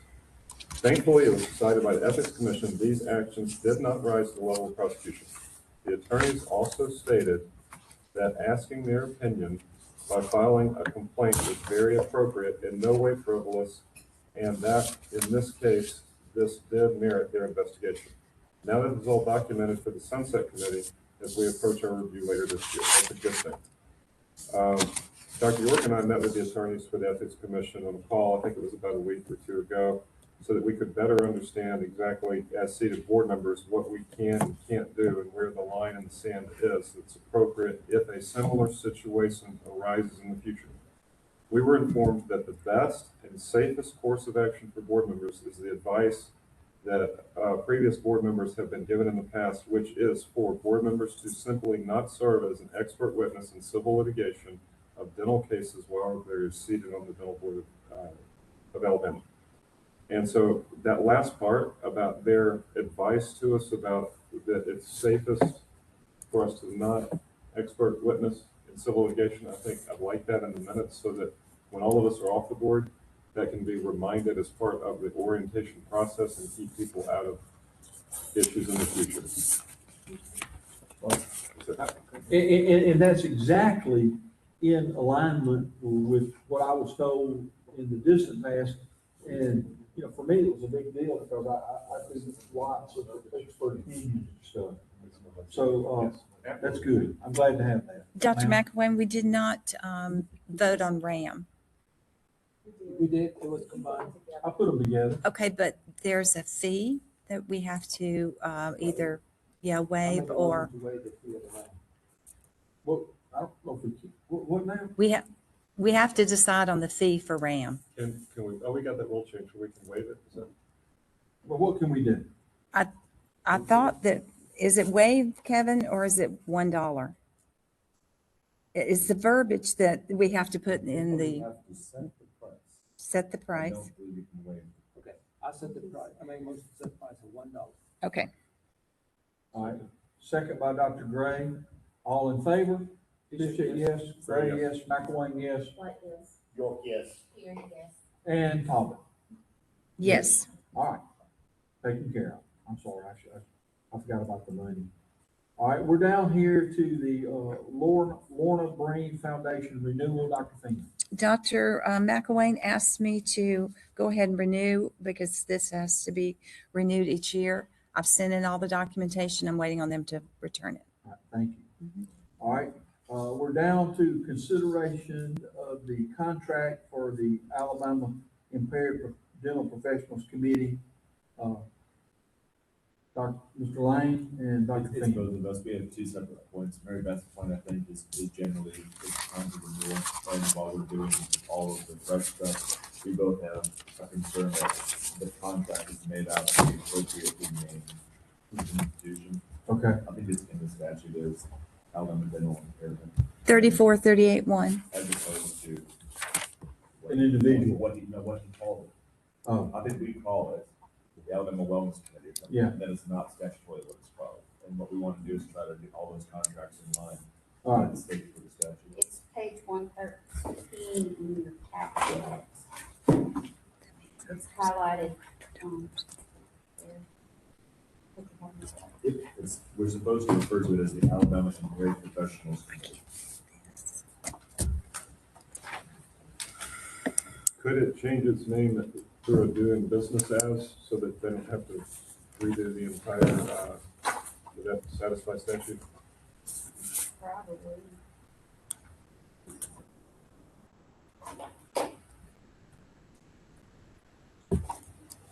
Don't know if you have to re-register. Did the name change to Alabama Wellness Committee? Take that out just so it sounds a little nicer when somebody says, yeah, I'm part of the Alabama Wellness Committee. This is, this, yeah, but this is the statute. Okay. Yeah. All of this, yeah, we've got a good name that we use colloquially, but Yeah, in yeah, yeah. statute, it's still the word impaired is in there because. The statute changing is possible. Okay, well, That's then, not even your statute, though. That's the important part to remember. That's the joint statute of policy. So that cannot be changed. I mean, we gotta, Not independently. we gotta make no, that match. they have to do it too. Yeah. But I think, I mean, that's why your suggestion of using this and then doing business as might work. Yeah. Um, Maybe that'll work. So why don't we hash that out correctly and then bring that back in May? And if you could do a DBA, you know, with the proper name in it, and then for instance, DBA and the. We can look into that. Mary Beth, when is the renewal due by? Dr. Garber's got a contract till September 30th, but we still have to go through the process of getting the contract and all But I that. think we can make the dates. Oh, yeah. Okay, so Yeah. to that point, real quick, I got a letter from Garber, I forwarded it to, Dr. McElwain and to you. Mhm. My understanding is, and see if Tara, if this works, the letter essentially said from the pharmacy board that because he had been granted, he didn't have to go through, or when his position is replaced, it doesn't have to go through, Procurement. procurement or bidding. Is that right? Right, but we still have to go through the We contract do. process of getting contract Yes, we approved and do. all that. My question is would that work for us since we're under the same umbrella of statute? I think it would, but. Yeah. Okay, Yeah, because your makeup is just like pharmacy. okay, so could we choose the person to take his place based on that statute and what the policy would be? And not have to go through the whole, that's my question. You still have to do your contract. The contract, yes, so as far as like. They just want to be bidding, able to choose Dr. Bennett. I want to legally be able to choose who we want How to did you choose. get it? How did you get it? I don't know, it was before. It was Long back time ago. way back. He was appointed. Way back. And he pretty much created the program. I think he's got a specialty. Predecessor did. The person before him. Yeah. I think he can claim the specialty because he is Dr. Barber and subsequently Dr. Bennett focus on professionals, especially medical professionals. So I think you can do it. My goal is to get it in place so that on September 30th, when Dr. Garber retires, we have somebody October 1st. Yes. I think All so. right, so that'll come back in May. Okay. All right, the next is, let's talk about your J in executive session. Yes. Okay, Mr. Lane, DPA board rules discussion. So this is a mixed bag. I've received some information from some of you and not information from others. But what I really need is for you guys to go back and use the track changes and comment section of Microsoft Word to help me finish this process. Is that where it red lines? Correct. Okay. Because what I'm getting is feedback for these are my ideas of what I want. Okay. And then what's happening is I'm having to interpret these ideas and place them where I believe they're appropriate. Okay. Which may be out of line with where you deem them to be appropriate. Okay. And what I want to create, the spirit of what I wanted to do was either redline it in Word or use comments in Word. I can then color code who's speaking. And then when we submit this, for you to review section 1, section 2, so forth and so on. Because you're always working one step ahead of me or compiling one step behind me. What I did is I printed it out, and I've been through there writing in red on there, and then I'm gonna go back and load it into the Word, type in the red stuff. But for me, it was the only way I could sit down and think through it. I was having a hard time. I'm a paper person. Yeah. So I do that. So that's what I did, is I just printed the whole thing out, and then page by page, wrote in my red stuff, and now I'm going back to Word and loading it in there. Importantly, this is your process, our process, so there's not a hard timeline on this. I tried to set it up so that we would, I know that you have a Thursday, Friday meeting in May. Right. So what I had anticipated was that we would work towards section 1, then I would work towards section 2, and then have that ready to go, so we had 2 parts done in May. If that's not feasible, then fine. Okay, well, we'll work for as much as we can get, That's perfect. because everybody's got ongoing practice that they're doing there too, and everything else. Okay, I'll check in. Ms. Perry, you wanted to, do a little discussion on Just a general. little, I would kind of like to maybe everybody spend a couple of minutes and help set some guidelines of what we're gonna look for on that. And I know we're jumping the gun, but I think that's a big part of this, and we all might have different, views on how this should work. So I wanted to kind of spend some time on that. Yes, go first. All right, I'll make this brief. If we go general supervision, which I think almost, General supervision for hygienists. yes, I'm sorry, for hygienists with guardrails is, some type of guardrail system is in place now for general supervision of hygienists in just about every state except us. It's very similar to the kind of CE modernization. Now, the key is going to be in the guardrails if we're going to do this, or even pitch it to the legislators. That's what we have to do. I mean, we don't have the ultimate say on any of this happening. What I would envision, the guardrails that are non-negotiables for me, hygienists cannot own a dental practice. Okay? I think that protects the public, because it keeps, a quarantine over the licensed dentist, just like we have set up now. Number 2, I do not think that new patients should be seen without a dentist present. I do not think that unhealthy patients, i.e. Patients that need SRP, should be seen without a dentist present. I think no, this would be it'd be structured in the DPA originally, which I've been allowed to flash some of this out in the video. Okay. See, currently, the DPA does not allow the general supervision of any kind. Okay. Another one is, I think, and this is coming from Georgia, I think that the patient needs to have a visit with the dentist present at least annually. Okay, I think x-rays, if they're taken, I'm fine with that, but I think it needs to be written where it's mandated that the dentist reviews it in a specified period of time, probably within 1 week. Can I just throw something out there? Along the lines of insurance, in case you didn't know, I can take an x-ray, but I cannot charge it out until it's read. There you go. So if I take it There you go. today and the dentist reads it in a week, that's when it's charged out. So that is how that stays in. Perfect. Okay. I mean, those are the main kind of things that I envision if we're going to even explore this. So I think for me, a hygienist should not be new and fresh. I think agree. she should have, Yeah. have to have had certain number of 1 years. year, 2 years, 5 years. I think Mississippi is 5 years. I think they need to be sponsored by a dentist. That's not saying that if you own 2 practices and you have 6 hygienists, you should be able to sponsor your hygienist, but you should not have a temporary coming in treating patients that she's never seen Right. before. And I think that's a And non-negotiable they for need to me. be permitted. Yes, and I think there does need to be a permit.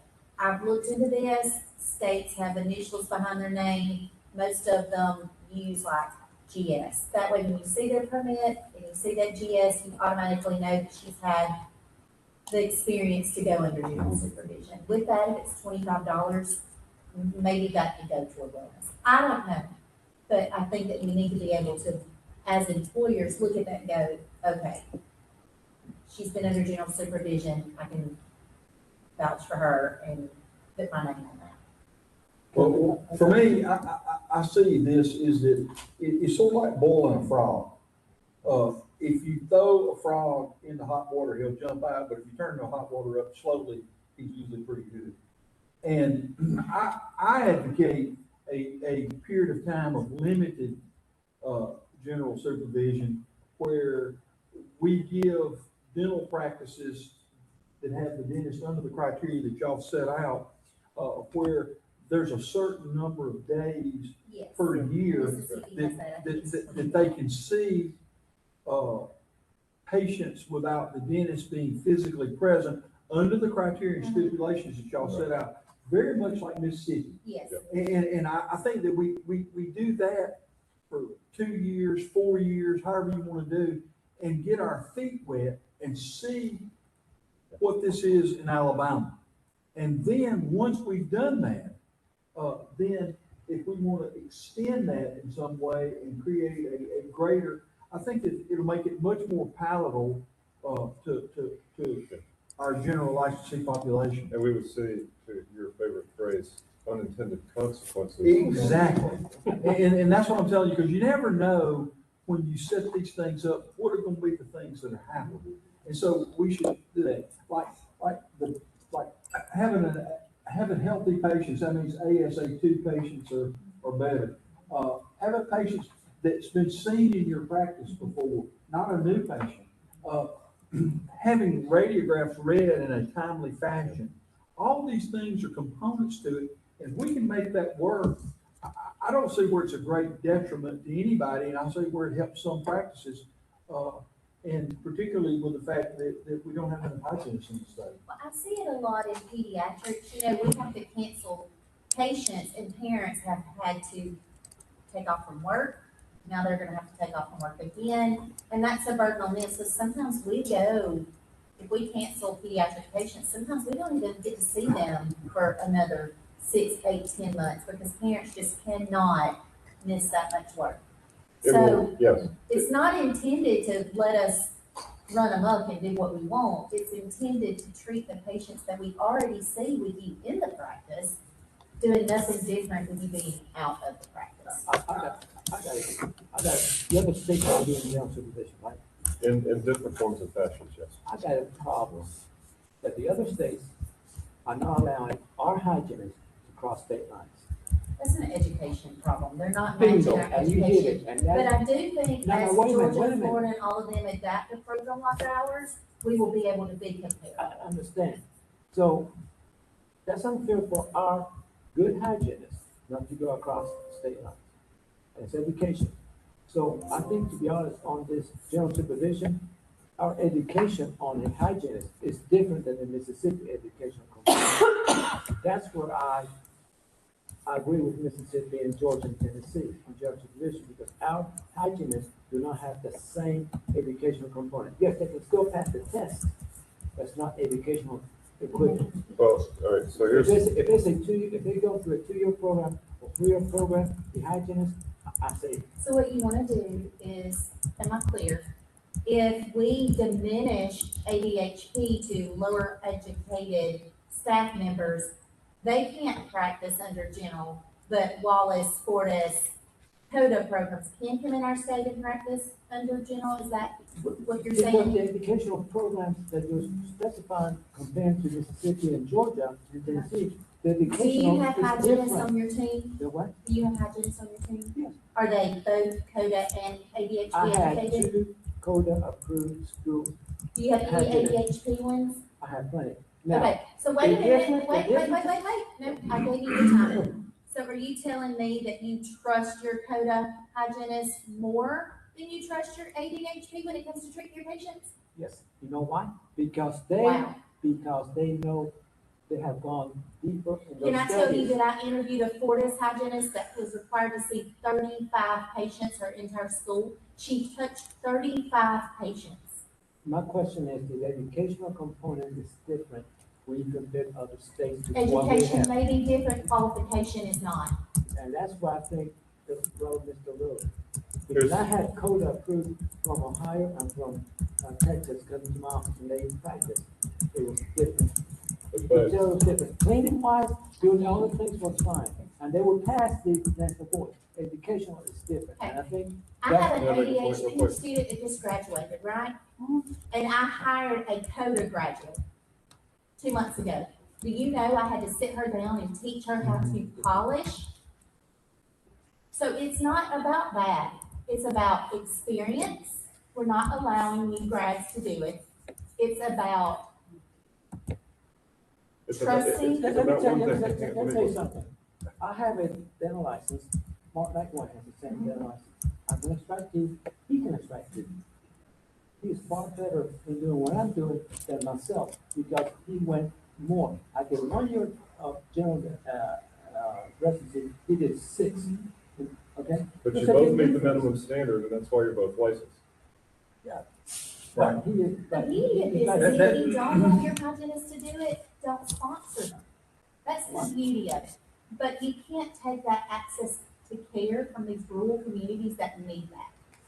If you don't need it, you don't need it. I'm gonna tell you, Connie was an ABAC graduate, and all of the ones I employed were, when I was a general dentist, of course, you gotta remember, that's 1982, 1987, so that's a while back. But I felt very confident in my field. I mean, I thought they were pretty good. I mean, I spent a whole lot of time teaching them, and I felt really good about them.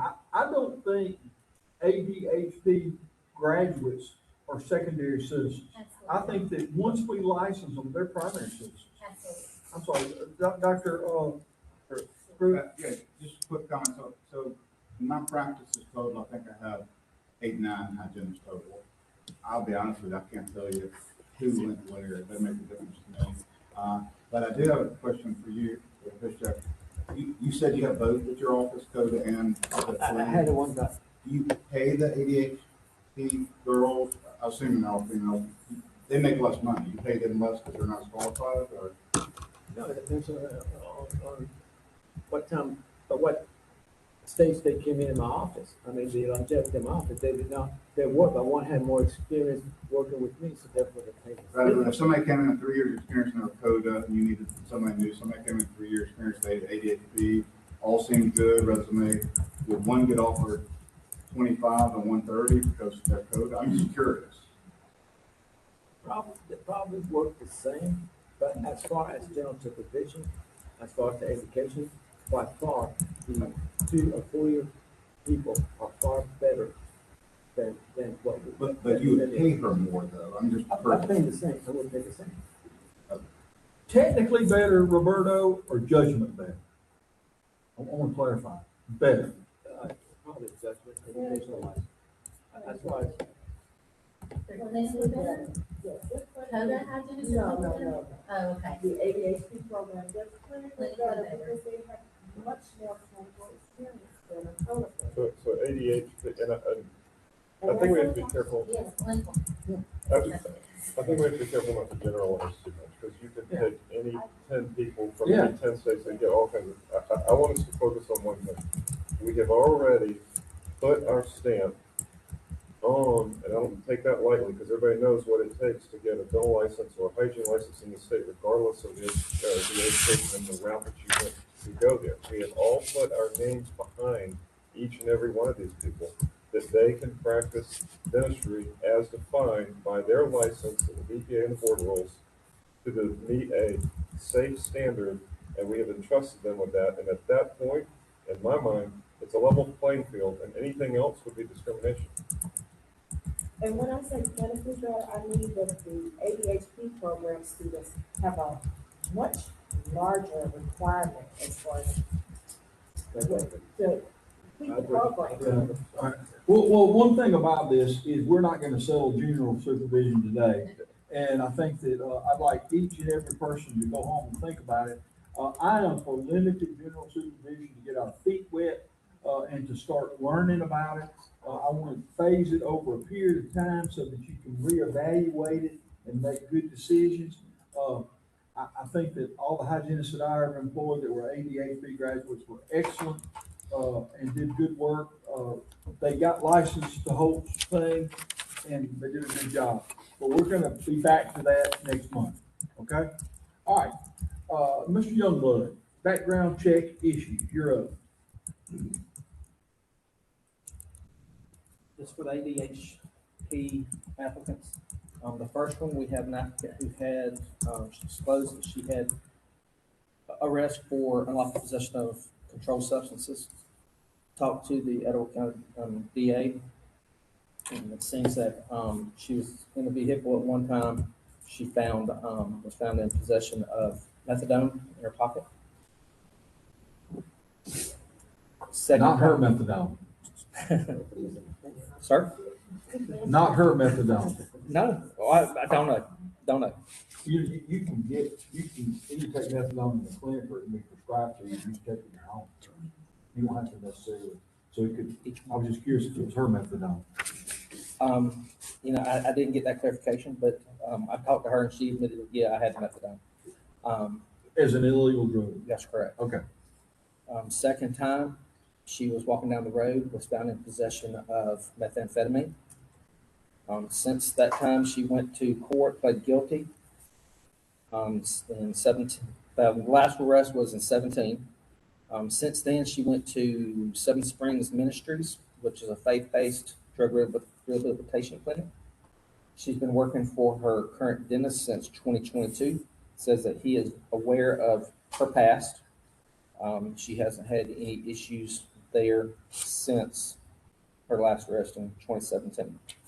Reached out to Dr. Garber in reference to the rehabilitation she went through. He typed an email, and this is what he said, tell me what your approval is, but he feels, one negative is there are the felonies.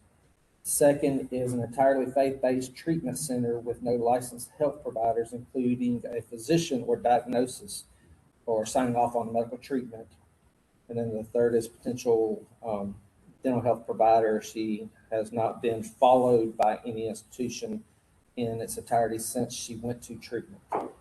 He went further to say that his recommendations, if the board approved her to enter the program, if she successfully completed the program and got her license, then he would recommend that she would self-report to the wellness center to allow for them to follow her for a period of time determined by the board. What is she doing in the law? Assistant.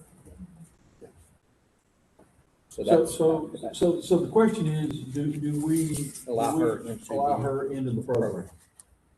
Ms. Perry? I think we have to follow the guidelines of our already licensed professionals, and if we allow it, I agree she would have to self-report. That's very minimal. That if she is allowed in, she has to come straight out and self-report and be monitored. She's had a problem, and if she was one of our people, then she would have had to go through a medically based recovery. And she hasn't gone through a medically based recovery, so we really don't know anything except getting arrested again. that's correct.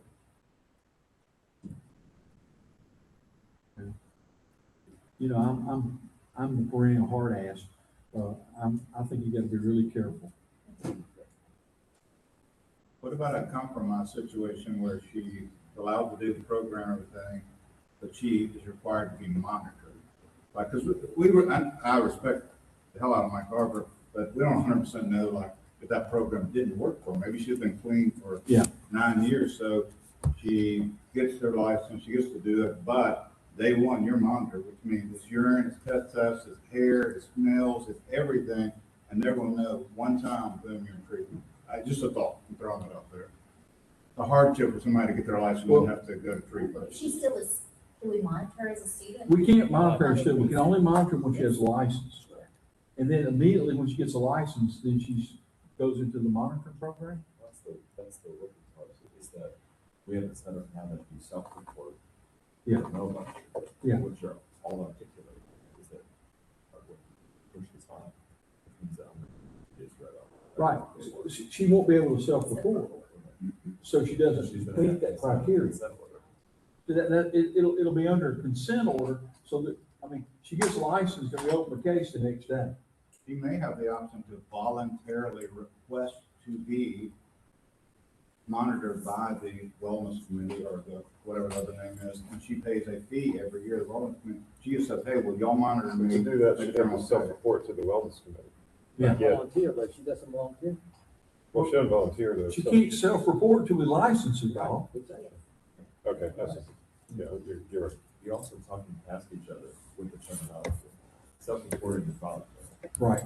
Which means that if you're making incumbent upon licensure, it is not a voluntary. It is not a self-report. You are probably asking. I started to say that she's gonna have to work on patients while she's doing that hygiene program, that she's already working on patients also. Yeah, but she's working on patients as an assistant without a license right now, so. No, she gets it. Now, what I'm saying is that she's hands-on. It's gonna be hands-on and yeah.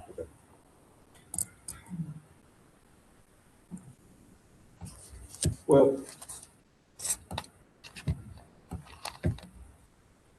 the methadone and the methamphetamine together, without proper professional, evaluation and treatment, you don't consider that person cured. So do you need a motion to deny, or do you just not need a motion? I need a motion to either she's in or she's not. I make a motion that we do not accept her report. I second. Second by Dr. Piszczek. All right. Dr. Piszczek? Dr. Gray? Yes.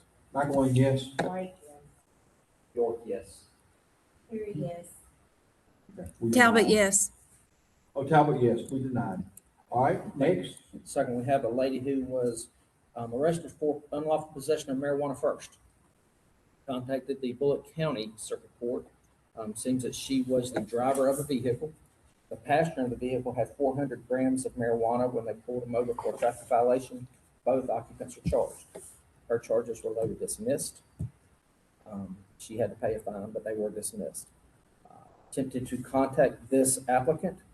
The phone number she gave us on her application, when I called it, whoever answered the phone, it was a female who answered the phone. They hung up on me. And I sent her an email asking her to call me. We needed to discuss her application.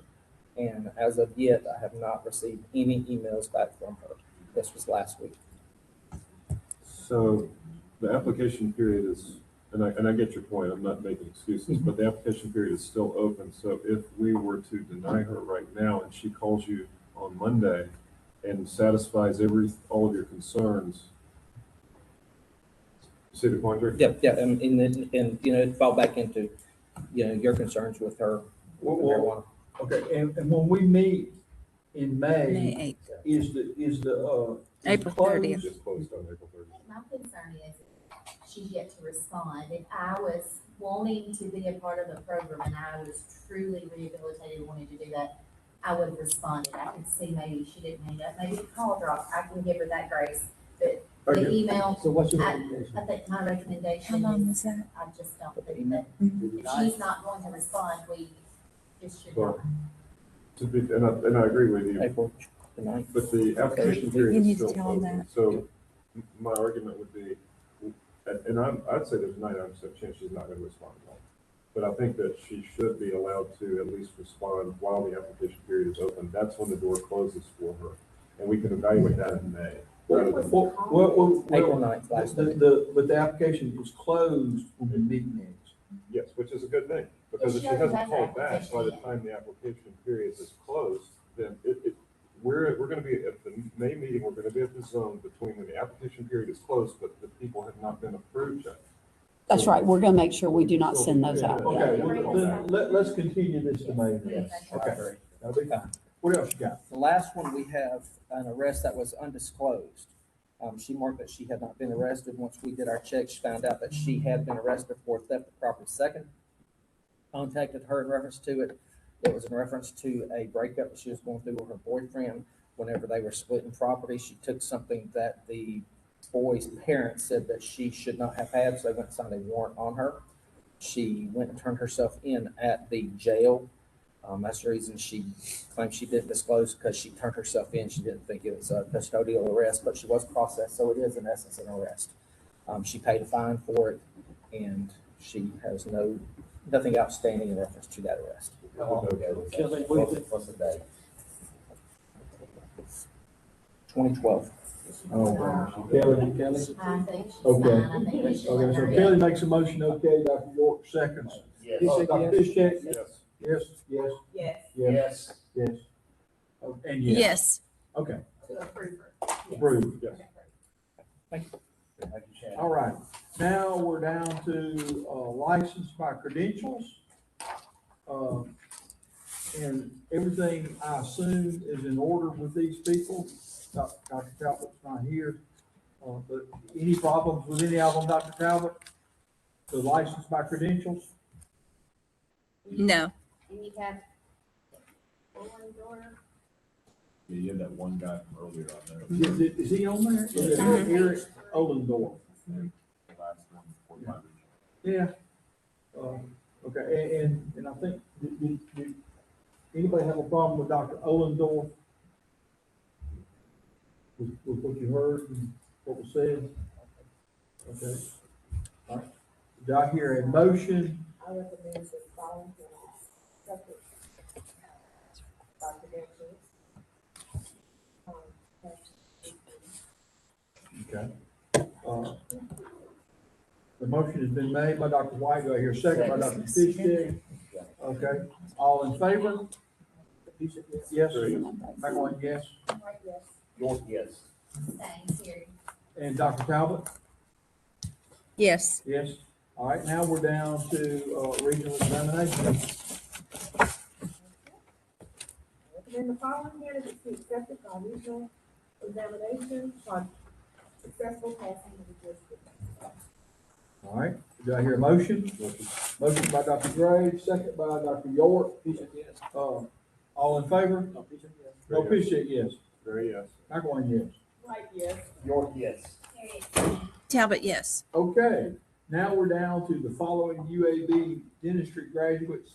Will be completing applications for dental license by regional examinations. Their licenses are dependent upon successful completion of jurisprudence examination and receipt of final transcripts and application. And you see the list as published. Do I hear a motion? Motion by Dr. White, second by Dr. York. Pinchet, yes. Pinchet, yes. Very yes. Right, yes. York, yes. Terry abstain. Talbot? Yes. Okay, we're down to dental hygiene license applications by credential. Dr. I gotcha. Terry, I'm sorry. Help me out. I'm gonna give you a doctorate. I recommend that these be accepted by credentials upon successful completion. Okay, we have a recommendation, a motion, and second. Okay, yes, Piszczek, Gray, yes, yes. Gray, yes, McElwain, Right, yes. York, yes. Terry, yes. Talbot, Yes. okay. Now by the regional examination, I recommend these candidates be accepted by regional. all right. Motion by Dr. White, second by Dr. York. Yes, Very yes. yes. Right, yes. York, yes. I didn't know that like that. Yes, Terry, Talbot. yes. Okay. Talbot, yes. All right. The following Wallace State Community College dental hygiene graduates will be completing their applications. By regional exam, their licenses are dependent on the successful completion of the jurisprudence exam and receipt of their final transcript. I recommend that we, approve all the candidates upon successful completion of jurisprudence. Okay. Second. Motion by Dr. Piszczek, second by Dr. Gray. Yes, Yes. yes. Yes. Right. York, yes. Terry, yes. Talbot? Yes. Okay. Now we are down to special volunteer license application, Dr. Andrea Pierce. Did we do the ADHP? No, that's next on the list. Okay. Okay. Okay, I recommend the following candidate be accepted for a volunteer license. Correct. All right, second, Dr. York. Motion by Dr. White, second by Dr. York. All in favor? Yes. Yes. Yes. Yes. York, yes. Terry, abstain. All right, and Dr. Talbot? Yes. Okay. Now we are down to ADHP graduates. Ms. Perry? I don't really know how to do this. I've not taken any exams, so do I You say pending the successful completion of the regional exams and taking the jurisprudence and putting in their application. That's what I just said. Okay. And I make that motion. All right, and you make the second. All right, all in favor? He said yes. Yes. Yes, White, yes. York, yes. Terry, yes. All right, now, I'm not taking a break. We're gonna keep moving. Huh? Oh, Renee, Dr. Talbot? She said yes. She said yes. I'm sorry. All right, enforcement, fees and administrative costs, wellness fees, Mr. Lane. Okay, so the way that I understand this, to be very clear, is that if somebody self-reports, they are not required to pay you a wellness fee. That is what I believe you said. Yes. Of the Dr. Sims motion back Yes. some months ago. Yeah. As long as we're there. For any case that I have ongoing, they're still going to be paying us the requisite fees, correct? Yes. Okay. So Mary Beth and I are going through, we have a series of folks who are delinquent in their fees.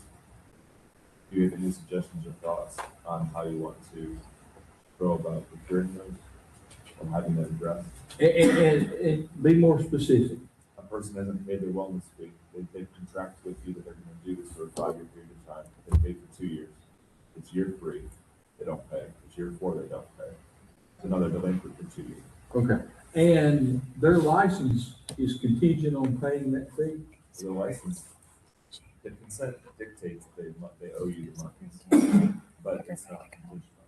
We didn't vote on that. Well, Actual. Is that in violation? We don't want it actual. well, do we inform them that they're in violation of their consent order? I just want to know rules of engagement. I know what I want. Well, to tell me. I want to be able to contact these people when Mary Beth shows me that these folks are out of compliance. I want to be able to go access them directly so that you owe them money. Yeah. But I don't want to have to come before the board every time and ask, may I call so-and-so about XYZ dollar amount? I just want to be able to give a report, call the guy, let him know that he owes the money. And the money's owed within discretionary period. Okay. So do I hear a motion, that we authorize Mr. Lane to collect the monies, as stated in consent agreements, in prior cases? That's exactly the motion you just heard.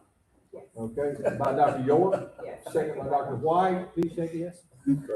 McElwain, yes, White, yes. York, yes. Terry, yes. you're authorized. Next. Talbot, yes. Talbot, yes, I'm sorry. We need her face up somewhere. Just do sign language at me if I don't catch on. All right, where are we? Cases. Cases. Yeah. Okay. You, well, go ahead. There was something about, and I just want to make sure that we're compliant with the rule, where anything over 500, the secretary has to do it. Well, the gist of what I'm asking, I'm not trying to collect actual monies. What I'm doing is I'm going to call the person and say that you realize that you are in violation of your consent order. Okay. And that you owe X amount of monies that you've already stated that you owe. Okay.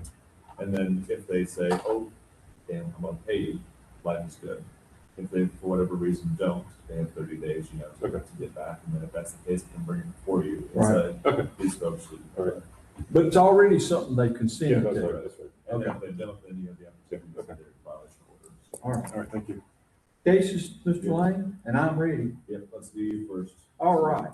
2619. 2619, this basically involves a patient of Aspen, female that went in and had 4 and 5 were kind of bombed, 6 needed a root canal. She had 4 extracted, then, had 5 extracted and eventually had 4 extracted and subsequently. Then she left the country, had no treatment on tooth 6, went to Switzerland. She got an abscess while she was in Switzerland, and she complained that she thought that the dentist didn't complete the extraction, that was the hygienist. And in reading all of the data and stuff, I'm pretty sure that what the hygienist did is put a gauze pack in there for her to bite off.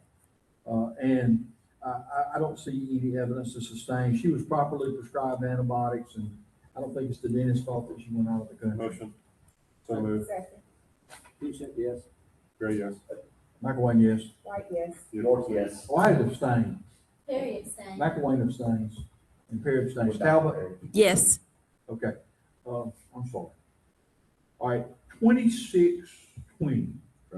2620 was an evaluation for IV sedation by the anesthesia committee. And as the first case was going on, they were evaluating, they noticed that there was no CO2 monitor.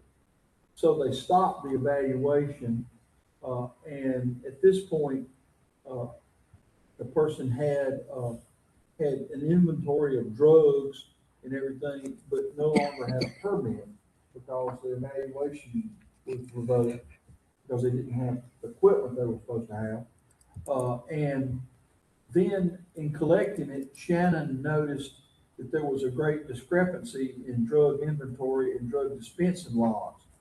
And as Shannon's investigation went on, the guy or girl, whoever it is, the licensee, kept informing Shannon of other patients that he didn't have listed in his dispensing, and his dispensing and inventory never jived. And it just, kind of reeks of somebody not taking a serious look at it and possible diversion. So I want us to open a case here, notice for hearing. And also, I'm pretty sure that this meets the criteria, Kevin, for this person to have an evaluation. That has always been a board discretion. That'll be something I'll have to. Yeah. What are you thinking, Mark? Well, I mean, anytime that we've had wide variance and somebody's been very cavalier about their inventory and their dispensing, especially this coming back and naming patients. Am I correct about that? That's right, we found several that they didn't have. Yeah, they didn't even have them listed and they come back. I mean, we're not talking about making a mistake, one or two things, or not wasting things properly or doing it. We're talking about somebody whose inventory and dispensing is messed up bad. So. Okay. I second. Go ahead. I have a question. Yes, ma'am. This might be more for Shannon. Does he take Medicaid patients? I didn't get into all that. Because this might be something that we have to refer to another entity. Well, I mean, right now, we don't have enough information, so Yeah. I'm fine, but Yeah. if we find out over the course, you may have to turn that over to another May. entity. Right, right. Well, I just, I hate to make anybody go get an evaluation, but unfortunately, I think he's reached the standards that I see, and he should have an evaluation. Or she should have an evaluation. I don't know if they use it. And we have a motion on the floor by Dr. Piszczek, a second, motion by Dr. Gray, second by Dr. Piszczek. Piszczek, yes. Gray, yes. McElwain, abstain. White, yes. York, yes. Perry abstained. Talbot, yes. Okay. All right. I got one question Go about that. Since this is regardless of the name, it's a corporate dentistry model, is there any liability or implications for the dentist of record of that DSO that would, you know what I'm saying? How do you know it's a? Well, I'm not really sure if they are or they aren't. Well, I mean, that wasn't in the investigation that I saw. oh, okay. Well, if, In the other one, it was, yeah, oh, Because it was assessment, how do you not in know? this one. okay. Well, I heard a name of an organization, and that's all, that's the only reason I'm saying that. Well, no. You heard the name associated with the first one, I'm sorry. not the second one. You go so fast, I go, okay. All right, make your head swim. Yeah. All right, Thank you. 2622. This is a 59-year-old who was referred for an emergency extraction of an abscess tooth number 18. Had this done under sedation and subsequently had a nerve injury with dysesthesia. The patient's upset that they have nerve injury with dysesthesia. The tooth was one that had roots proximate to the nerve. He did all the right things, the right post-op call, the right voicemails, everything for the patient to call back. The patient wasn't abandoned or anything like that. And the roots were proximate to the nerve, and this is a complication that you get, there's not negligence. So I find no evidence to sustain 26-22. So moved. Second. Second, White. All He right. said yes. Second by Gray, Dr. yes. White. White, yes. Abstain. York, yes. Harriet saying. Talbot, yes. All right. 26-38 was an adverse occurrence report.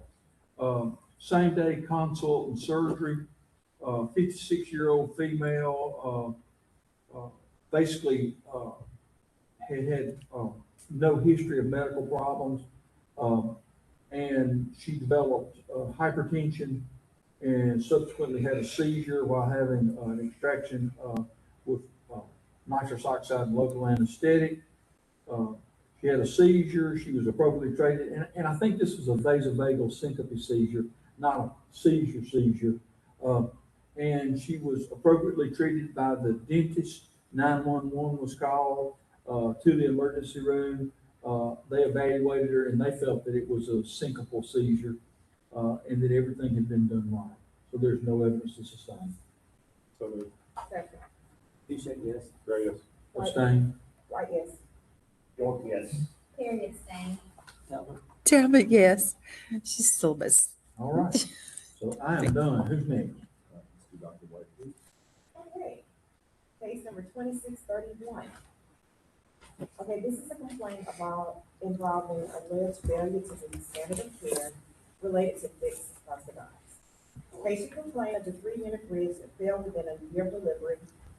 Prep done in September 2024. The delivery was in January of 2025. There was a delay because the tissue fell as far as the delivery is concerned.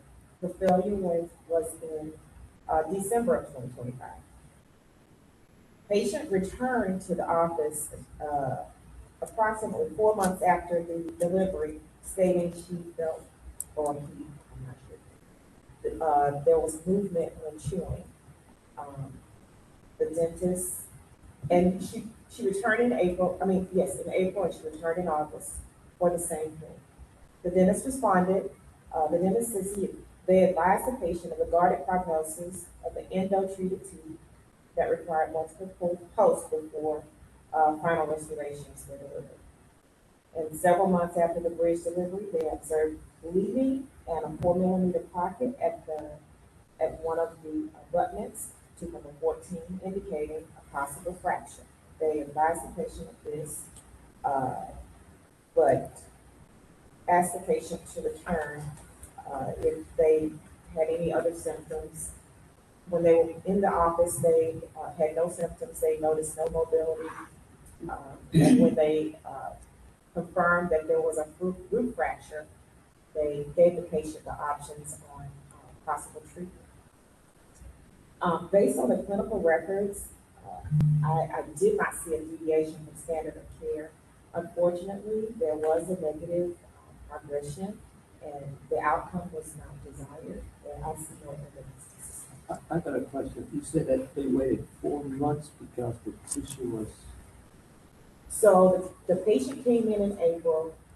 You mean before delivery? Yes. So it was a 3-unit bridge. They extracted number 13. Right. They waited for the tissue to. Okay. Right. Okay, I'm clear. And I'm glad you brought that up. So they waited, but they did get the patient back in December, and they saw that the margins were not closed on the final delivery. So they reimpressed and appointed and delivered in January. Okay. A motion by Dr. Gray, second by Dr. Piszczek. Yes. Dr. Yes. Piszczek, yes. McElwain, yes. White saying. York, yes. Harriet saying. Talbot? Yes. Okay. That's 2631, no evidence sustained. Okay, 2639. Okay, this case involves a complaint alleging deception related to aesthetic dental treatment. Patient reported color change of his fillings. According to the complaint, the dentist placed restorations at the cervical margins of teeth number 8 and 9.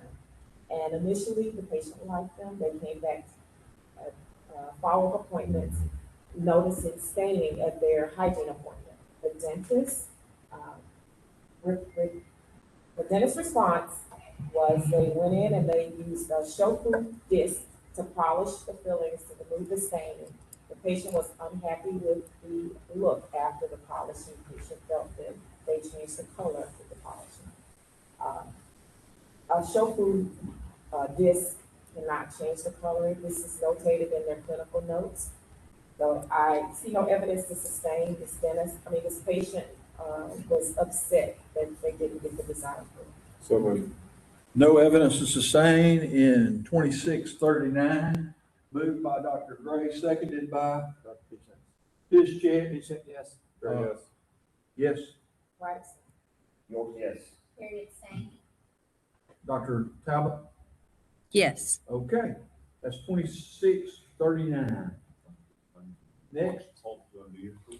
Yes, all right, 2635, April 2025. A patient presents with 5 implants previously placed and a broken implant overdenture on the upper. The allegations during treatment involve patient abuse because of the locator abutments and healing abutments throughout the new fabrication of the implant overdenture hurt their tongue. And so they said that was abusive. They also said that pressure on the implants during removal of the housing pickups was uncomfortable and abuse. The patient's requesting a polygraph of the dentist, and the patient wants their money back. Now, the case was extremely well documented, and not only in clinical notes, but the response made sense. X-rays showed integrated implants, all 5 of them. They did have bone loss to about the first thread, which is expected on implants that are 5 years old. The patient originally showed up. They had healing caps on, new locators replaced, good treatment, new implant overdenture was made. Of note, the patient made the doctor watch a 16-minute video of how to correctly restore an implant overdenture with locators. The doctor watched 9 minutes of it and said, "I am not doing this anymore." That irritated the patient. New locators replaced, new snap-in implant overdenture was made properly. There's no evidence to sustain. I'll make a motion to dismiss this case. 2635, no evidence sustained by Dr. Piszczek, second by Right? Dr. White. Piszczek, yes. Piszczek, Great, thanks. Gray abstains, McElwain, yes. White, yes. York, yes. Harriet Sane. Dr. Yes. Yes. Talbot? Okay, That office submitted something last night. I did not read that. Didn't get around to it. I figured it wasn't. So that you know, if you want to read it, I will. I'm good. 32. 2632, the complaint alleges it's dealing with a crown that was delivered, and it took the dentist 3 appointments to get it delivered to their satisfaction. One of them was an open contact, properly sent back to the lab, contact added. The second time, it was, I don't have that notated, but it was a good reason that the patient had to come back 2 or 3 times to get a proper fitting crown. This is actually excellent care, in my opinion, because it's real easy just to try to slap on a crown that may or may not be of standard care. Dentist went above and beyond. Very well documented. Proximate contacts look good in the end. Margins noted closed. There's no evidence to sustain. There's also no question that number 15 needed a crown to begin with. 2632, I'll make a motion, no evidence to sustain. Dr. Piszczek, seconds. Piszczek, yes. Great. Gray abstains, McElwain, yes. White, yes. York, yes. Harriet Sane. Talbot? Yes. Yes.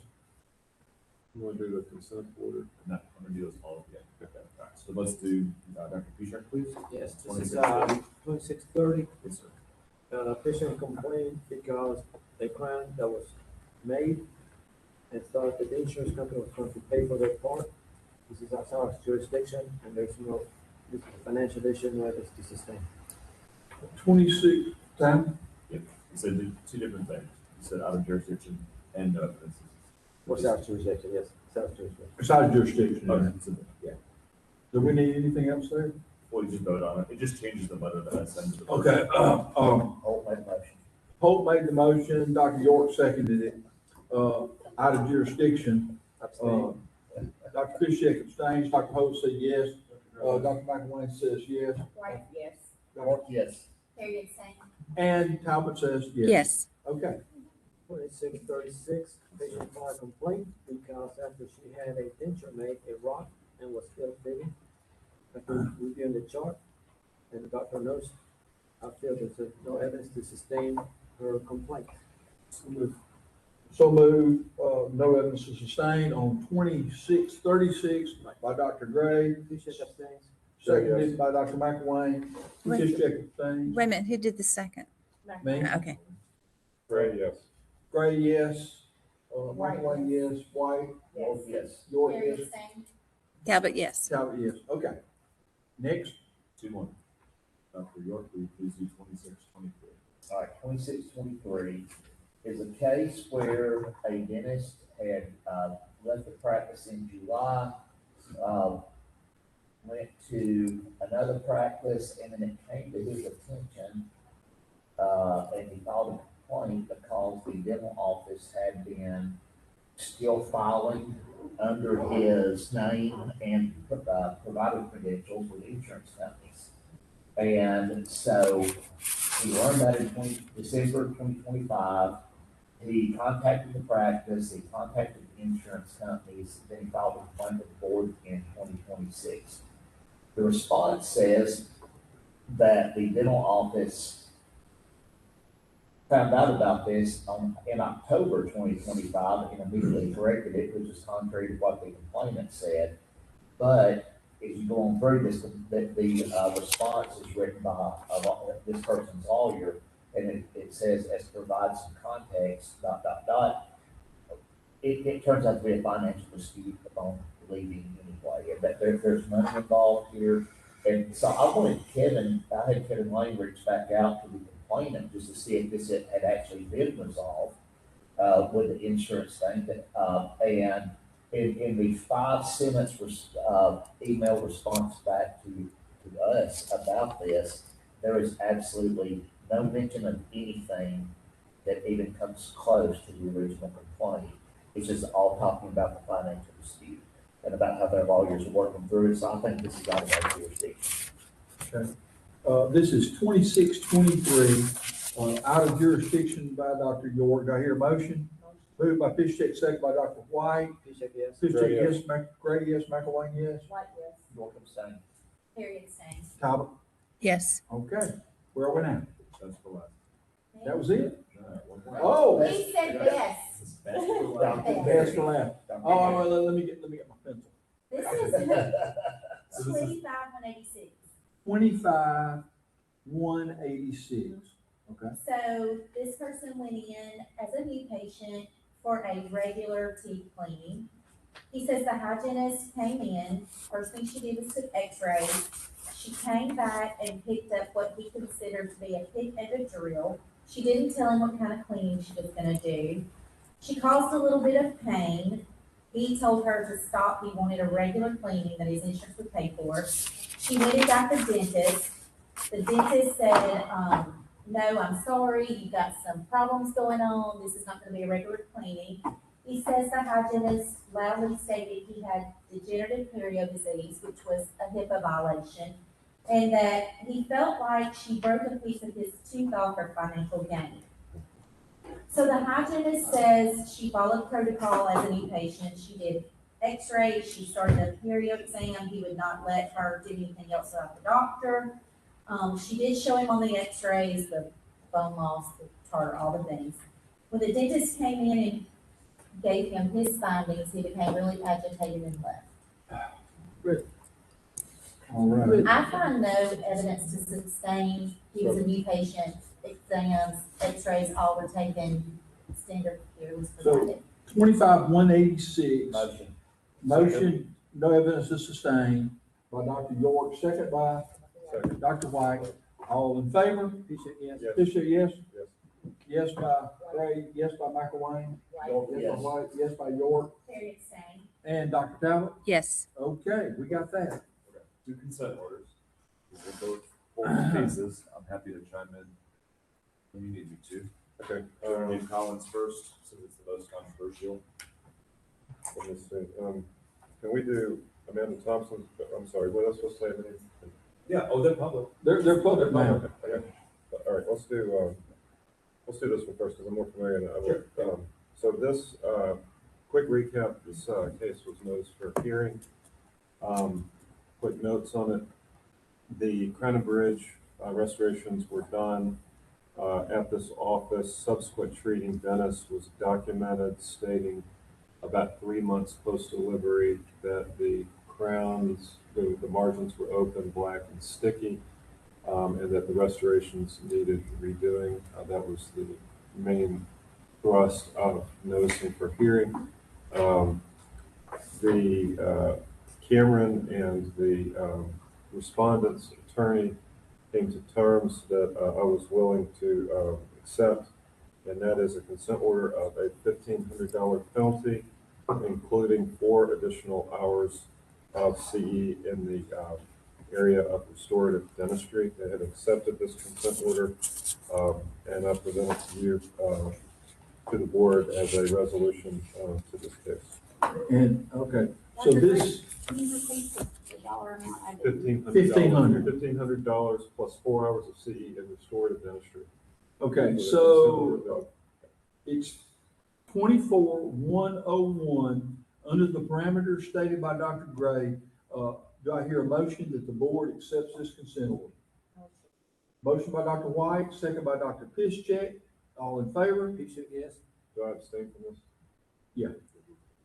McElwain, yes. White, yes. York, yes. Period, same. Okay, Dr. Talbot? Talbot, yes. All right, so now I sign this, correct? Yes, sir. Okay.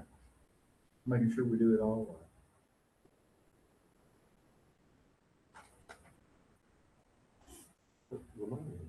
Okay. I'll take point on it. Do I have to initial it? You can stay there, Holt, I'm happy to. Or just I'm happy I to- sign and that's it? Nope. That's, That's Holt, isn't it? no, that is not her attorney. Oh, okay. Okay, so I don't have to sign anything else. Okay. Just make sure I shouldn't mess up, because those always confuse me. Okay, so the second consent order that I presented Dr. Gray was an older one that took place when he was doing the renewal cases, so that would have been a year and a half ago-ish. Of course, we all know what happened. Terms were given to Donna at the time to engage with this individual to settle the case. So very similar, everything that's outlined in there, if you want to read it or pass that around, all those paragraphs are true. The format is different, but the amount of money is there and the requirements are there. Yeah, and this is for an administrative cost of $100 and a $500 fine for a total of $600. There's no CE involved in this one. The reason that it is here is that this gentleman was incredibly difficult for me to track down and deal with. On the phone, he told me that he'll get it to me when he feels like it. Okay, so he did. And he did this to you, and he has signed it and agreed to it. Admittedly, it's older, and it was in our previous director's office, Stephen's office. And when we were going through and doing a deep dive cleaning, found it, and it needs to be voted on and executed. So, yeah, and that's why I don't remember it, because it's yeah, old. that's correct. So make a motion that we accept this, terms of this consent order. Okay, and that is, what's the case Let me number? get you the case number.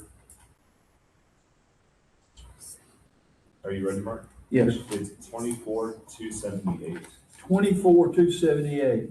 Okay, so there's a motion for us to accept the consent order of 24,278. I hear second. Second. Second by Dr. White. Piszczek, yes. Gray abstains. McElwain, yes. White, yes. York, yes. Period, same. And Dr. Talbot. Yes. Okay. So that one has Melody's name on it and Donna's name on it. I think we can just. Do I sign? You're gonna need to, so yes, sir. Okay. What we'll do is strike through. And then if you'll please initial, where Melody would normally initial, and just strike through this. MAJ? Yeah. I didn't see initial places for me on the other one. Correct. I don't You think just Cameron's- have the, it's, that's the new format. Okay. There you go. Can I make a comment about the processes in the past and how we can make them clean? That's fine, we can do it. That's fine. Yeah.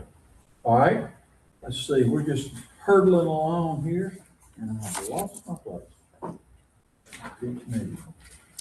We need to do research approvals. Yes, we do. We need to do what? Research approvals Oh, first. all right, research approval is the next item. No, we got a case that we're here to hear, we have a conflict of.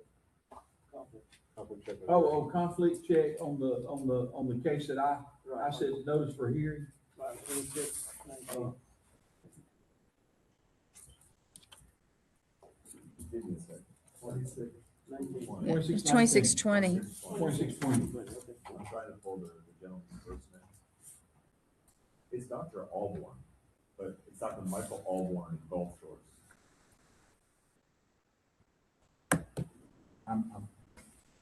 As a point of reference, if you have a conflict now. I have no conflict. See if Dr. Talbot has a conflict. Dr. Talbot, do you have a conflict? With Dr. Michael Alborn in Gulf Shores? No. Okay, no conflicts.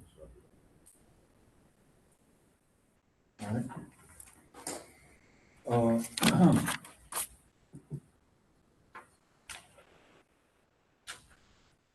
All right, now,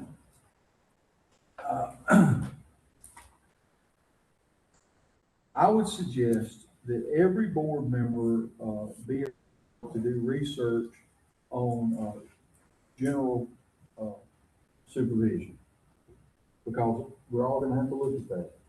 I would also suggest that each board member be authorized for research on continuing education. How many hours? Well, let's just say that 3 hours on each topic max. Okay, for those two topics. I would like authorization to continue doing research on medications, drugs, and monitoring, which I have questions every month on that. I have to research stuff on it and answer questions for Dr. Coslin and the anesthesia committee. You want 30 minutes? Yeah, a max of 2 hours for me on that. Okay, anything anybody else needs? I'll make a motion. Okay, that motion is made by Dr. Piszczek, seconded Gray. by Dr. Gray. Piszczek, yes. Piszczek, yes. Gray, yes. McElwain, yes. That was the general supervision, right? Yeah. I think that kind of ties. Yeah, into I it. thought Yes. we'll focus on some things. Perfect. Okay. White, Yes. York, yes. Here, yes. Talbot. Yes. Okay, so these topics are authorized for research which you can't be reimbursed For that amount. for that maximum amount. Can you do more and just not reporting? Is that? Yeah. Yeah, you do all you want. You Well, I can mean, donate to the state all you want. Dr. Gray. yeah,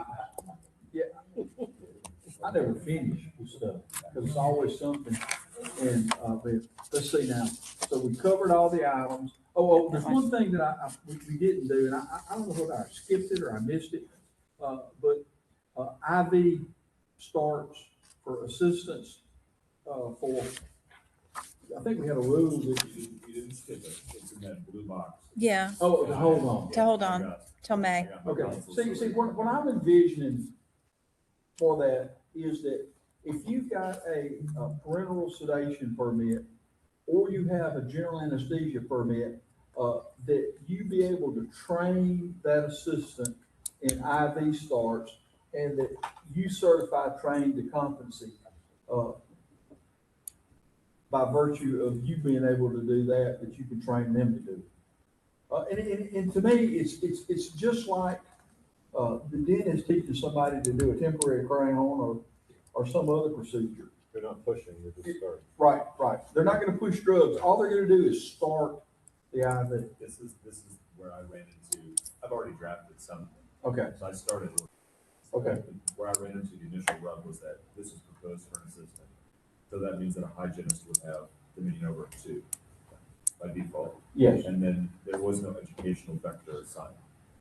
So it's just up to your level of confidence. So the education vector is that the licensee, will appropriately educate,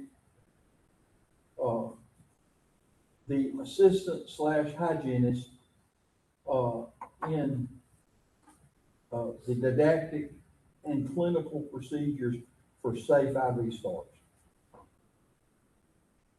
And train them to competency. Is there a course in mind for this, or is this all in office? I think it's all in the office. This is, you do not push drugs, you start. That's right, you can start the IV, but you do not give drugs through the IV. Is this, are you envisioning a, permit required to be able to give this? No, I think it's just like any dental assistant. Okay. You know, we don't make them have a permit to do a temporary Right, because crown. they're not actually charging for the sticks. No, It's not a billable no, there's no procedure. billable procedure. Okay. And it's just, we're getting a harder and harder time to get enough RNs and LPNs in offices. And it's actually gonna end up being an access to care thing because it's a limiting step. If I modify this rule, one of the disclosures in Terra, I might be misinterpreting this. We have not spoken. I don't want to put you on the spot. There is a cover sheet that you fill out for the rule that has impact for kind of interest or public effect. Yeah. Do you see any public outcome, negative outcome to this?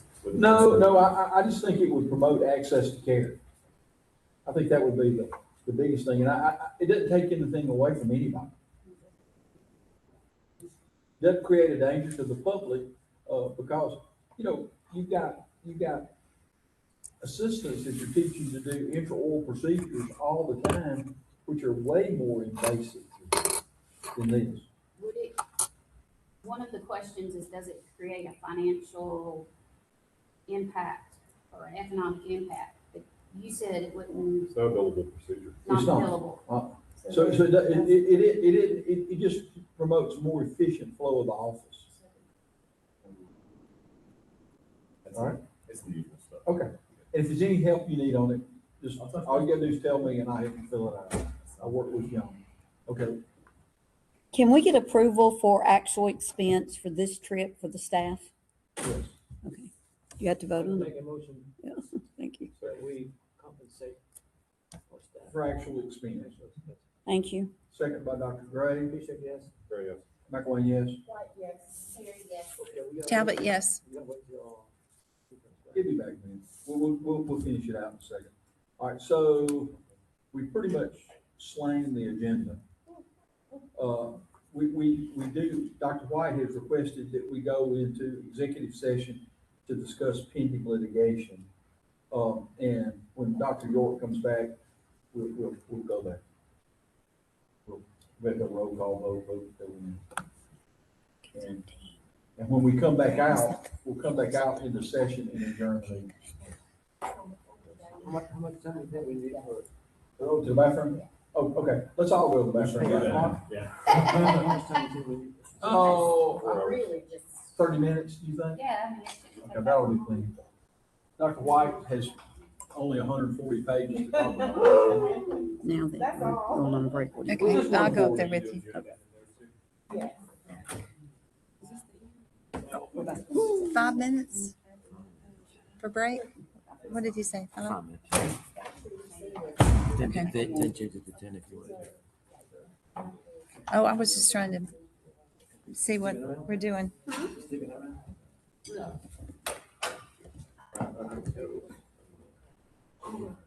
We need to get up more often. It's just not forgiving. It's so pretty outside.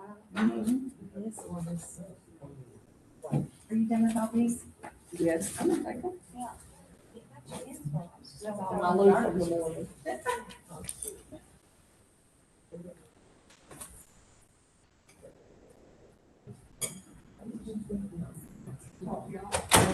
Good, I hear you. Y'all too.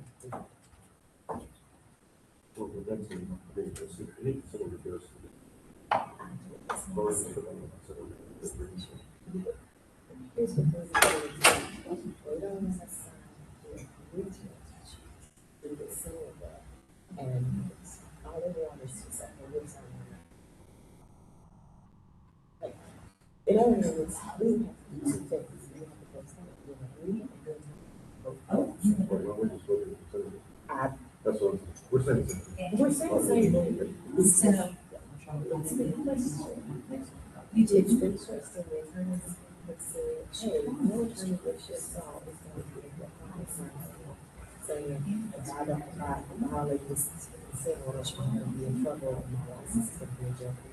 Sure, but it was like the same. Hey, this is what I'm saying. All you're saying is a deal with someone else. How about yes? I mean, I think it's. I don't know another way to fix it. I think it's, I mean, at the end of the day, they either they want them. Right.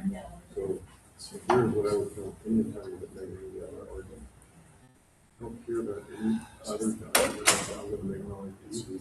Here is the actual consent. I agree, but it's been brought up.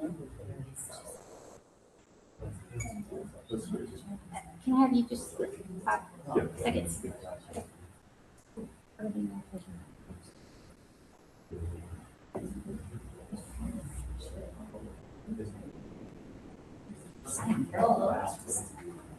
I was too old. Yeah, so that was too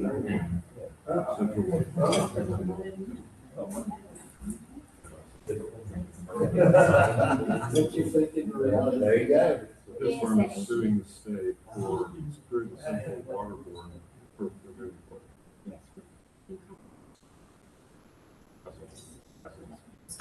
That's. Well, I had heard of the conflict with water board. I didn't make the connection from now that it was directly with fluoride, which is like contrary. That makes sense. So I just wanted that clear. Did she get my tape? What? Here, yeah. I wouldn't tell them to do that, but I'm just curious if, is this the actual one of the cases?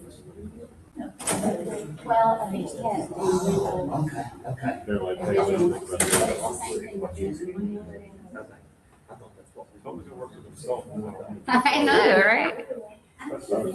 Yeah, but the thing that got me was the other part with the fluoride.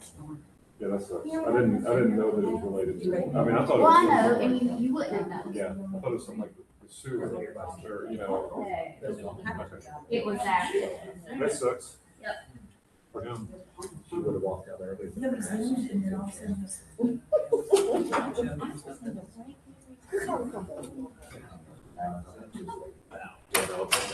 I don't even need bread.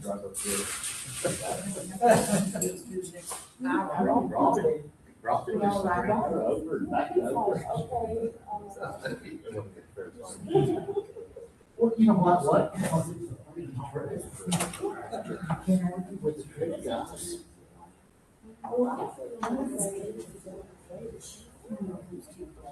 She's available. I know. No,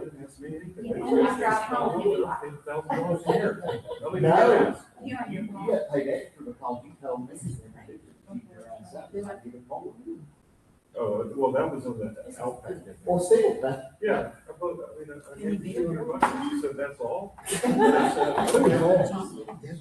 Oh, I know, don't tell me nothing about it. Yeah. I know. Hey, ho, that ain't nothing new. This dude, I don't know that well, but I do now. You know what? I've known John Bishop for years. I've got great respect. Yeah, me too. And I'm on the end of the conversation, but I know exactly like this. Well, yes, you do. Y'all notice that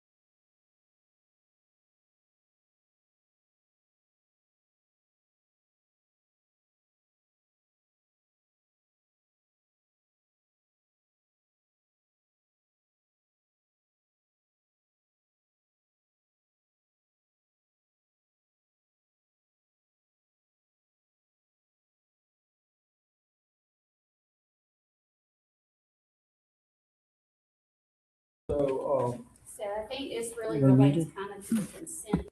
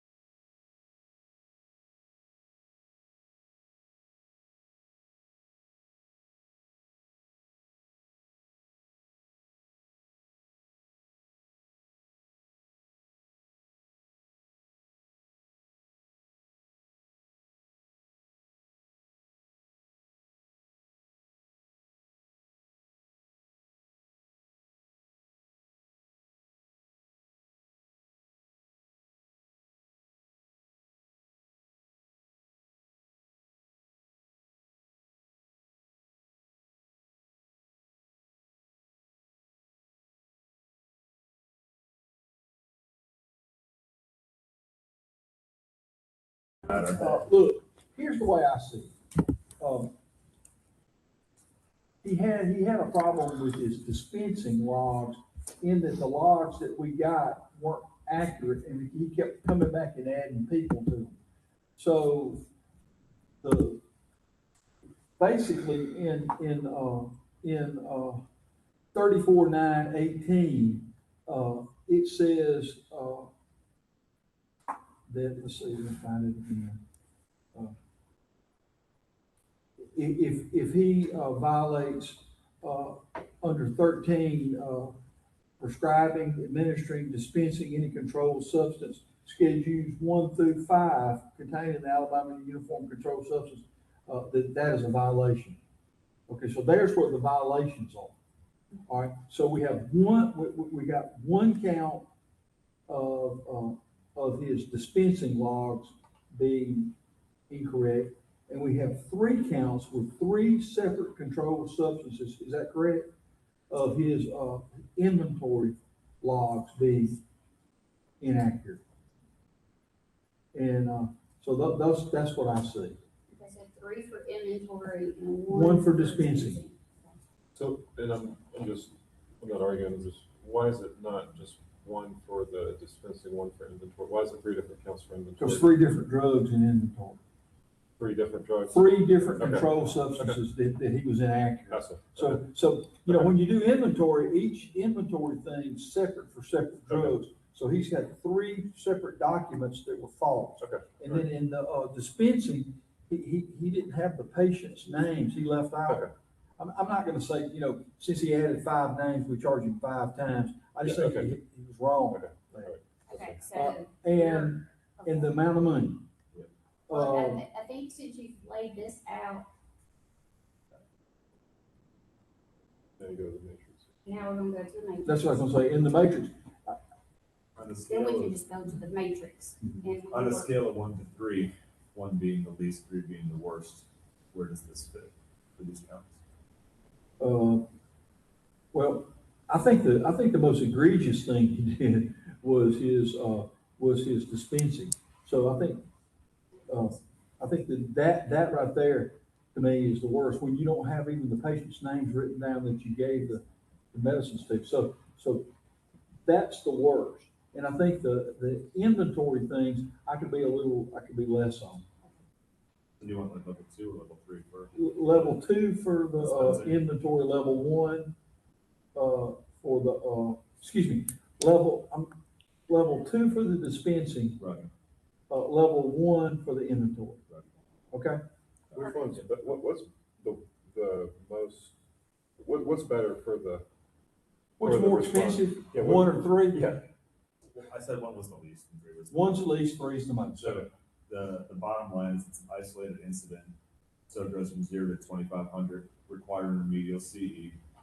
And then the next one, level 2, is up to $4,000, which you're going to put the license on probation, restriction, and reprimand with multiple careless incidences involving the CS permit. So you're already baking in here that you're going to put this guy on probation. Right, and we're also going to require CE on dispensing and inventory, which is I think that's part of the matrix. Okay. All So right. it's like a burn. So this is my recommendation. Do I hear a motion? Motion. And a second? Second. Okay, all in favor? P-Check, yes. Great, yes. White, yes. Moore, yes. Harry, yes. Okay. I Pair abstain. abstains, One abstain. and I abstain. And Talbot's not And here. Talbot's not available. So we got that down. So we can do a settlement agreement and then a consent order. This is also subsuming the fact that he's got to go to an evaluation too. And Right. A board-approved facility. Right. Perfect. Well, we just have, you know, we've always made it when people have controlled substance things and they have multiple controlled substance irregularities, we make them big check to make sure there's not something else there. All right. Anything else to come before the board? Oh yeah, we have heard it all. Motion to adjourn? I make a motion to adjourn. Motion to adjourn, second? P-Check, yes. All in favor? Yes. See you here next one. Here. Be here. Same Same station. place, different time. We'll be in a different spot. I mean, same time, different place. Thank y'all very much. Thank you, thanks for dinner. Oh, glad you enjoyed Yeah, I it. appreciate it, Mark. Yeah, that was fun.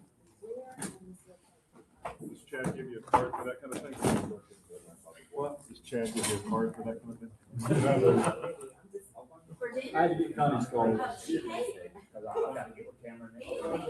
I had to get Connie's card. Hey Shannon, we don't need the big box. No, just the smaller box. After I pay my taxes, she was there next week. Text my husband and put the phone on. You know where he is, so I can get a ride home. I know, right?